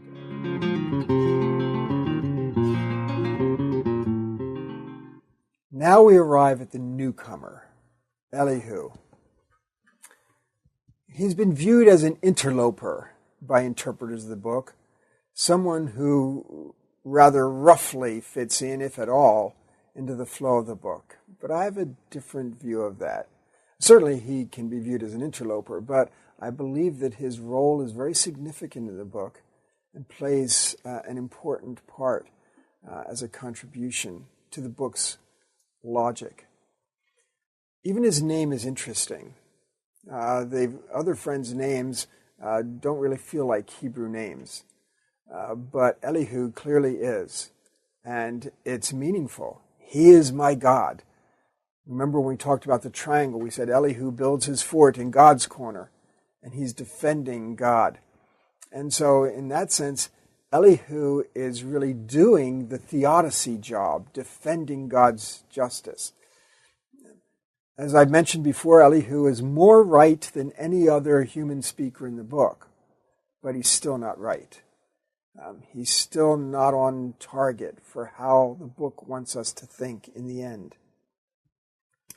He presents himself as a youngster, in a sense, someone who has been respecting his wise, sage-like peers by just keeping silent and observing. But now he's become so full of words to speak that he can't hold them back. And so let's take a look at the role of Elihu's discourse in 32 through 37. Elihu is the only one in the book who offers a specific accusation pertaining to a specific breach in Job's righteous facade. So where the friends can only suggest things that Job may have done wrong, and Job, of course, has made an oath of his innocence in the previous chapter, Elihu has a specific accusation to make, and it pertains to Job's self-righteousness. By the way, before we go too far into this, we should note that after Job's oath of innocence, the suspense is hanging in the air. Job has thrown the gauntlet out toward God to make this oath of innocence. And so the confrontation with God is drawing to a very sharp conflict. And we're there hanging on the edge of suspense. And the narrator introduces another character. It's really an intriguing kind of strategy in the book that while we're holding our breath practically, seeing how Yahweh will respond, we get the rambling speeches of Elihu. It's like, what is going on? Is this a commercial? What's happening? It seems disruptive. And again, some have felt that it actually is disruptive. But I think this is all part of the strategy of the compiler of the book. He's going to let you stew a little bit on whether God is going to respond to Job or not. And so in the meantime, Elihu has his say. Elihu's role in the second part of the book parallels in some ways the role of the challenger in the first part of the book, because he proposes an alternate way to view Job's righteousness. The challenger suggested that Job's righteousness could be viewed as simply a search for benefits, for prosperity. Elihu is not going to go that direction. He's going to suggest that the alternate way to view Job's righteousness is as self-righteousness. The challenger questioned Job's motives. Elihu actually questions Job's righteousness. He's the only one in the book that does so, including God. Even while Elihu defends God from the charge of evil, and you can find that several times in chapter 34, and he defends God's justice in 36:3 and 37:23, yet he accepts the rough paradigm of the retribution principle. That's chapter 34:11 and 36:11 and 12. So, God is not charged with evil. God is viewed as carrying out justice, yet the retribution principle is true. Now, remember, we talked about how Elihu did that when we talked about the triangle. He redefines the retribution principle, not just being remedial for things done in the past, but being preventive to anticipate things that are coming up. He agrees with the challenger about Job's motives. That's in 35:3. And his major point is that he accuses Job of the sin of self-righteousness, and he considers that sin to be the reason for Job's suffering. You can find that in 34, verses 35 to 37. His contention is that Job's self-righteous defense of himself is serious enough to justify punitive action against him. The Elihu variation is that judgment may precede offense, since it can have the purpose of drawing out offensive behavior.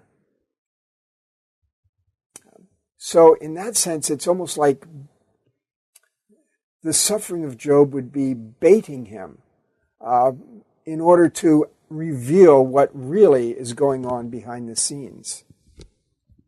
The suffering was necessary in order to reveal the problem. Elihu's emphasis is on righteousness, not on the great symbiosis, though he questions whether God needs human righteousness. Maybe that's not even that important. He's patently right in his condemnation of Job's self-righteous attitude. We can see that in Job's speeches and in Job's willingness to defend himself at the expense of God. That is a legitimate critique of Job and his thinking. And Elihu brings those things out. But Elihu is wrong about Job's motivations. Elihu despises the great symbiosis attitude and believes that Job is still harboring a desire for benefits. Job has amply demonstrated that prosperity at any cost is not the driving motivation of his life. And so in that way, Elihu is wrong about Job. Elihu is right about God when he insists that God is not accountable to us and that his justice, along with all other aspects of his character, is unassailable. We can't question God. We can't do a better job than God. We dare not impugn his governance. God is not contingent, and we should not think that his actions are subject to our evaluation or correction. In these things, Elihu is right. And again, he gives a very appropriately elevated view of God. At the same time, he's wrong about the nature of God's policies. He continues to have an inadequate theodicy, and he is attempting theodicy. He does not seem to realize that in attempting theodicy, he is falling prey to the same fault of which he accuses Job. That is, Elihu is overestimating his ability to bring coherence on the basis of justice. Elihu is still working the triangle. He tries to reshape it to his use, but he's still working the triangle. He still thinks justice is the foundation of the system. He's still engaged in theodicy. He still thinks coherence comes from justice. And he still thinks that he can work out a simple equation. It's a little more complex equation than Job and his friends were using because it redefines the retribution principle. But it still expresses the idea that a simple justice equation can bring coherence. On that, he's wrong. And it's going to take Yahweh's speeches to adjust our perspective on these things.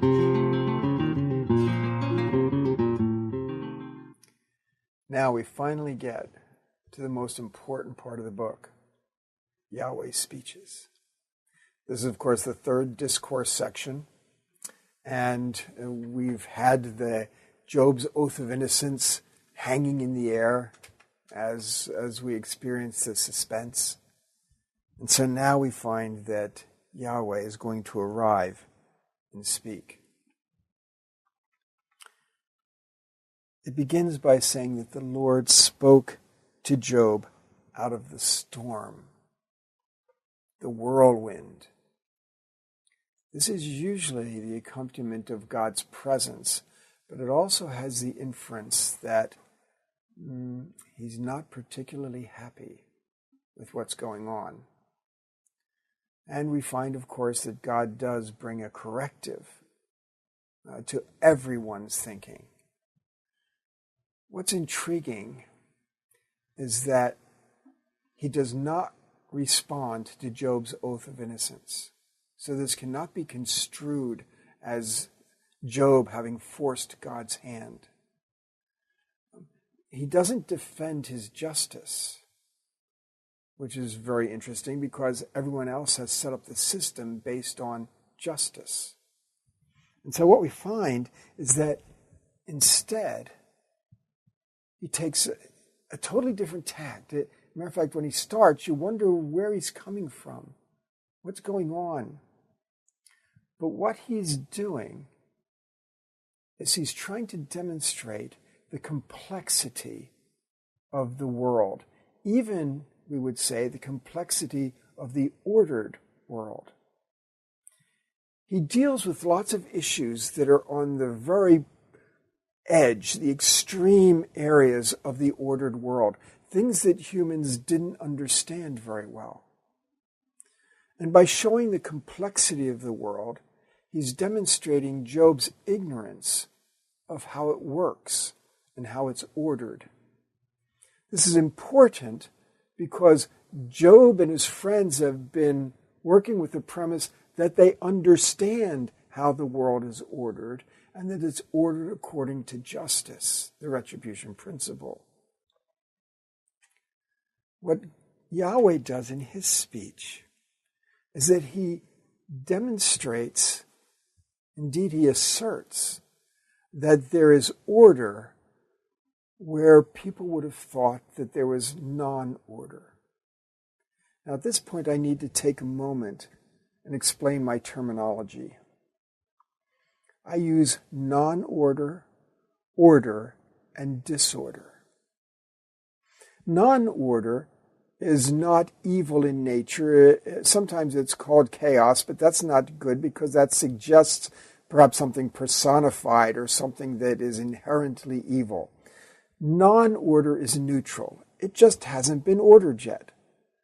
Think of a situation where you're moving into a new place and you bring in all your packed up boxes and set them around the room ready to bring order to your new home.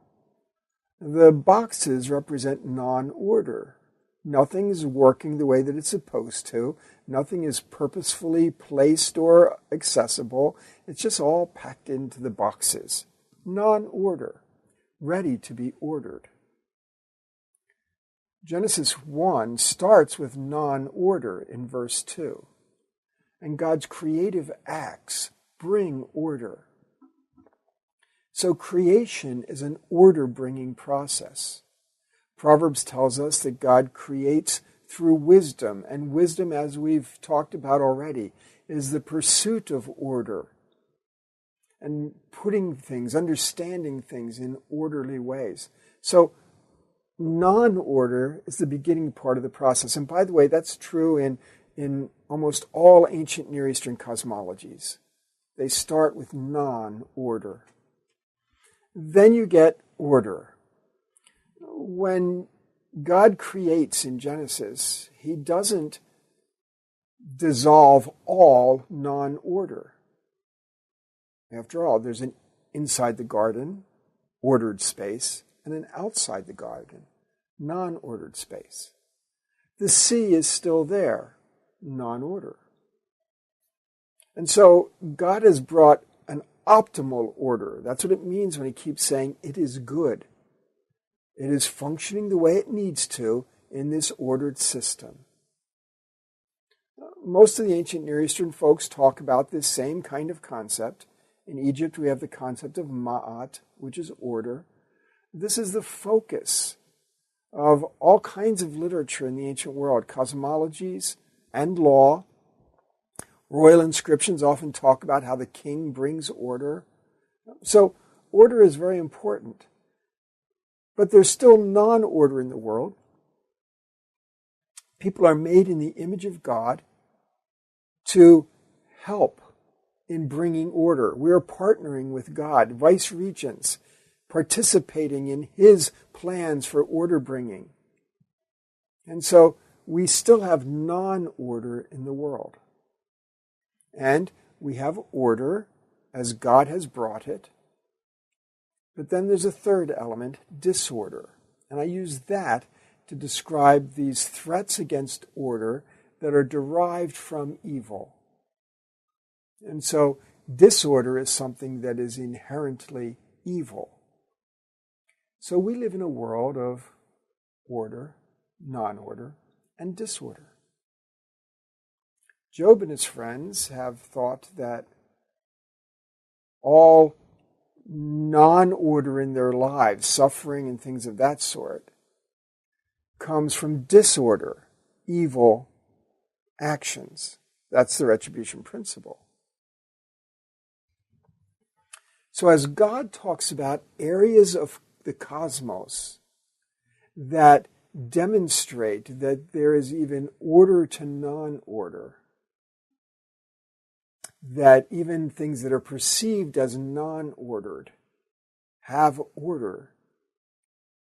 He's showing that they are, Job and his friends, they are not really sufficiently knowledgeable about order to lay out an equation. So in doing so, God refutes the confident formulation of a theory that reduces the operations of the world to a single, simple proposition, the retribution principle. In the process, he rejects the idea that justice is the foundation of the system. We can see that when we look in chapter 38, as he's talking about the ordered world. And we start, let me see, have you comprehended the vast expanses of the earth? I'm in verse 18. Tell me if you know all of this. What is the way to the abode of light? Where does darkness reside? Can you take them to their places? Do you know the paths to their dwellings? Surely you know, for you were already born. You have lived so many years. Notice, by the way, this rings of sarcasm. I've mentioned the idea that even the Yahweh speeches are literary construct. I don't think we should consider God as engaging in sarcasm. This is put in his mouth to make the point. Have you entered the storehouses of snow, or seen the storehouses of hail, that I reserve for times of trouble, for the days of war and battle? What's the way to the place where the lightning is dispersed, or the place where the east winds are scattered over the earth? Notice he's talking all about these cosmic operations. And do you know how they work, Job? But look especially at verse 25. Who cuts a channel for the torrents of rain and a path for the thunderstorm, to water a land where no one lives, an uninhabited desert? Do you see, in the retribution principle, if justice is the foundation of the system, rain has a role in the justice system. It can bring judgment, the floods. It can bring prosperity, bringing fecundity to the earth, growing plants. God makes a point. Haven't you noticed that it rains where nobody lives? The rain is not operating here in a justice system. God certainly can use it that way. He mentioned just a few verses earlier to the idea that he's reserved for times of trouble. So God can use those things, but they don't always operate in a justice system. And so we find here that God is disabusing Job of some of his assumptions as he makes him aware of his ignorance. All of this to show that the retribution principle is not an appropriate formula for understanding how the world works. Job's response to this we find in the first verses of chapter 40. God says, the challenge, will the one who contends with the Almighty correct him? Let him who accuses God answer him. Stand forth, Job. Job answered, I am unworthy. How can I reply to you? I put my hand over my mouth. I spoke once, but I have no answer. Twice, I will say no more. Job acknowledges his inability to answer God's questions. That's not enough. The goal of the book is more than just, okay, we know nothing. Confessed ignorance doesn't get us to the solutions the book has to offer. The book wants to help us develop a conviction about how to think, about how the world is ordered, God's policies.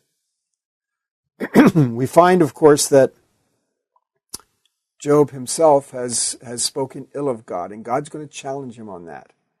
And we'll pick that up in the next section as the introduction to God's second speech, which is going to not just bring the negative, what we don't know, but is going to give some positive advice. And is going to do it through these two amazing creatures, Behemoth and Leviathan.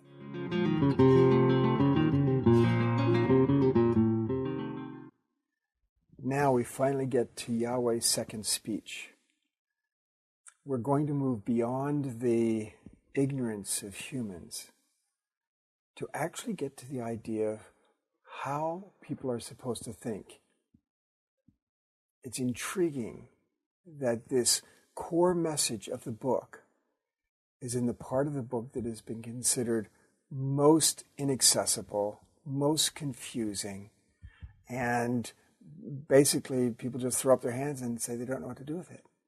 Yet it contains precisely how the book wants us to think.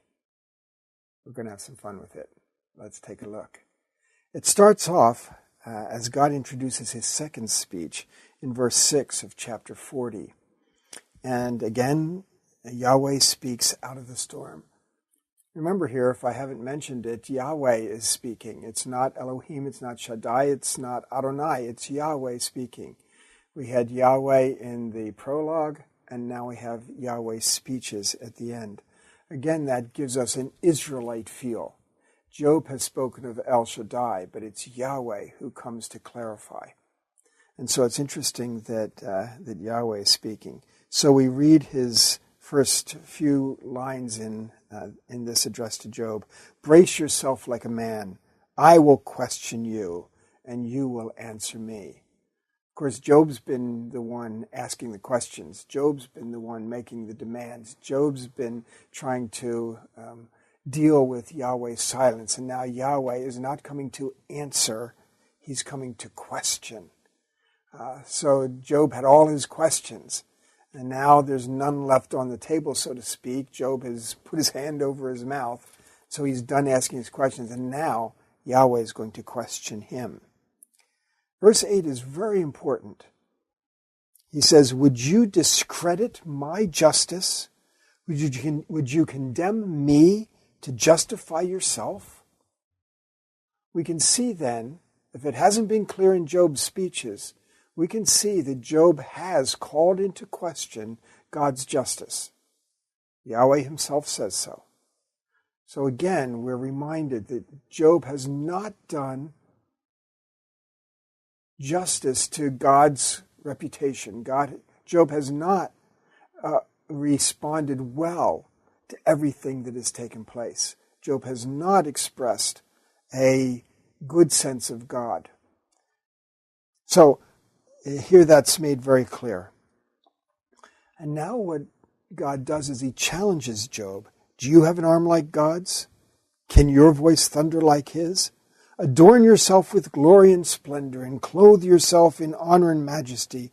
Unleash the fury of your wrath. It's as if Yahweh is saying, okay, Job, try being God for a day. You really think you've got this all figured out, how it works? Well, let's see how well that all works. Verse 12. Look at all those who are proud and humble them. Crush the wicked while they stand. You think that's how the system works? Justice is the foundation? Says, it'd be worth seeing if you could actually pull it off. But now he turns his attention to the two creatures, Behemoth and Leviathan.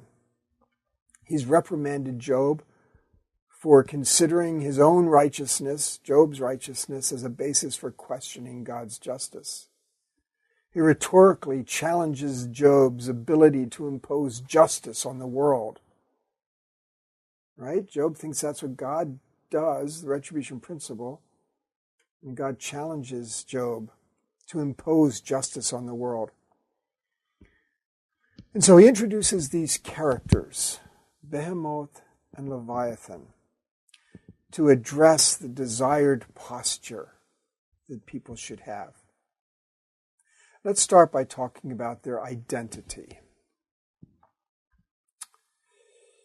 They are not known natural species, nor now extinct ones. I'm not going to go into much detail on that, but it really is pretty clear when we examine the features of these creatures. They simply don't match up with anything that we know. The element in Leviathan that's most difficult to match up with any biological or extinct species is breathing fire. We really don't know of anyone that does that, any creature that does that. And so, in that sense, we have to look elsewhere. I would propose that they are chaos creatures. Chaos creatures is a well-known category in the ancient Near East and very, very easily recognizable by the ancient audience. They know exactly about chaos creatures. And Leviathan is a known chaos creature, not only in the other places in the Hebrew Bible, but also in the Ugaritic texts. Chaos creatures are liminal creatures that exist on the periphery of the ordered world, almost like 1 foot in, 1 foot out. They are quintessential creatures whose abstract characteristics are shared by known animals.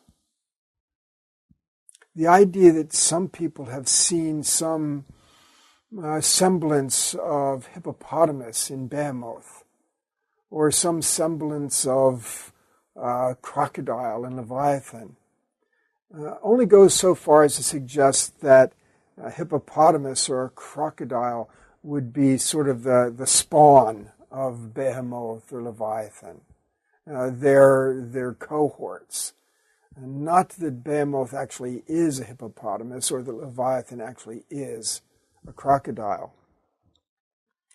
The category of chaos creatures is populated by, as I said, liminal creatures, kind of on the edges, that have been seen, such as coyote or owl or ostrich or hyena, as well as fearsome beasts only seen in the eyes of the imagination. Both types are in this category of chaos creatures. The latter group, these fearsome beasts, is not strictly zoological. In fact, they are often composite creatures. So the head of a lion, the wings of an eagle, griffin-like or sphinx-like creatures. And so chaos creatures are often composite, but not always. The chaos creatures are considered to have been created by God. We see this especially in Genesis 1, the great ocean creatures in 121. But they represent the potential for continuing non-order. Like the thorns and thistles in the less ordered realm outside the garden. The thorns and thistles are evidence of non-order, yet they are in a partially ordered world. When God talks about Leviathan in Psalm 104, he made Leviathan to sport with. And when the great seagoing creatures are referred to in Genesis 1:21, they're part of God's creation. In fact, Genesis comes back and uses the word bara, create, for the first time in Genesis 1 since verse 1, to specifically attach it to the sea monsters, just to make it clear that they are also part of the ordered system. So in one sense, we could call them anti-cosmos creatures. They kind of work against cosmos, but they're not strictly in the realm of non-order. They're part of the ordered world, but they serve as agents of non-order by virtue of their mindless nature. Chaos creatures are not morally evil, but they can do serious harm because they just operate by instinct. So in one sense, we could compare to how we might think of a tornado. It's not morally evil, but it can do serious harm because it does what tornadoes do. Chaos creatures, then, are not enemies of God, but they can wreak havoc among humans. Just as the sea is in the realm of non-order, yet it is controlled by God with its boundaries set. These creatures are not domesticated in any sense, yet they're under God's control. Behemoth is actually the plural of the word cattle, and it refers to the most potent land animal imaginable. It's sort of an abstraction of land animals. Leviathan would be the most potent sea creature imaginable. And so the text uses these two sort of characterizing chaos creatures.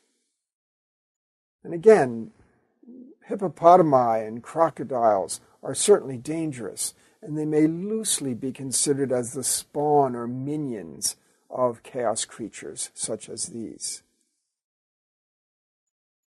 Now, having said this, we should recognize that the identity of the creatures is not as important as recognizing their literary role as characters in the book. The ancient audience would have recognized Behemoth and Leviathan, they would have had identities connected to them. But regardless of that, Behemoth and Leviathan are being used by the author of the book as characters, literary characters that have a role and a purpose in the book. If we're going to understand the authoritative message of the book using these literary characters, we have to look beyond the controversies of identity to see how they are used. Chaos creatures have been referred to in the book on numerous occasions. So reading through the book, we've already seen those. Job's lament in chapter 3 spoke of those who were ready to take on Leviathan in 3:8. Job's first response to Eliphaz, he asked why God was treating him as a chaos creature. That's in 7:12. There he uses the Hebrew word tanin, which is the same Hebrew word in Genesis 1:21. And Job feels like he's being treated as a chaos creature because God is keeping him under guard. Now that fits with what we know in the ancient Near East. The gods in the ancient Near East were known to keep partially domesticated chaos creatures on leash and to use them for their purposes, even though they represented this realm of non-order. So Job suggests that God himself is then acting like a chaos creature in chapter 30, verses 15 through 23. God is not treating Job as a chaos creature as much as he's asking Job to step into the role of Behemoth. God is not acting like a chaos creature. Instead, he is far superior to Leviathan and should be recognized as such. Now, that's introducing how I believe Behemoth and Leviathan are being used in the text. Again, Job has accused God of acting like a chaos creature, and God says, oh no, it's worse than that. It's bigger than that. And so we're going to get that explained to us as we observe what is being said. We need to analyze Behemoth and Leviathan, not for their identity, but for their literary role. So when we open up to chapter 40, verse 15, God directs Job's attention to Behemoth. Look at Behemoth, and then pay attention to the next line. Look at Behemoth, which I made along with you. Job and Behemoth are grouped together. God has created both. It's interesting that when we look through that brief section dealing with Behemoth, it goes through verse 24, so 15 through 24, Yahweh does not speak of either Job or himself as doing anything to Behemoth. In verse 15, Behemoth is content and well-fed, as Job has been. Remember, 15 introduced the comparison. So, content and well-fed, as Job has been. In 16 through 18, God made Behemoth strong, as he made Job. In 40 verse 19, Behemoth ranks first among its kind, as Job does. That was identified in 15:7. In verse 20, Behemoth is cared for, as Job was. In 21 to 22 of chapter 40, Behemoth is sheltered, as Job was. In 23, now it's starting to make a transition, 23 and 24, the end of the Behemoth section. In 23, Behemoth is not alarmed by the raging river.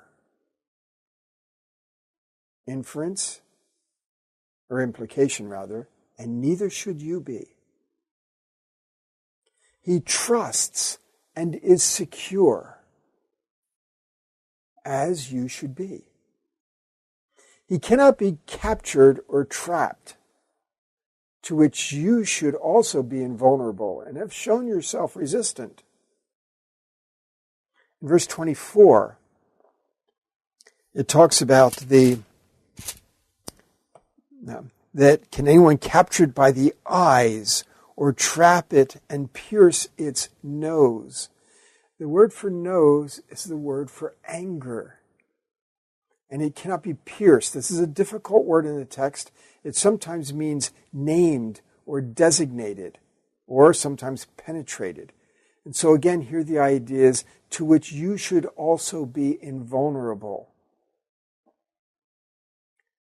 Behemoth is being compared to Job. That's introduced right in the first verse. After that, everything that we read about Behemoth, we should compare it to Job. That's how this section is working.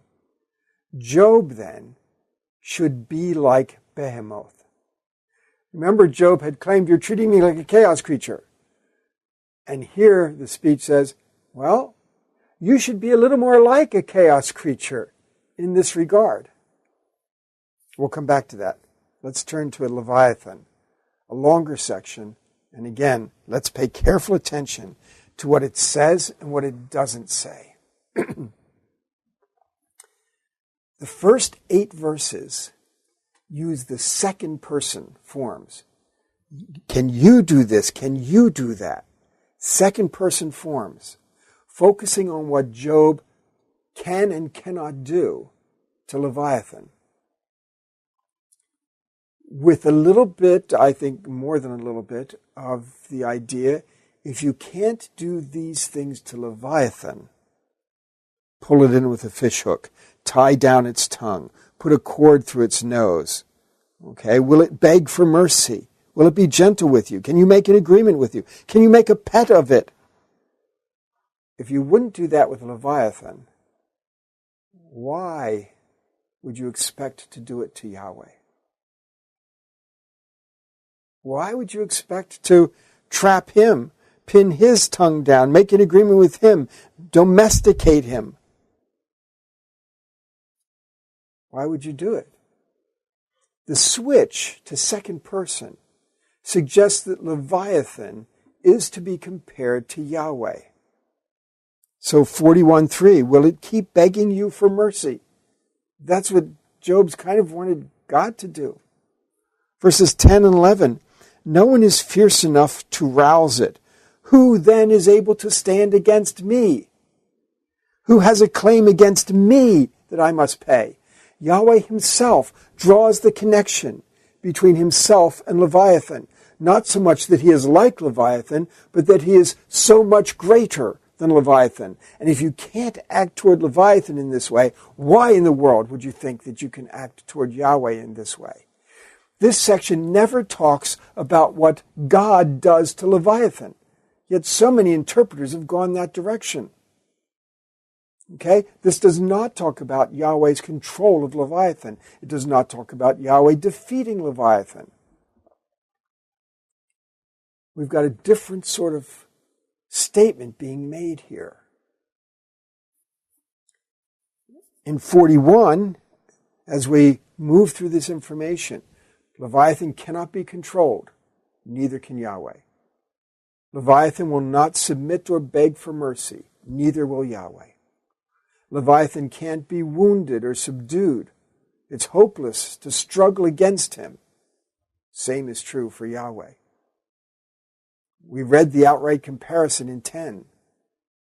In 11, no one, including you, has a claim against me, Job. In 12 through 18, you can't force open his mouth to receive the bridle. Do we get that? What has Job been trying to do? He's been trying to harness and bridle Yahweh. Yahweh cannot be controlled or domesticated. He is not tame. 19 through 25, Leviathan is dangerous when riled, as is Yahweh. 26 through 32, Leviathan is invulnerable, as is Yahweh. Verse 33, No creature is his equal. That implies, of course, that Job is not Leviathan's equal, let alone being Yahweh's equal. Verse 34, Leviathan dominates all who are proud. Compare that to the opening of this speech in 11 through 14, where God says to Job, arm yourself, dominate those who are evil. It's Leviathan who dominates all who are proud. Job cannot humble the proud. Back to chapter 40, verses 11 and 12. Nor can he subdue the king over the proud. 41:34. God is also king of the proud, and in that sense, he rules over them. All of this discusses what Job can't do to Leviathan, and they are also things that Job must learn he cannot do to Yahweh. It's what Job must learn, and it's what we all must learn. We cannot domesticate God. So, the role of these creatures in the message of the book. First of all, they are not portrayed as the embodiment of cosmic evil. One interpreter has even suggested that they are equivalent to the challenger at the beginning of the book. And I see it as almost totally opposite of that. Neither creature is described as evil. Neither creature represents Hasatan, the challenger, nor do they take up the role or the position of the challenger from the early chapters. They are not described in such a way that they can serve as evidence of God's ability to subdue threats to order in the world and to bring cosmic justice. The text just doesn't treat them that way. It doesn't present them that way. There's no reference to God subduing them. So how can they stand as testimony to God subduing non-order? We have to go with what the text says. Cosmic justice is neither hanging in the balance nor the result of what Yahweh is said to do. The book does not assert that God brings justice, either to the cosmos as a whole or to human experience. The book does not make that claim. That's the claims that Job and his friends wanted to make through the retribution principle. The first speech of Yahweh indicated how Job should not think. The second speech indicates how Job should think. In neither speech does Yahweh address Job's righteousness or his own justice. This contains the closest that we have to an explicit message, which is what we would expect in Yahweh's climactic speech. The point made concerning Behemoth involves its stability in the surging waters. Behemoth is not righteous. Leviathan is not just. Behemoth cannot be moved. Leviathan cannot be challenged. Yahweh does not defeat them or harness them to show his superiority over them. They are used as illustrations from which humans can learn some important lessons. Humans should respond to raging rivers with security and trust, as Behemoth does in this literary presentation. Humans should not think that they can domesticate or challenge Yahweh, since they can't challenge or domesticate Leviathan, who is inferior to Yahweh. Job's second response in chapter 42, verses 2 through 6, shows that he understands the points Yahweh is making. I'll read it quickly. I know that you can do all things, No purpose of yours can be thwarted. Again, that means Job can't tame him or domesticate him to Job's own purposes. You asked, who is this that obscures my plans without knowledge? Notice obscuring God's plans here. Job obscured God's plans because he indicated that God's plans were to carry out the retribution principle, to order the cosmos according to justice. That addresses God's plans. Who obscures God's plans without knowledge? Surely I spoke of things I did not understand. Things too wonderful for me. Wonderful is basically, it's beyond the human pay grade. You can't understand it. You said, listen now and I will speak. I will question you and you will answer me.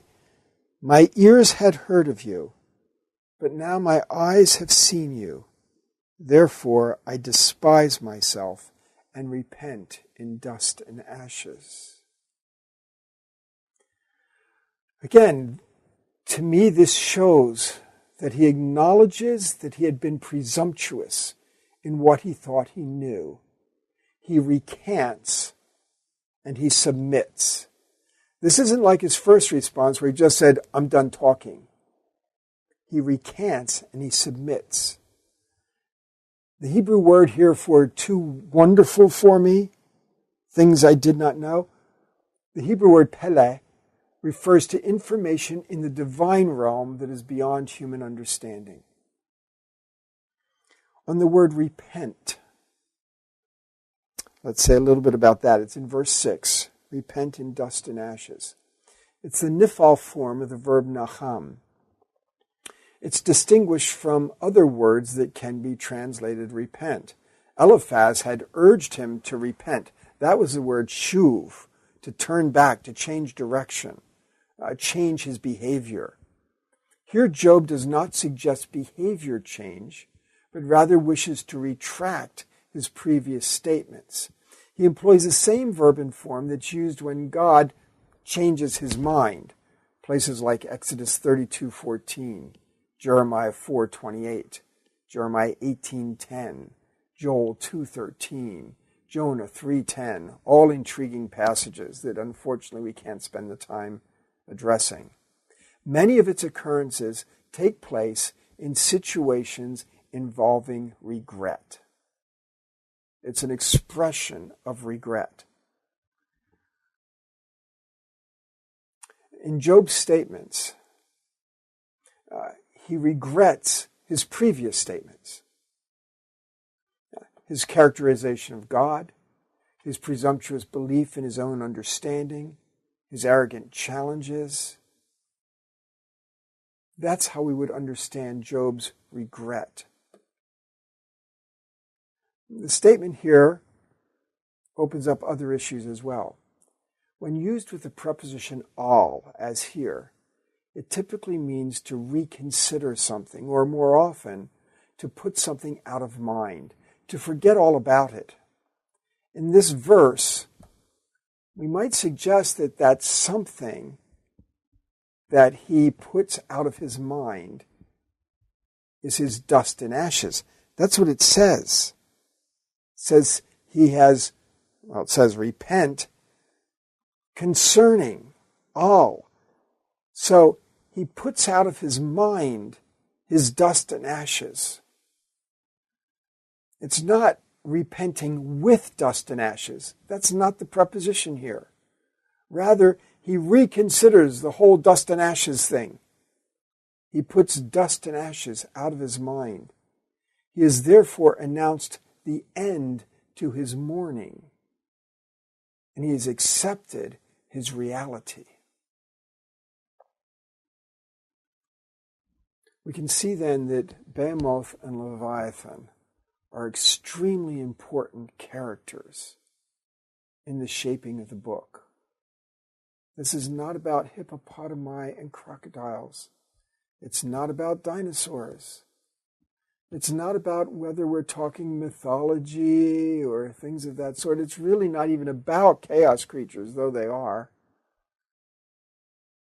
It's about how these creatures are portrayed, and how that stands as a message to Job and to all of us reading the book. And we'll address those issues as we move to other segments.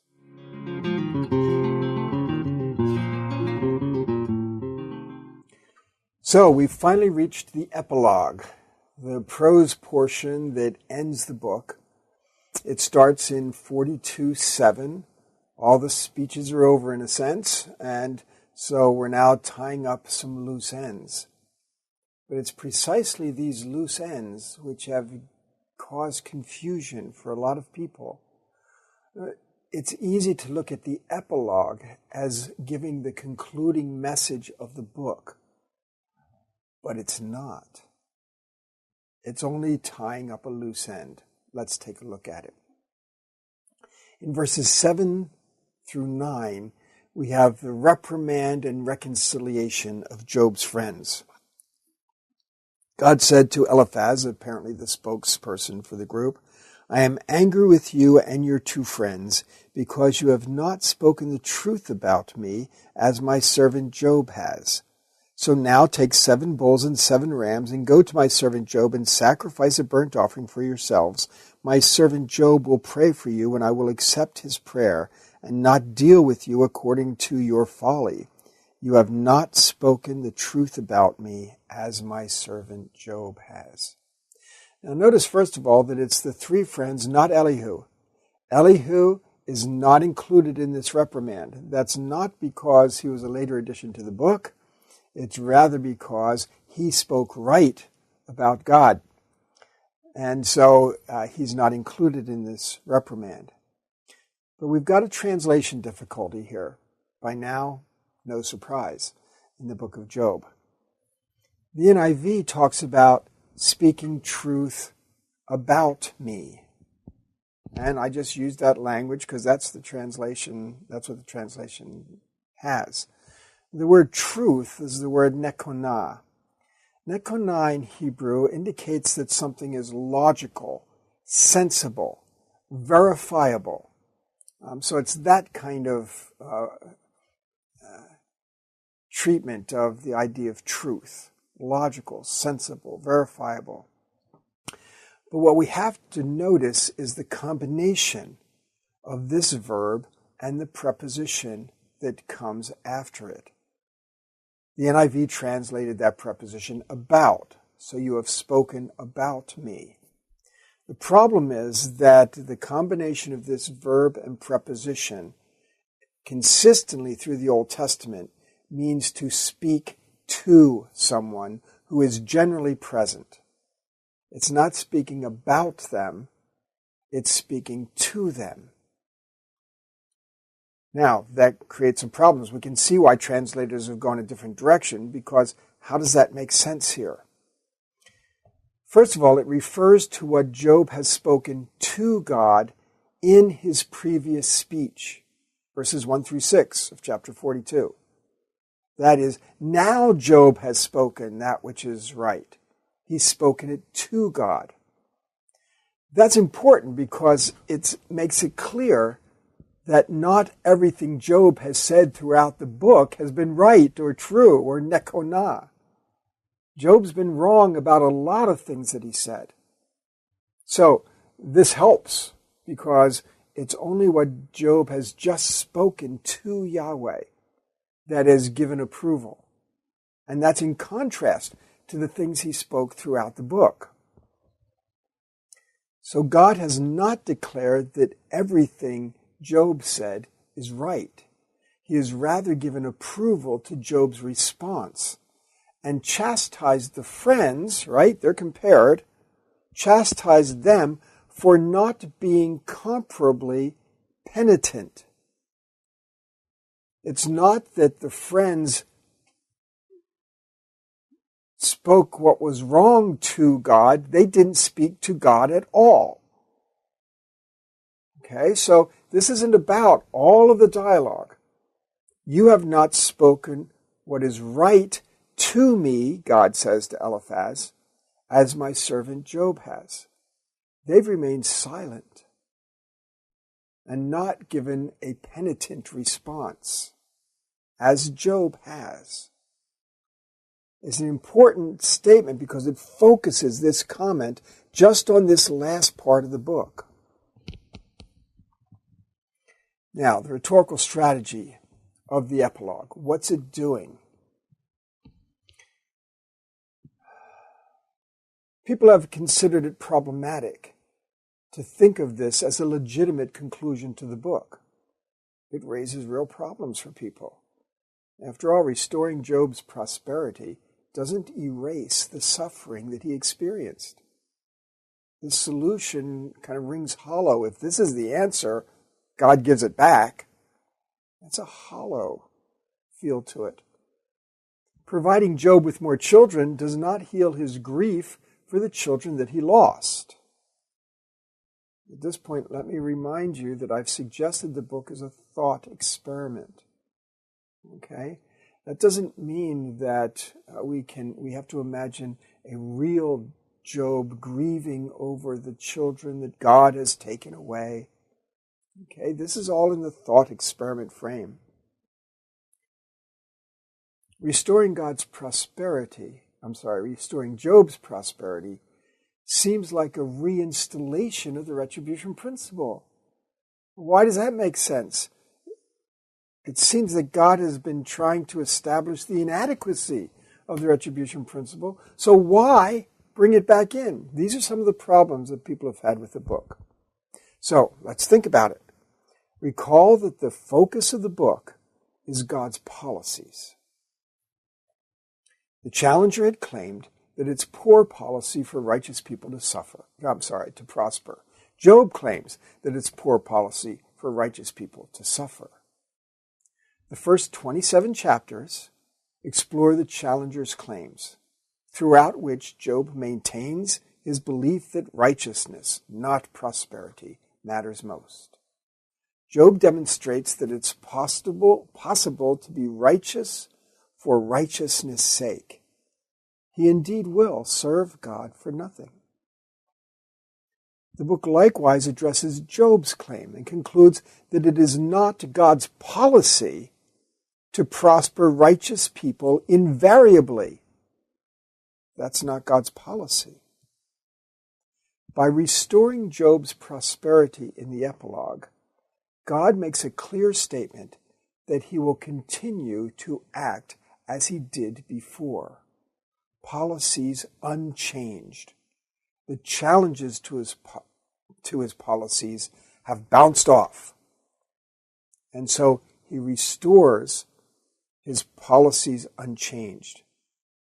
The cases presented by the challenger and by Job have proven untenable. God is not bound by the retribution principle. Job can now think about his prosperity differently, not as something that he deserves by virtue of the retribution principle, which is the foundation of how the world works. He has to think differently.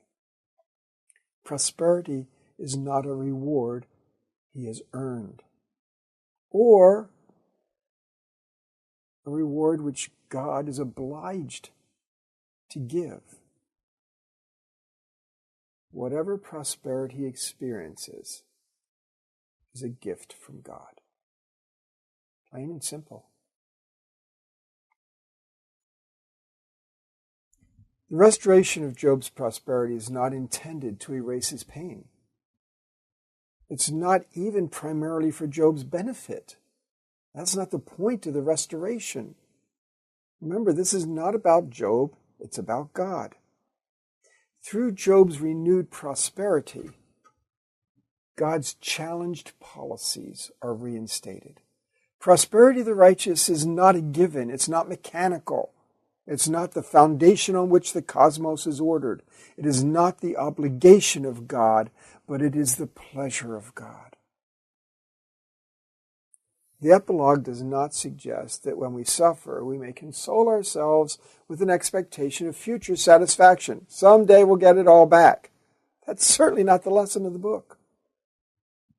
Our purpose is not to learn from Job as a character or to learn from his experiences. The book does not ask us to put ourselves in his place. That comes easily enough for some of us. It does not ask us to model our responses after his behavior. We are not supposed to be like Job. Instead, the book prompts us to learn how to think about God more accurately, just as Job learns alongside us how to think about God more accurately. God delights in showing favor to those who are faithful to him, but the world is not bound to operate on that premise. The restoration of Job's prosperity does not equate to an unqualified reinstallation of the retribution principle. Job's blessings must now be considered in a different light. Neither God's policies nor the world's operations are founded on the retribution principle, applied as theodicy.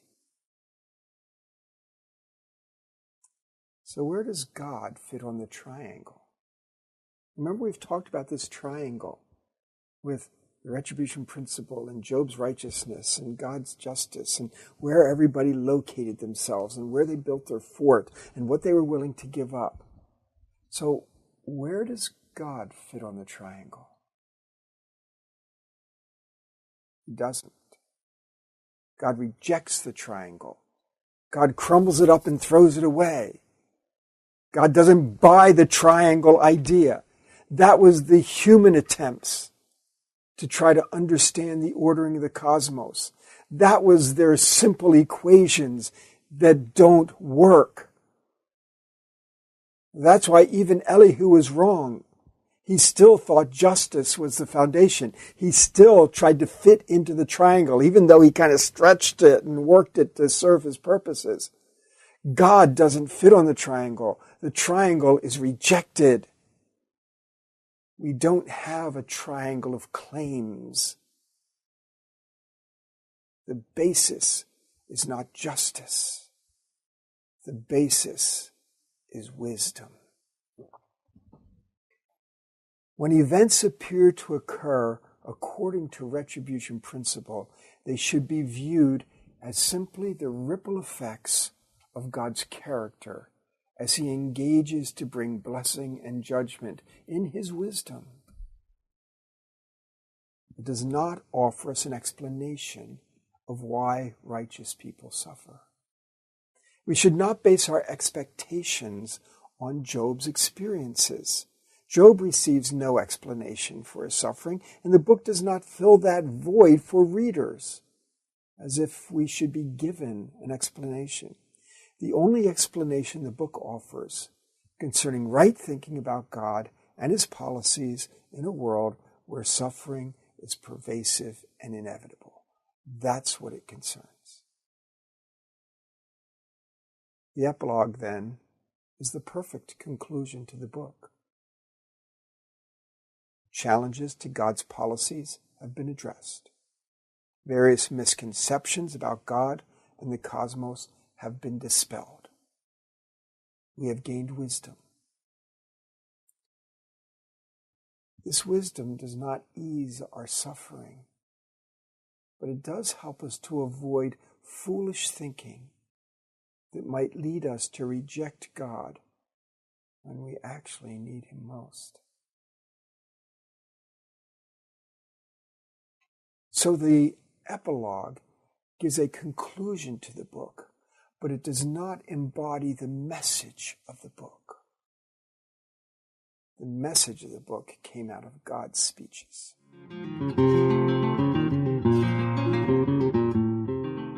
Now we're going to spend a couple segments taking a sort of summary look at some of the characters in the book of Job. Now, by that, first of all, of course, we're going to take a look at Job, and then we're going to look at the world and how the world is understood in the book of Job. And then finally, we'll take a look at God in the book of Job. So those are some of the segments coming up.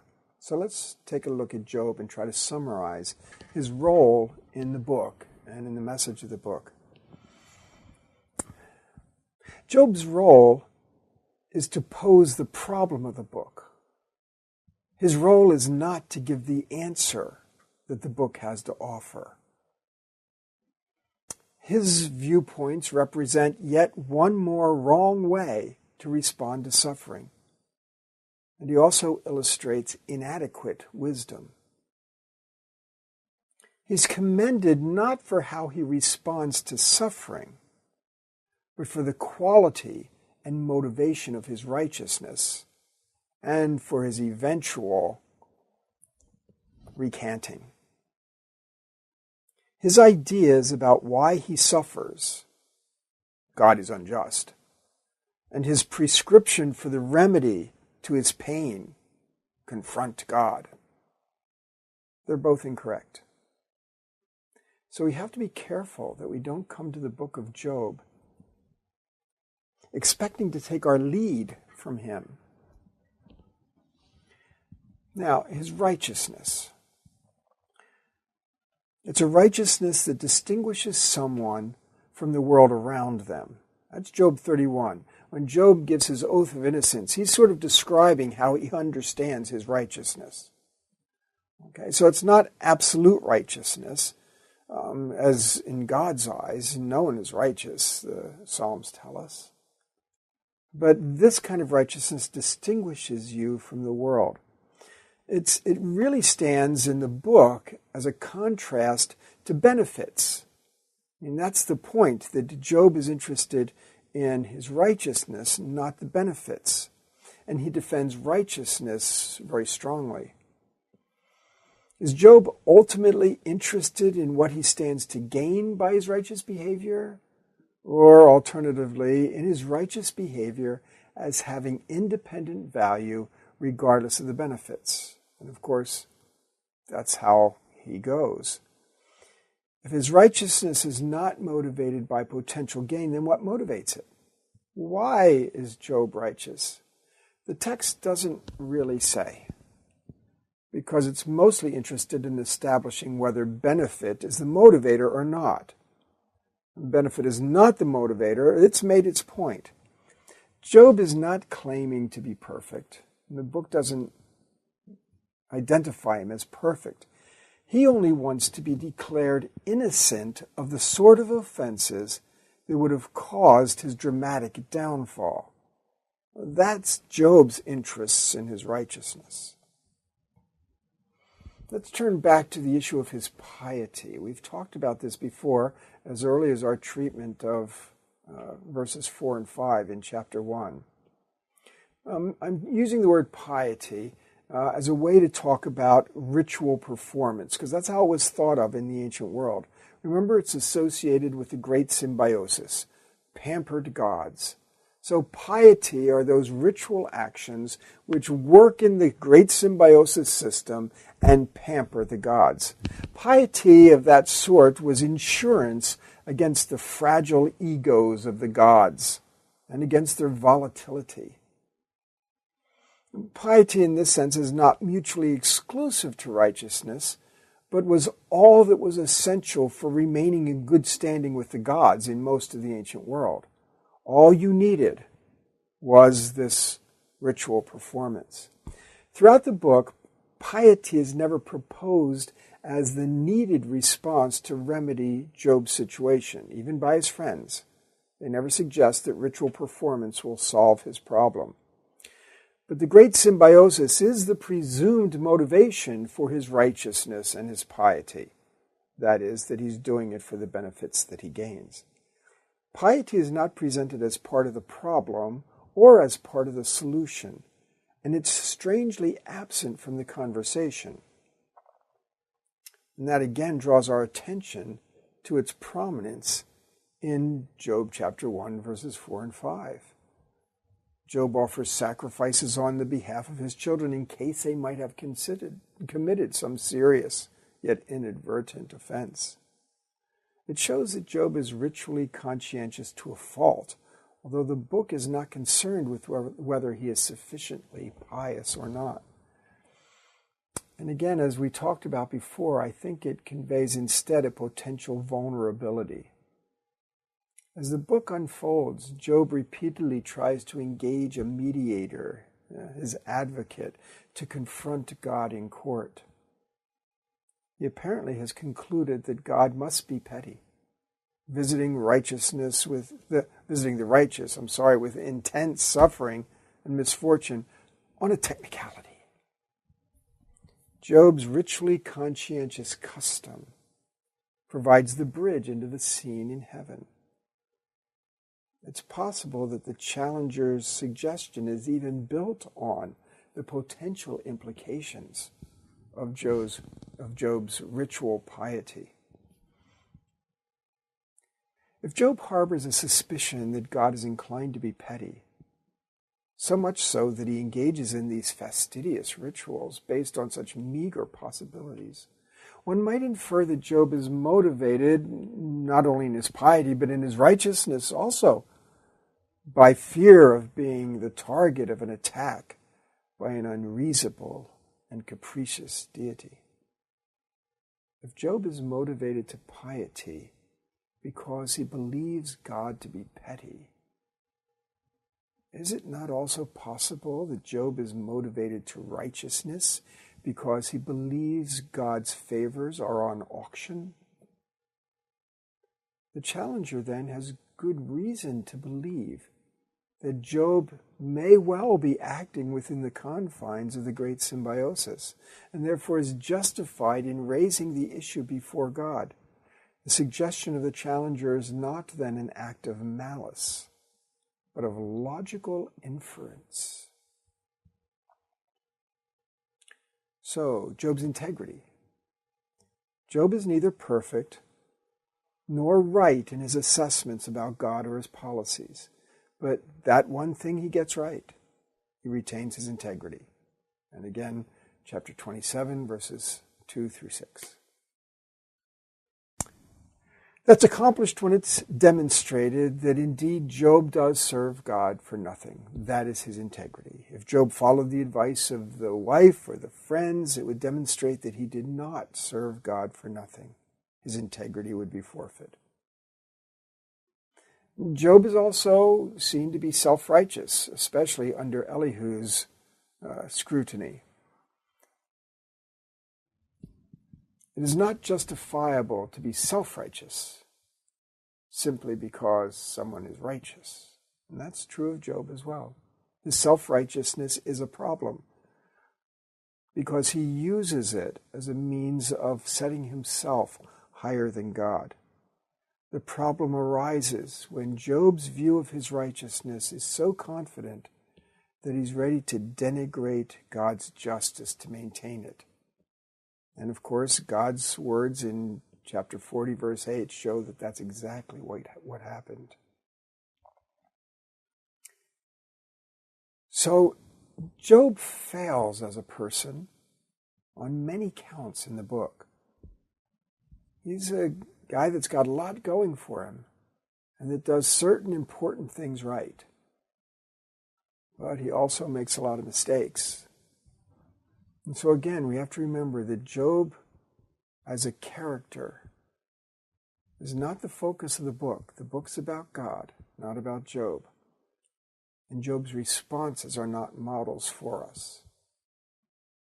There's a lot to commend him, but there's also a lot on which he stands condemned in the way that he responds to his situation.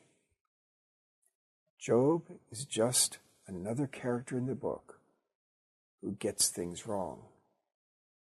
The book wants to tell us how to get things right. Job is a character in the book who had the most chance of getting things right because his righteousness is approved and recognized. But even someone with such high recognition of doing things right doesn't always respond well when things fall apart. The book wants to lead us to better responses when things go wrong. especially about how to think about God. And Job's not a good model on all of that. And so he's part of how the book unfolds its message. And we need to learn the message of the book, not put Job on a high pedestal. We're next going to turn our attention to the world, and so that'll be the next segment of how the world plays its role in the book.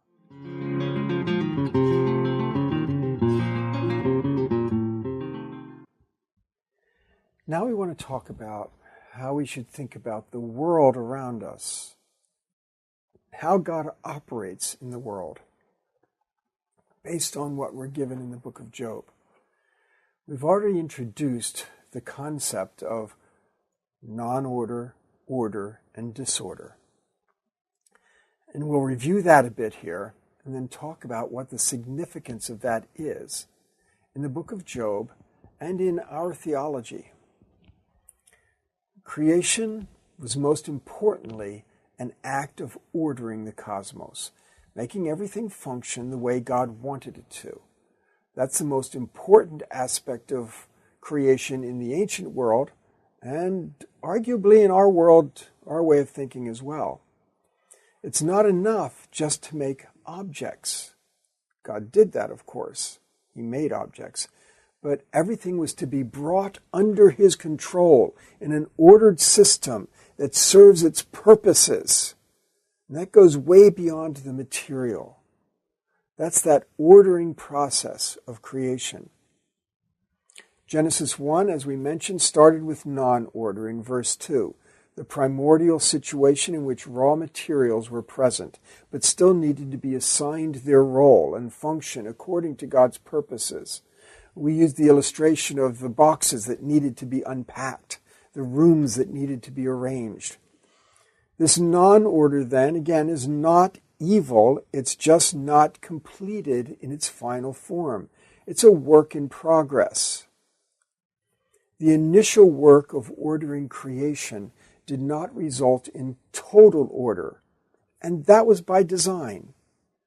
The sea is a place of non-order. Outside the garden did not feature the same level of order as inside the garden. These are all things we're just reviewing here. People were created to work alongside of God to continue the process of ordering as vice-regents in his image. God was not somehow incapable of achieving total order, or somehow we shouldn't think that he failed in doing so. In his wisdom, he chose to work through an extended process and bring people into partnership along the way. Even before the fall, people lived in a world that was characterized both by established order, but also by continuing non-order. It's in Genesis 3 that disorder entered the picture. Disorder, as we mentioned, reflects that which is evil. And it's done by people.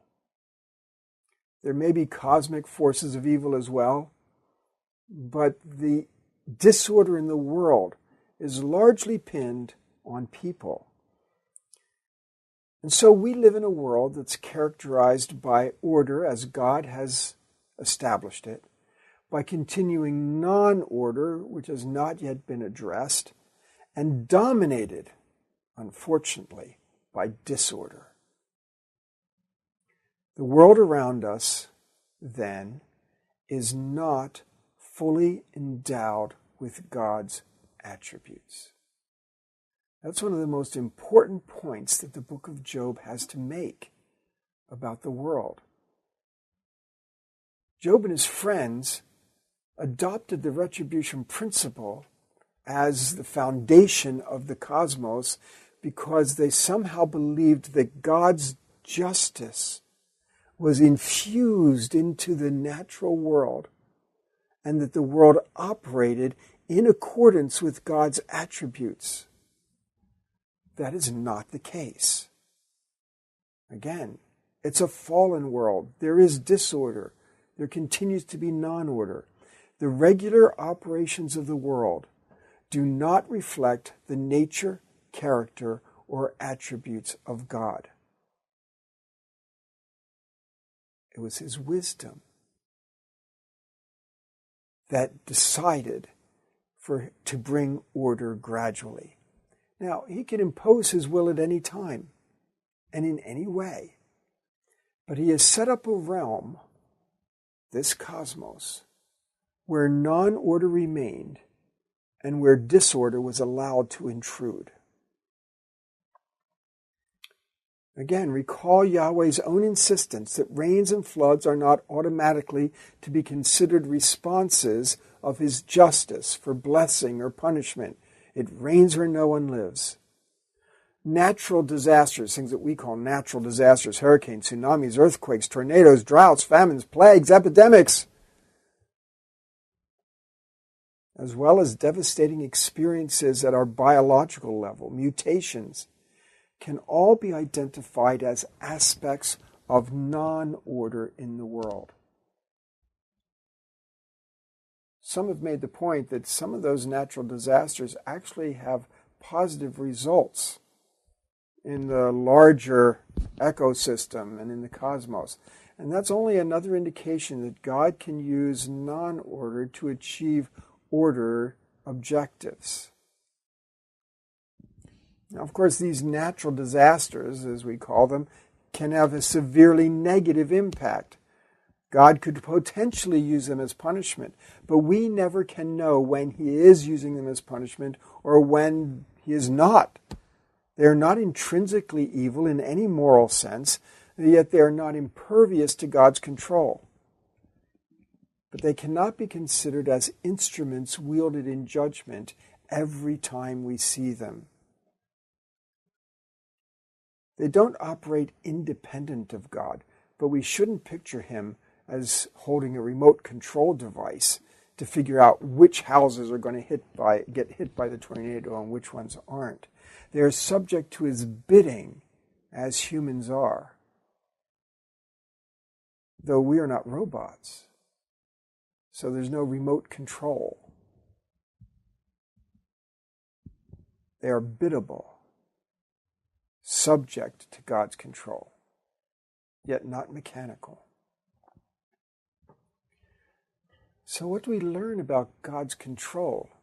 If the cosmos is not subject to his attributes, and if the things we experience could be used by him for reward or punishment, but not always, then how do we think about God's control in the world? It's interesting that we don't raise questions about why gravity worked in a certain situation, and neither should we ask why it rained in one place and not in another.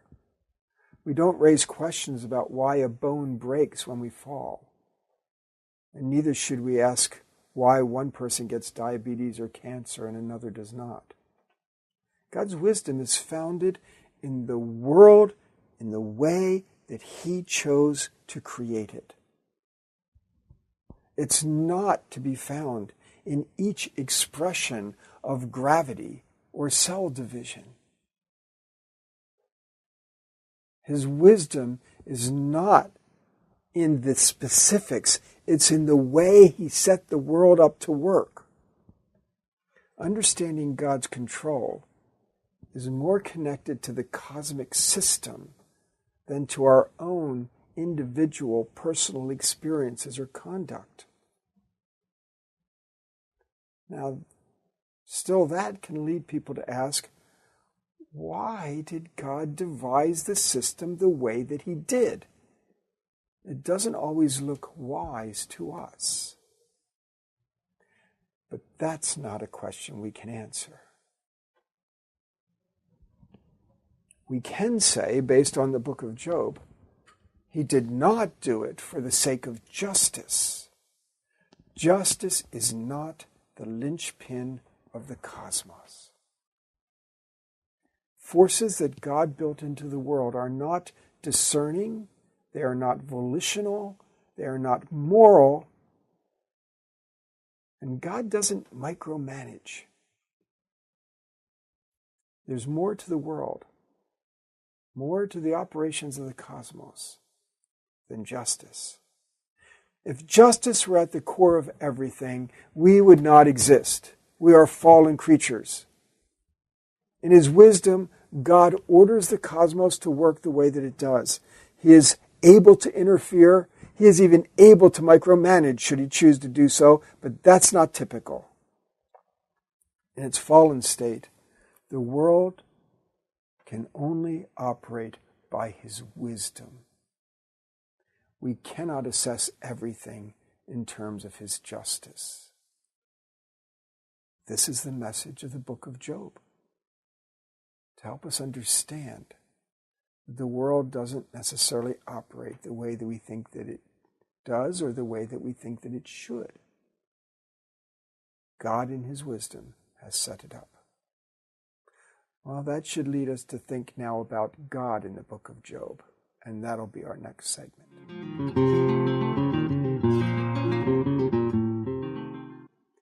So now we're getting to a very interesting study. How do we view God in the book of Job? You know, when you start looking at it, it doesn't look too good. Yes, again, seeing things in sort of the most basic, casual reading way, he seems to have to ask what Satan is up to. He wagers with a man's life. He ruins Job without cause, by his own admission, including wiping out his family. He ignores Job's repeated pleas for some explanation of the charges that brought his undoing. He intimidates Job with what is perceived to be an "I'm God and you're not" speech. He tells him how he made two creatures of legendary power and mystery. What's that all about? He gives him his prosperity back with no explanation or defense. Wow! Really? This is the God we worship? It's easy to understand that readers of the book struggle with the picture of God. It looks almost comical if it wasn't so devastating. Is this God's revelation of Himself? How do we take these leads that seem to end disastrously? I think we have to reword our search here. Instead of, is this God's revelation of Himself? Let's ask, what does this book reveal about God?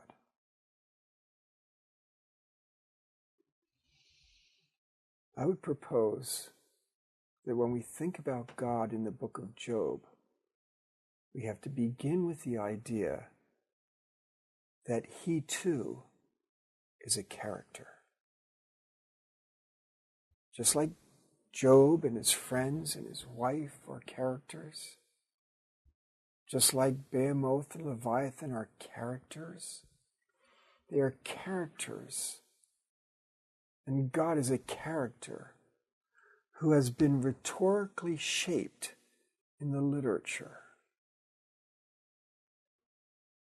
The author of the book has shaped the character of God.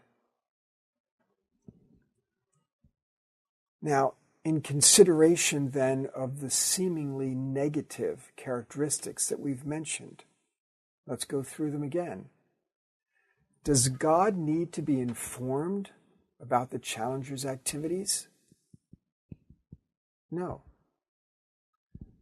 The book presents him using conventional thinking about how the heavenly council operates to stage the conversation in the scene in heaven. This is how business proceeds. Yahweh is portrayed, literary characterization, he's portrayed as a royal figure who receives reports from the functionaries to whom tasks have been delegated. Yahweh plays that role. It's a literary motif. We don't need to believe that God actually works that way. Even if he did, there'd be no reason to believe that his question reveals his ignorance. His question is intended merely to receive a report and evoke a response. It sets up the situation. It has a literary role. Does God involve himself in a wager with the devil? No, on numerous accounts. We've discussed some of them already. This is not offering revelation about how God operates. The literary role played by this call it a wager, although I don't know that it's that, is to demonstrate from the start that Job's suffering is not the result of anything he has done. That's the foundation. It sets up the scenario that's going to unfold in the book. The question is the important part. Does Job serve God for nothing? All of the rest is set up, literary setup, so that the issue can be treated. Does God have to find out what Job's motivations really are? I mean, this extended book to discover Job's motivations, does God not know? Does he need to find out? No, he doesn't need to find out. The question being resolved for readers is not, will the most righteous man ever known maintain his righteousness when the world falls apart? The text is offering answers to our questions, not to God's uncertainties. God has no uncertainty about Job. The readers have no benefit in being told that Job knows what God's motivations are. That God knows what Job's motivations are, and that they're pure, because it's not Job who is our ultimate concern. As readers, we are investigating, or being led in an investigation of how God's justice interacts with our experiences and circumstances. The book is concerned with what we need to discover, not with what God needs to discover.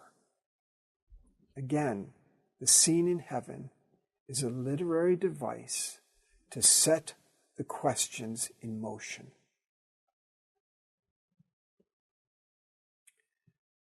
Does God care about Job? Should we infer God's relative care for Job from his question, have you seen my servant Job? Well, we can't deduce God's feelings about Job from his introduction to the conversation about Job. Everything in the scene in heaven is literary construct, a device, a scenario designed to set the scene literarily. The characters need to be considered as characters in a play. Though I'm not suggesting that Job is designed as a play or as a dramatic presentation. But that's how we have to think about the characters. They are being shaped by the narrative, and their actions serve the purposes of the narrative. Does God not care about Job as he launches his ruin? No, we can't deduce that. The literary scenario holds all such assessments at bay. Does God violently wipe out Job's children?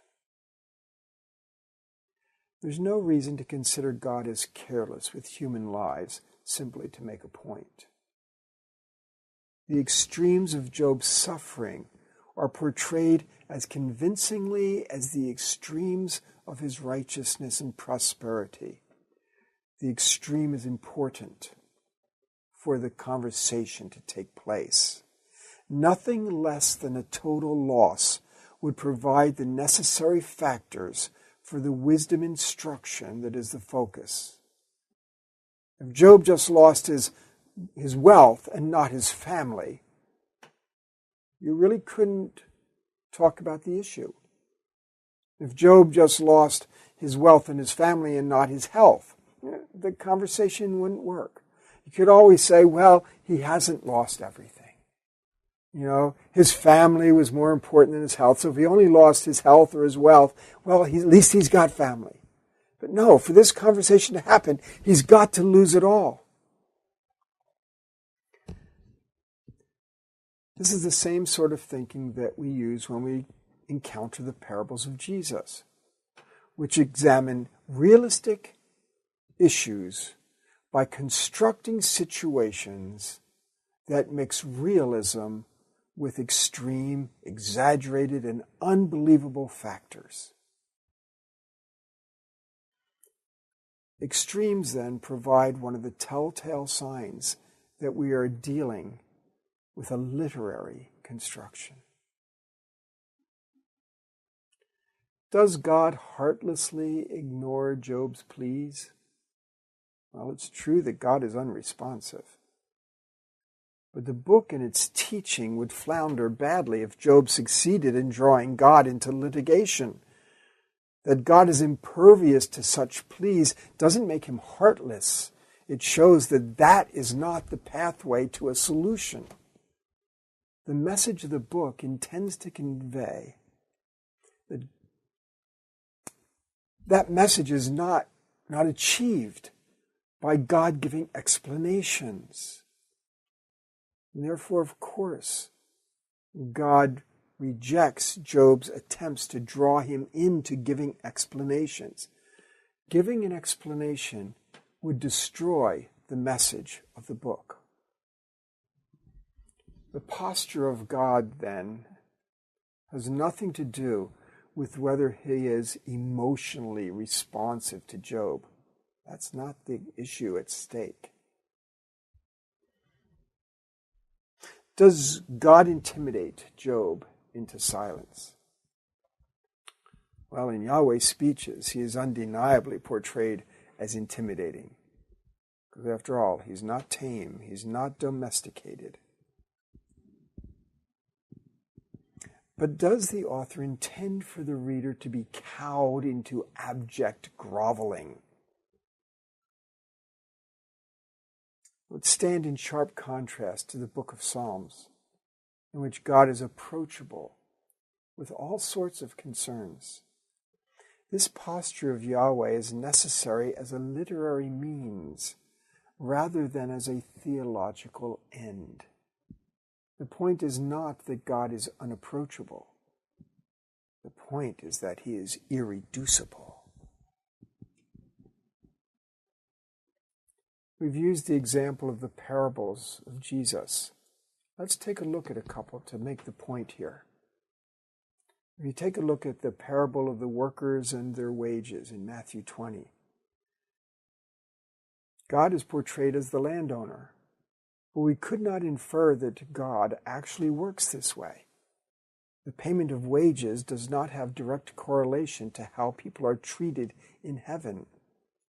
The same wage offered to those who worked only the last hour is an intentional exaggeration to highlight the point the parable is making. We can't draw conclusions about how God acts through that parable. In Luke 16, we have the parable of the shrewd manager. The master's response to his manager's currying favor should not be used to imply that God wants us to curry favor with him in the same way. God's character is not being revealed as a shrewd operator. Yet that's the literary role given to him in the parable. The unmerciful servant in Matthew 18, 21 to 35, ends with, "This is how my heavenly Father will treat each one of you." Yet we can't help but notice that the master hands the servant over for torture until he can repay. We can perceive a subtle difference between the message of the parable and the nature of God. And finally, the parable of the late night request, Luke 11, verses 5 through 8. The character that represents God is reluctant to help and needs to be badgered into action by the nagging of the one in need. That would be an extreme portrayal of God in order to make a point. In none of these do we use that information from the parable to really compile a profile of what God is like. We understand that the point of the parable is somewhere else. Likewise, God is a character in the book of Job, just as he is a character in the parables. And it's important to examine what the author does with the character. That's more important than what the character does. The message of the book is not entailed in God's activities, but in the information that it offers about God's plans and purposes, his policies. God's ways are more complicated than people can imagine. And they cannot be reduced to a simple equation. What we learn about God is that he's not in need of vindication by us. He's not accountable to us. In his wisdom, he has created the world as he deemed appropriate, and we trust that wisdom. We should therefore affirm that God's ways are the best ways. These are the things that come out of the book as it teaches us about God. And we have to be careful not to draw information from the wrong areas of the book that would create a distorted picture of God. That's now going to lead us into trying to understand the theology of the book of Job, and that'll be our next segment.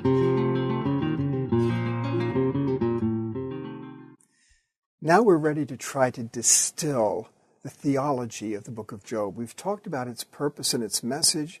We've talked about how God is characterized in the book, and those are all important elements. But let's try to piece together the theology. One of the ways we can approach this is to try to learn from Job's false views of God. So let's start with the idea that God is petty. Again, that's what Job tended to think, that God is petty. Job is suspect not only concerning the possibility that he is over-attentive to God's rewards, but that he's over-attentive to God's judgment. We find that in chapter 7, we try to find it in chapter 14, this idea that Job is sensing very, very deeply the idea of God's judgment. And that's fairly typical today as well. People sometimes are very attuned to thinking about God as over-attentive, whether it's rewards or judgment. It's not unusual for someone who is suffering to say, "What does he want from me? I've done everything that he asked." And with that idea that God is somehow going to be more exacting than we can even imagine. People begin wondering whether God is responding to some small slight or some lapse a decade ago, and that God's still kind of holding that tight and not letting go of it. We have to really be careful of those ways of thinking about God. We don't want to be over-attentive or to think that God is over-attentive to these things. We have in Matthew 5:48 that God is perfect and he wants us to be perfect as he is perfect. But that doesn't mean that he mercilessly calls us to account for minute deviations. That's not the point there at all. Scripture assures us that he knows our weaknesses and he realizes that we are frail, for instance, in Psalm 103. And so we have to recognize that Job's concerns about God being petty and that we can be concerned in the same way, really we have to rethink that kind of view of God. Another approach that we find in Job is that Job actually does consider God as unjust. Job's assertions that God's actions cannot be gainsaid are at the heart of his early affirmations, 121, 210. But that really is only a temporary position for Job. He ultimately tries to call God to account for the justice of his ways. Remember, he demands a hearing in court. He accuses God of abuse of power.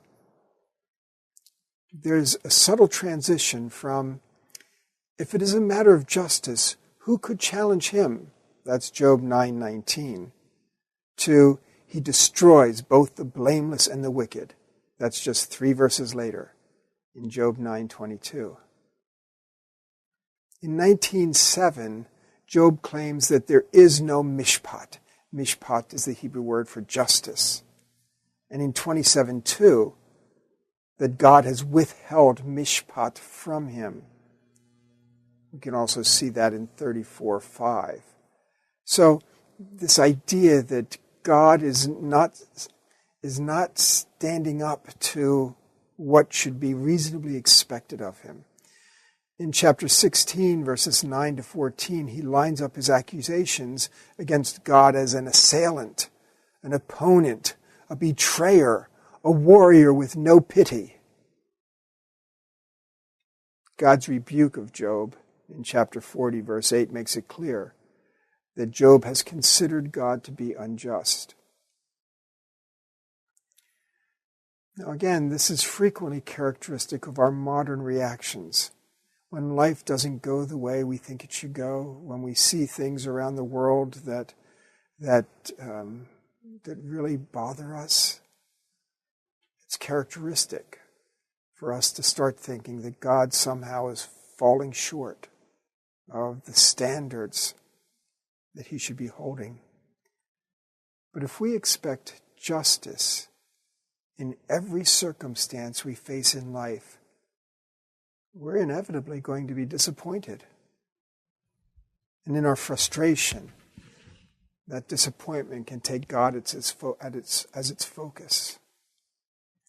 The problem is that we also have come to accept the premise that if justice flows from God, and he is all-powerful, then we should expect our experience day by day to reflect the justice of God.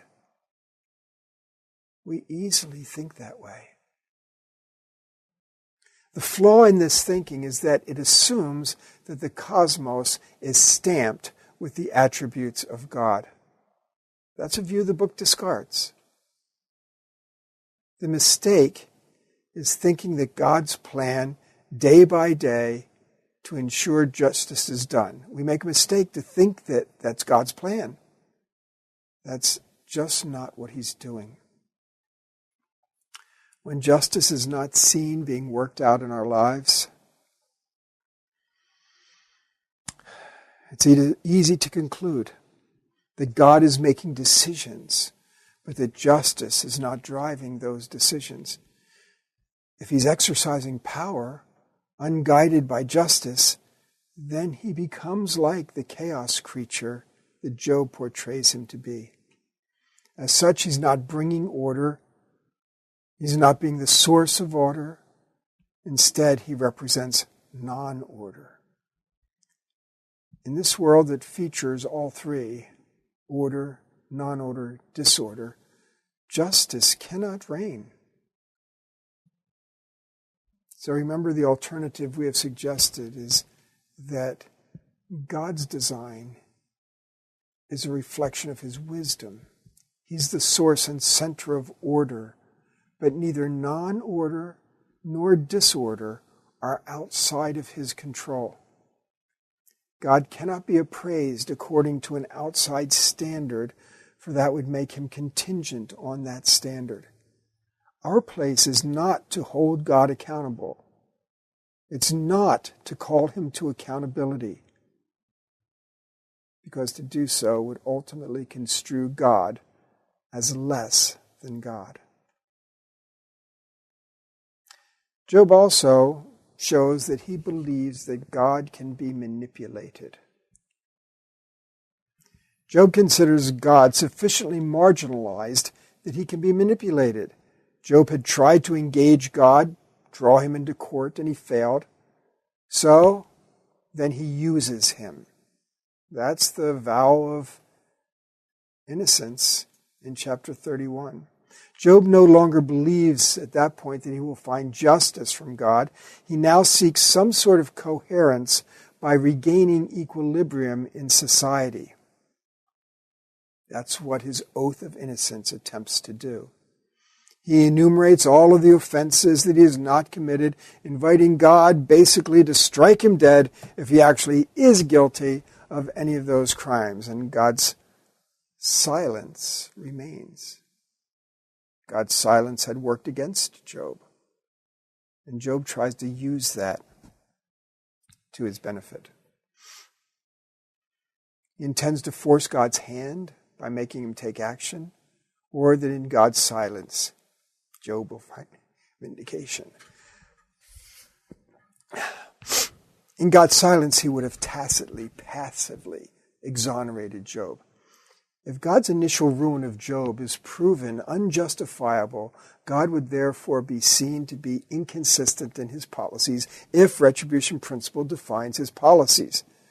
Job's reputation would be salvaged, while God's is forfeit. In Job 1, verses 4 through 5, we've talked about it a lot. Job's behavior suggests that he believes God can be managed. He has progressed to believing that God can be outmaneuvered. In ritual approaches, the danger is that we may come to believe that God may be over-attentive in his expectations. Job wonders whether God is apathetic, violent, preoccupied, or perhaps even inept. It's too easy for us today to believe that God can be manipulated, whether through our giving, our church attendance, our worship, our performance rigidly of Christian disciplines, that somehow we can manipulate God to do what we want him to do. That's a benefits-oriented way of thinking. And we must not tolerate it in ourselves. So lots of the theology that we get from the book of Job comes when we recognize Job's errors in thinking about God. Recognize those same inclinations in ourselves. And then a good theology coming out of the book can help us to correct those misconceptions about God and make sure that they don't characterize our own ways of thinking. The theology of the book goes, of course, beyond the picture of God to the picture of suffering. And we will turn our attention to the theology of suffering in the book of Job in the next segment.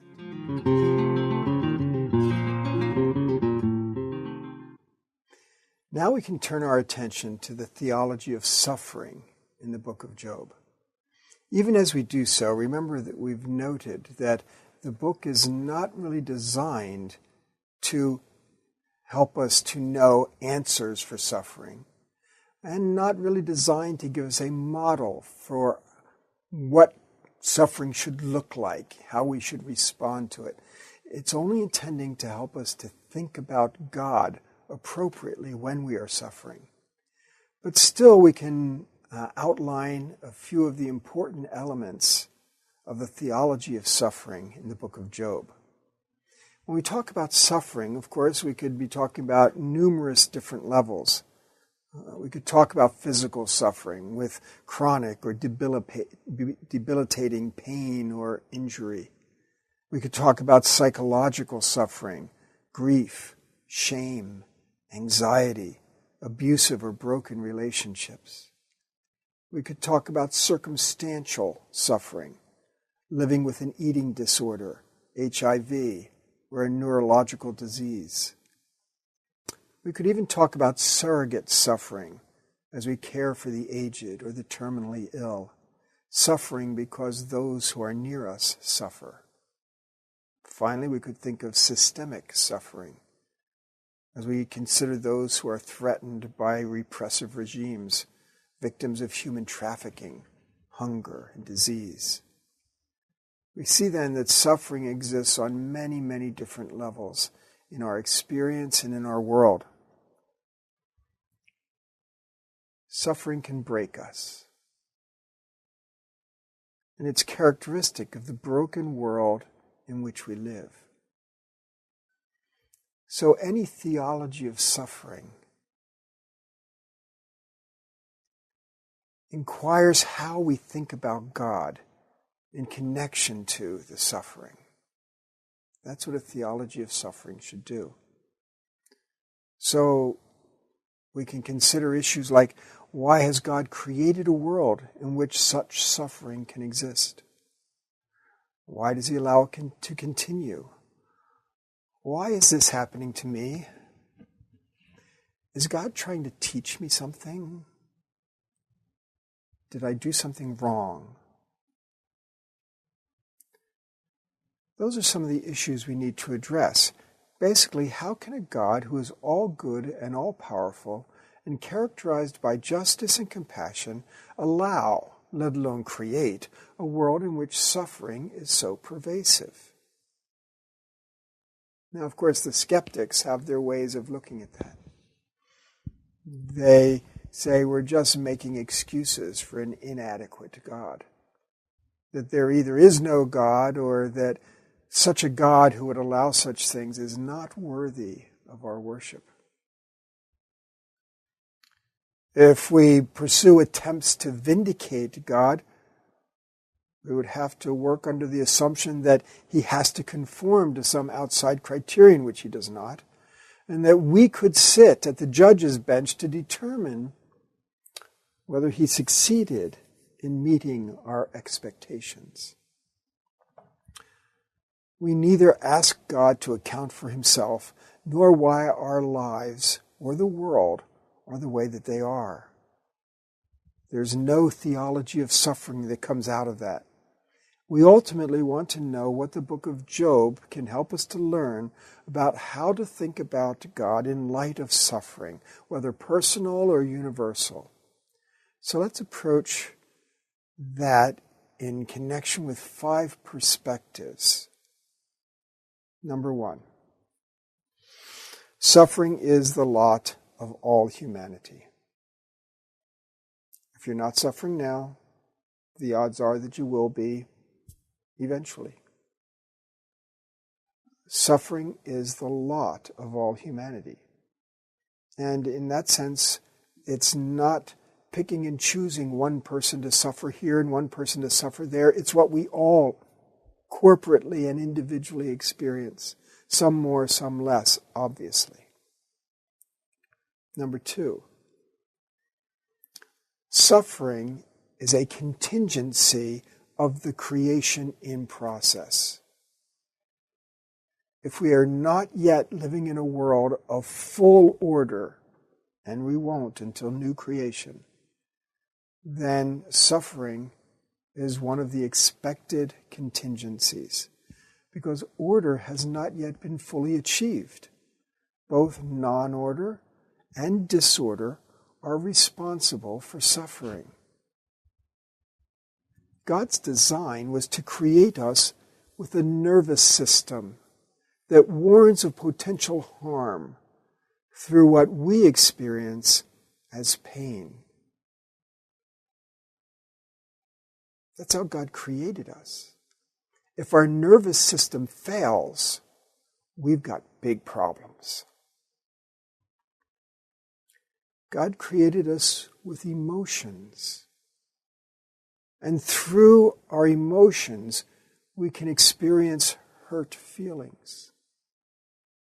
We couldn't be hurt if we couldn't feel anything, either physically or emotionally. Yet we think it's a good thing that God created us with a nervous system and with emotions. Since we are capable of love, we are vulnerable to pain, because love often eventuates in pain. In this life and in this world, with these sorts of bodies, suffering is unavoidable. We have to build this into our expectations. Normal cannot be defined as a life free of suffering. That's not normal. Normal has to be redefined given the realities of a creation in process. If we expect suffering, it won't seem anomalous when we experience it. That doesn't make suffering easier to bear, but it can affect our attitude about it. We have not been singled out for suffering. As a human race, it's what we experience. Thirdly, suffering is not to be intrinsically connected to sin. Now, suffering can at times be the result of disorder. Someone commits a sin and someone else suffers for it. But it can also be the experienced as a result of non-order, incomplete creation. Some suffering is unarguably the direct natural consequence of sin. Unquestionably, God can use suffering as punishment for sin. But we may never presume that our suffering or anyone else's is an act of punishment by God. Only the prophetic voices in Scripture could identify what was God's punishment and what wasn't. And we have no such prophetic voices. We can well believe that we will reap what we sow, Galatians 6:7, but that does not allow us to draw a one-to-one correspondence between behavior and circumstances.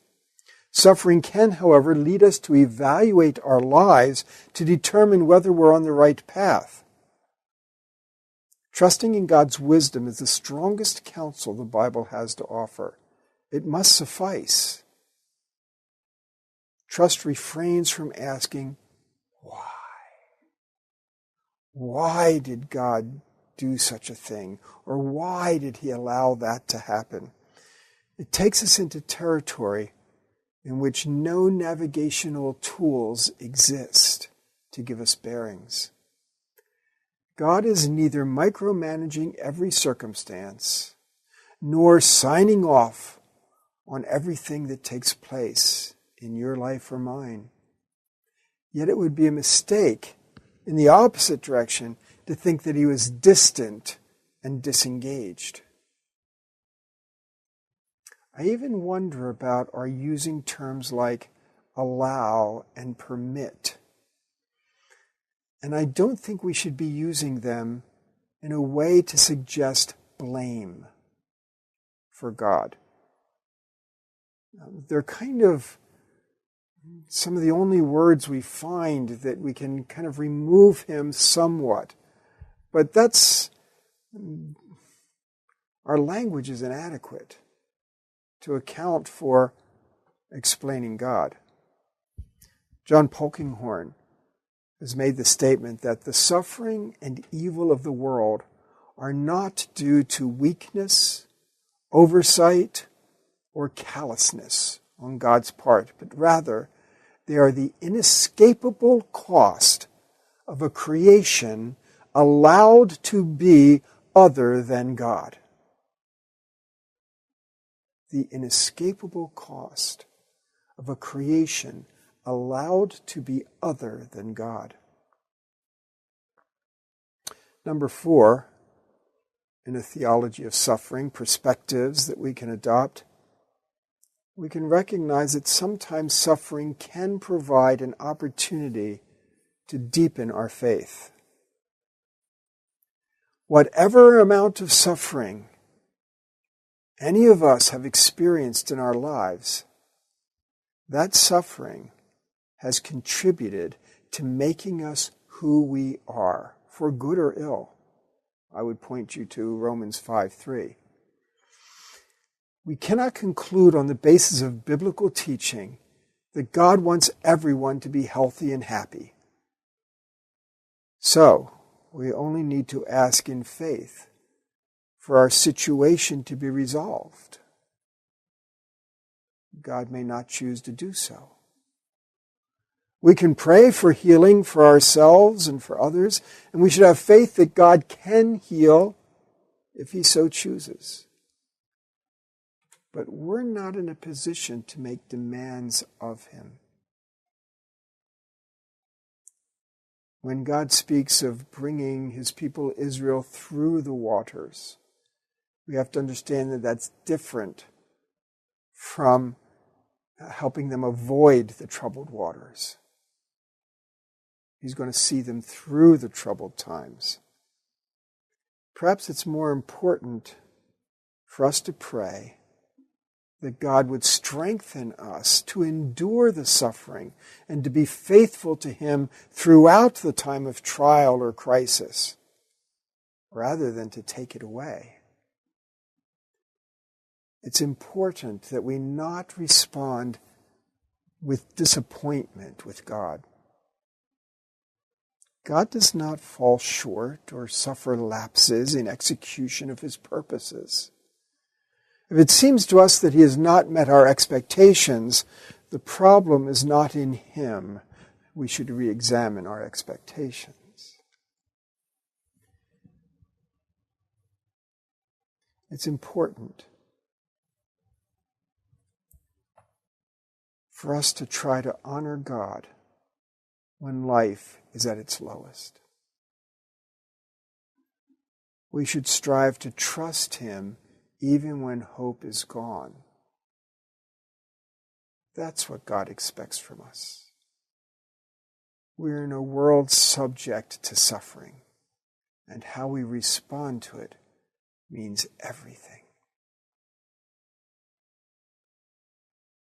Finally, a fifth perspective is that when we suffer, we participate in Christ's suffering. Christ was showing a different way that would bring triumph through defeat, to which the cross compellingly testifies. We should not always expect deliverance from enemies. And I would direct you to Philippians 3:10. So we can try to withstand our suffering as we imagine that we are participating in Christ's suffering. None of these suggest that we should expect suffering to be eliminated from our lives. It's the condition of our world and our human plight. And we shouldn't look to blame God. We should look rather to what purposes can be served through our suffering as we testify to Him in our lives. So there's a bit of the theology of the book. Now we want to turn our attention to summarize the message of the book of Job, and that'll be in the next segment. So, at last, we're ready to summarize the message of the book of Job. Does it give answers? Depends what your questions are. If your question is, why? Probably not. Job is never told why he suffered. There's no reason or cause for Job's behavior, for that suffering. When we look to the past, we are seeking reasons And as we talked about with John 9, we should look to the future on Jesus' advice, seeking purpose. The former attempt, asking why about the past, should be abandoned. And even the latter, seeking purpose, should be held loosely. Because the fact is, even when we seek purpose, we don't always find it. There's no basis for thinking that reasons exist. Our modern inclination is to say that, well, maybe I can't know the reasons, but I'll find out in heaven. And I imagine people lining up at the reasons booth to try to get the reason why they suffered this or that. Don't count on it. Because it's not just that we don't know the reasons, and it's not even that we can't know the reasons. It is that there may very well be no reasons. As some of our experiences are the result of living in a world that includes non-order and disorder, then those experiences are not the result of reasons. They are the result of the world being the way that it is. That's not a reason. In contrast, we can seek out purposes for our suffering, but there's no guarantee that we will find them. And purposes themselves can be complex. So, if your question is why, you shouldn't expect the answer in the book of Job or ever. If your question is, what is God doing? And you have in mind the idea God has a lot to answer for. What in the world is he doing? Well, no, we shouldn't expect that answer either. We shouldn't expect for God to defend himself. That's the Job mistake. Call God into court. Make him defend himself. No, we shouldn't expect God to defend himself. The explanations of what God is doing are certainly way above our pay grade and beyond our discovery.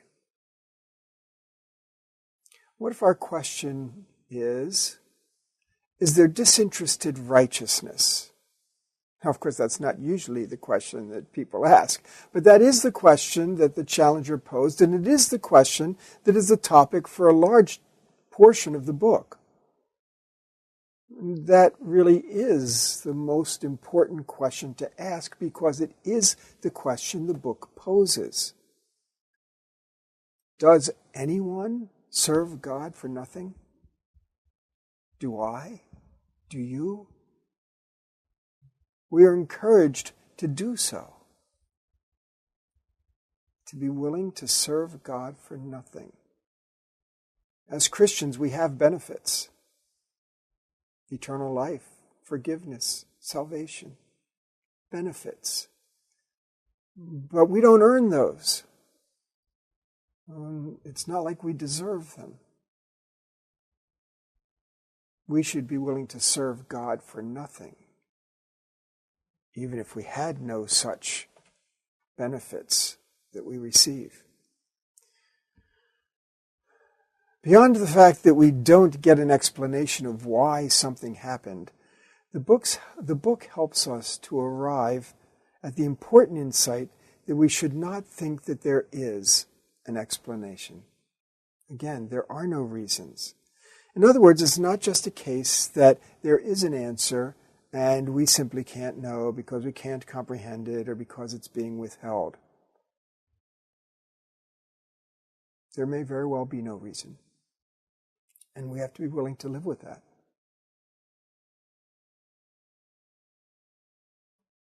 Another thing that we learn is that we can't out-God God. We must not permit ourselves the illusion that given the reins of the world, we could do it better. Remember in chapter 40, God offers that to Job rhetorically. Go ahead, give it a shot. How's that going? We cannot do it better. Now, that doesn't mean that we're therefore saying, well, God doesn't do a very good job. I couldn't do it better, but he's not doing very well. No. But we shouldn't think that we can out-God God. Such mistaken thinking puts us precisely in Job's shoes, thinking too simplistically and mechanically about God and thinking too highly of ourselves. Key to the message of the book is that trust is the only possible response. Our experiences are beyond explanation. Reasons are fleeting and inadequate, if anything exists at all. The worse the situation is, the harder it is to trust, and the more it is necessary to do so. But that's what trust is. If we had all the answers, we wouldn't need to trust. Trust comes in where reason has failed. God's wisdom prevails. God's justice is to be affirmed, but cannot be expected to be evident in our experiences. Our benefits must be devalued in our minds. We don't live for the benefits.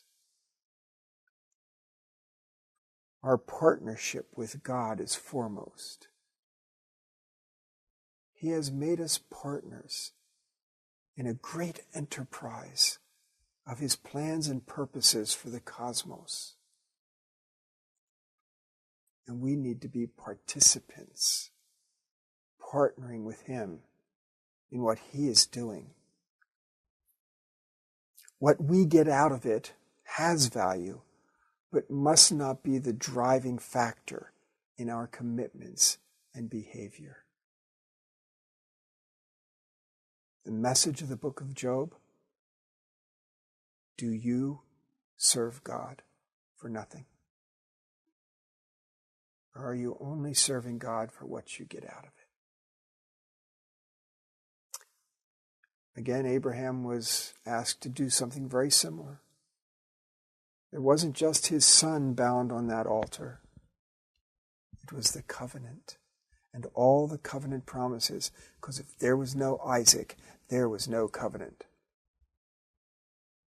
Family dies out. No land, no family, no blessing. The covenant was on that altar. Up until that time, everything that God asked Abraham to give up, he promised him something better in return. That still took faith for Abraham, but he also always stood to gain through the covenant by responding in faith. In chapter 22, that is not the case. Abram has nothing to gain, nothing that will make it easier to get over that hump. He stands to gain nothing. In fact, he stands to be giving up everything that he could have gained. And that's why God says in chapter 22, verse 12, now I know that you fear God. The alternative to that would have been, now I know that you're in it for yourself, that you're in it for the benefits, that you're only showing faith when you get something out of it. That would have been the other alternative. But now all the covenant sat on that altar with his beloved Son. When he was ready to give it up, God said, now I know that you fear God. That is what disinterested righteousness is. Being willing to give up all the rest. So that's the question of the book of Job. Do any of us fear God for nothing? It's an important question to ask. And that'll lead us to our last segment, the application of the book of Job.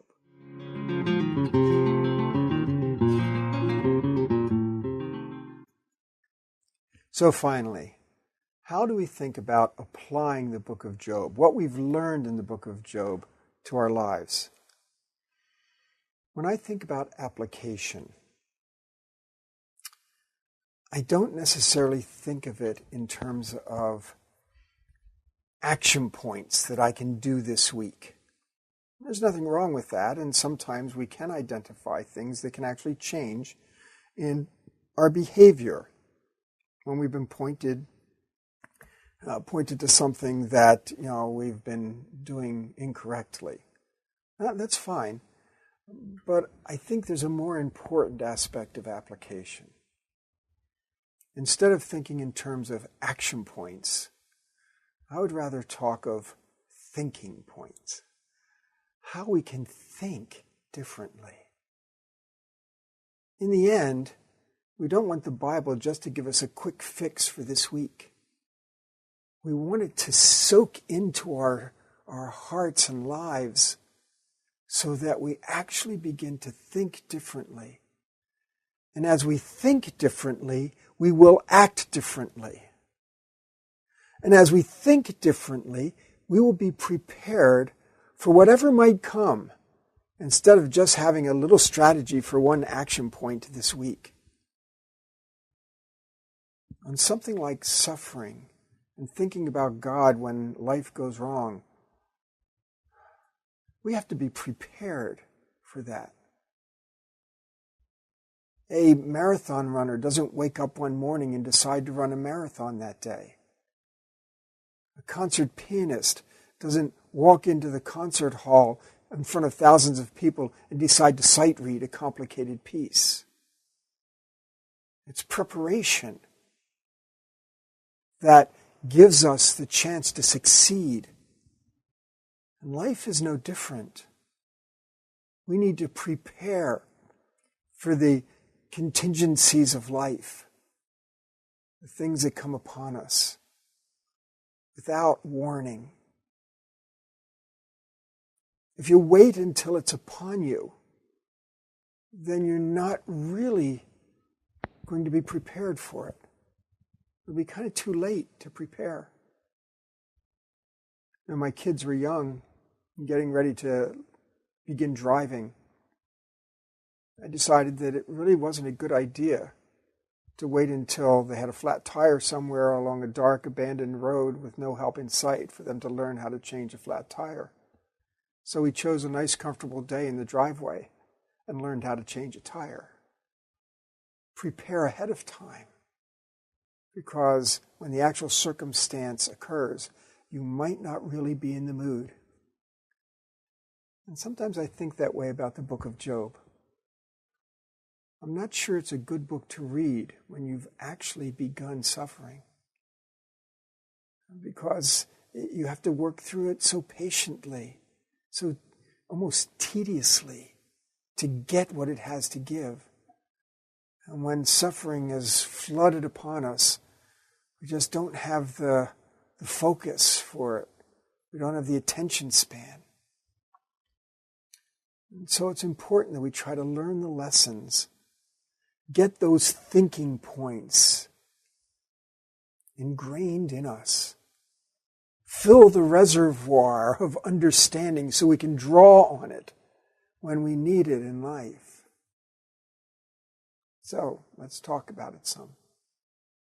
Does the book offer comfort? That's certainly not its intention. It's not trying to comfort you. Job does not receive comfort from friends or family or from Yahweh. It doesn't give comfort through explanations or answers. And it really, even when there's restoration, that's not intended as comfort bringing. No, the book does not bring comfort. That is not the way we should think of applying it. The alternative to comfort is that the book helps us to learn acceptance. Acceptance is found in gaining a revised perspective on our pain or suffering. It helps us to think about ourselves and our situation in different terms and to see God in new light. The book can help us to cultivate acceptance for what we encounter in life, as difficult as it might be. And I'm not trying to kind of reduce it to to something that really can be held at arm's length. We know suffering is not like that. The book of Job helps us to understand the terms of God's control. Not limitations of God's control, the terms of God's control, and what that should lead us to expect or not expect. Expectations are so important. We should not expect to find comfort in explanations. We want acceptance of the way God made the world to work. Acceptance that what we experience is not in vain. The book provides us hope and a reason to trust. So, we don't have a set of marching orders here, or a remedial application that kind of tells us how to act this week.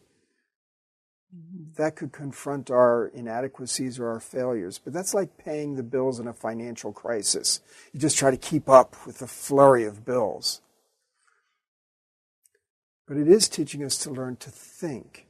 These thinking points are what I call constructive application. It involves more than doing what is right. It puts us on a path of thinking what is right, of getting in good thinking habits and routines. It involves how we think about ourselves, how we think about the world around us, and of course, most importantly, how we think about God.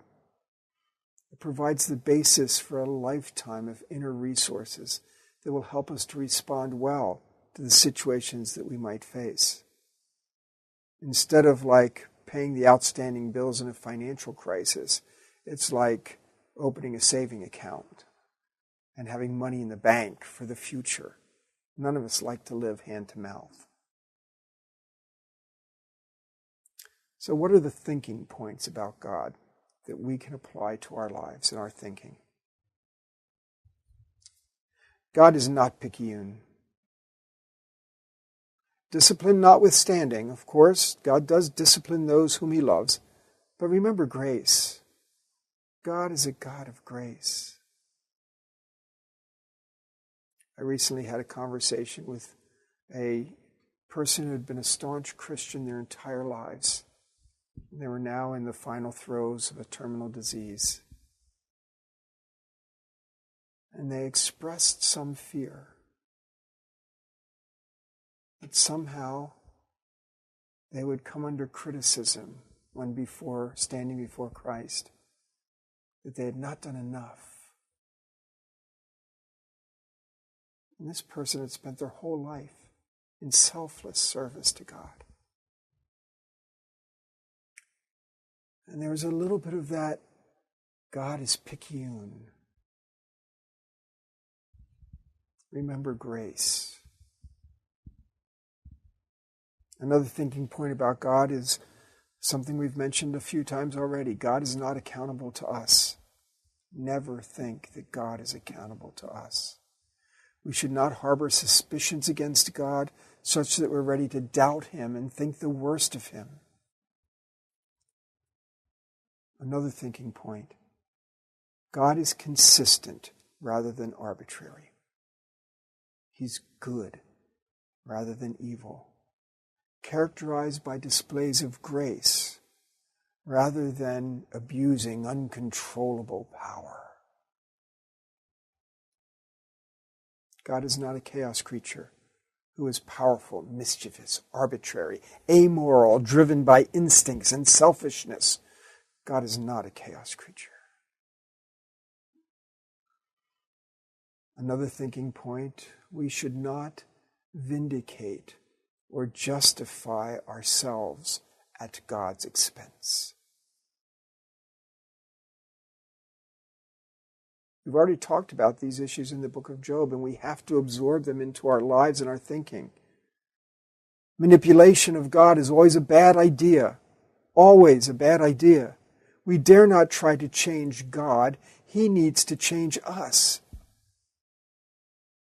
Any picture that we think we can create of God to coerce him to address our desires is bound to diminish him in the end. You don't want that result.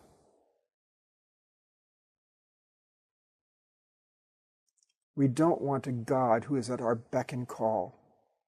Such a God is no God.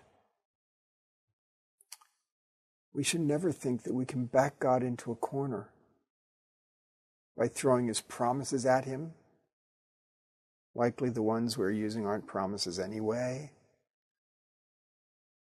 Or as Job did with his vow of innocence, trying to manipulate God. We can't back him into a corner. We don't want to. We must not. We should never think that we can demand that God answer us by our specified mechanisms at our chosen times. We are not in the position to make demands. We should never think that because we consider ourselves faithful, that God therefore owes us the sort of response that we desire. God owes us nothing. We have earned nothing.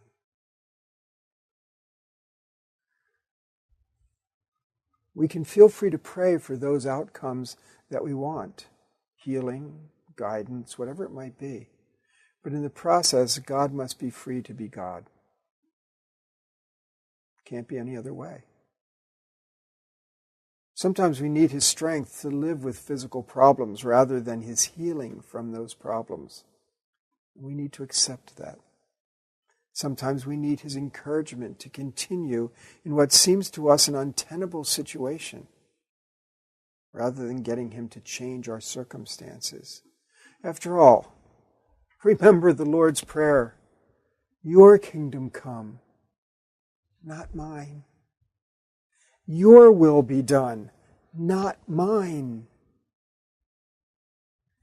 The prayers God most delights in answering are those that ask him to shape us into people who can serve and honor him wherever he places us.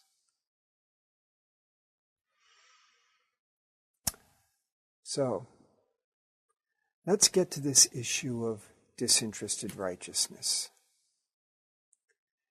Job demonstrates that there is such a thing. And so is our righteousness and faithfulness disinterested.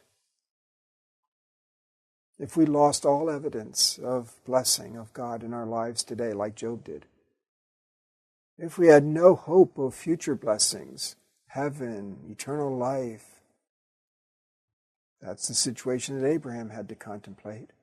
Would we still remain faithful to God and serve him with our lives?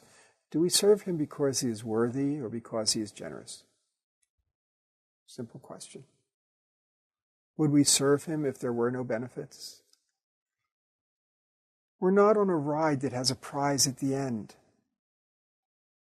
We are in a relationship that carries responsibilities. Our relationship with God through Christ is not just about being saved from our sins.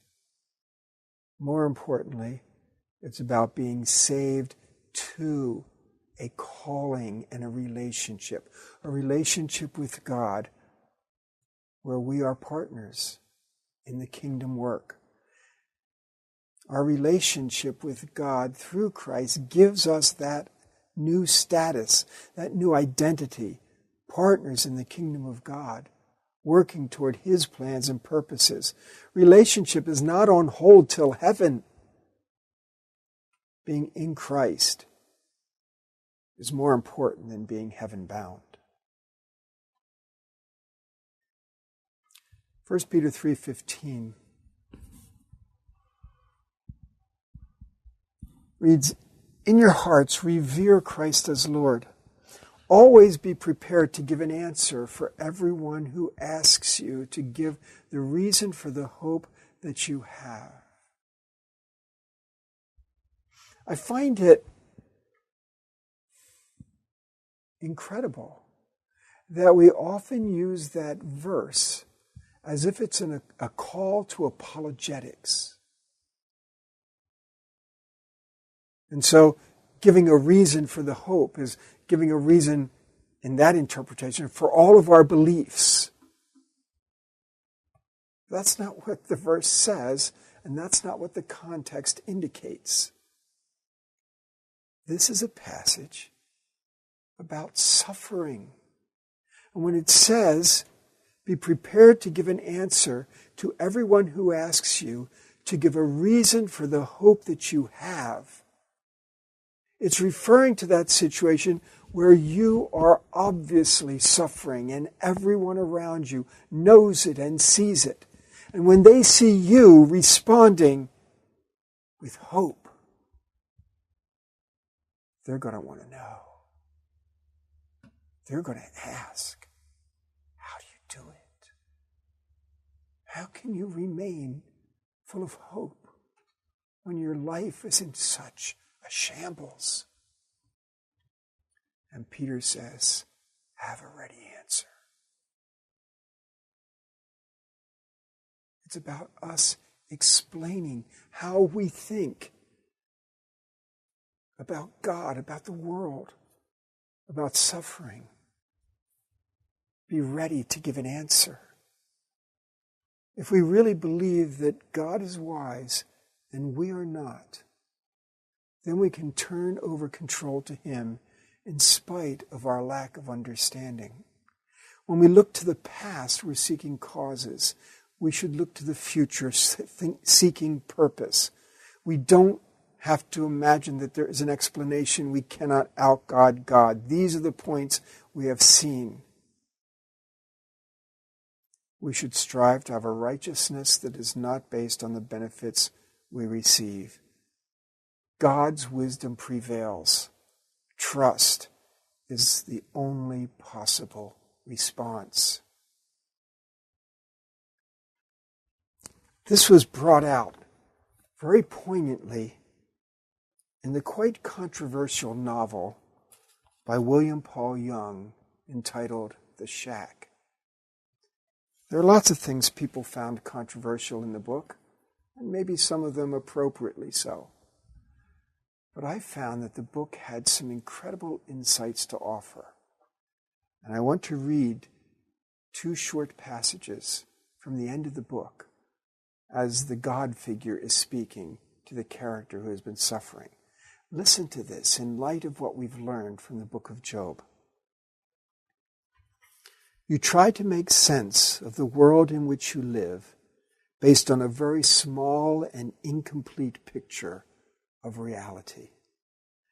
It's like looking at a parade through a tiny knothole of hurt, pain, self-centeredness, and power, and believing that you are on your own and insignificant. All of these thoughts contain powerful lies. You see pain and death as ultimate evils, and God as the ultimate betrayer, or perhaps at best, as fundamentally untrustworthy. You dictate the terms and judge my actions and find me guilty. The real underlying flaw in your life is that you don't think I am good. If you knew I was good, and that everything, the means, the ends, and all the processes of individual lives is all covered by my goodness, then while you might not always understand what I'm doing, you would trust me. But you don't. You cannot produce trust, just as you cannot do humility. It either is or it is not. Trust is the fruit of a relationship in which you know that you are loved. Because you do not know that I love you, you cannot trust me. Powerful insights. And it describes many of us. We come to doubt God when our lives are falling apart. I conclude with a well-known passage from Romans chapter 11, verses 33 to 35. It's a doxology that we've heard many times, but think about it in light of the book of Job, and I'll expand as I read it. Oh, the depth of the riches of the wisdom and knowledge of God. Notice how it headlines wisdom. And the depth of the riches of God's wisdom. But then look at the next line. How unsearchable his judgments. Judgments, that's his justice. That's what we've been talking about. How unsearchable are his judgments. You can't work all of that out. And his paths are beyond tracing out. Then it goes to the next logical place, the next great step. Who has known the mind of the Lord? We can't discern what he's doing. Or who has been his counselor? Don't think for a minute you can advise him, tell him a better way, explain it all. And then it comes down to exactly the point. Who has ever given to God that God should repay him? He owes us nothing. We deserve nothing. And then it concludes with a paean of praise. For from him, and through him, and to him are all things. And to him be the glory forever. Trust him.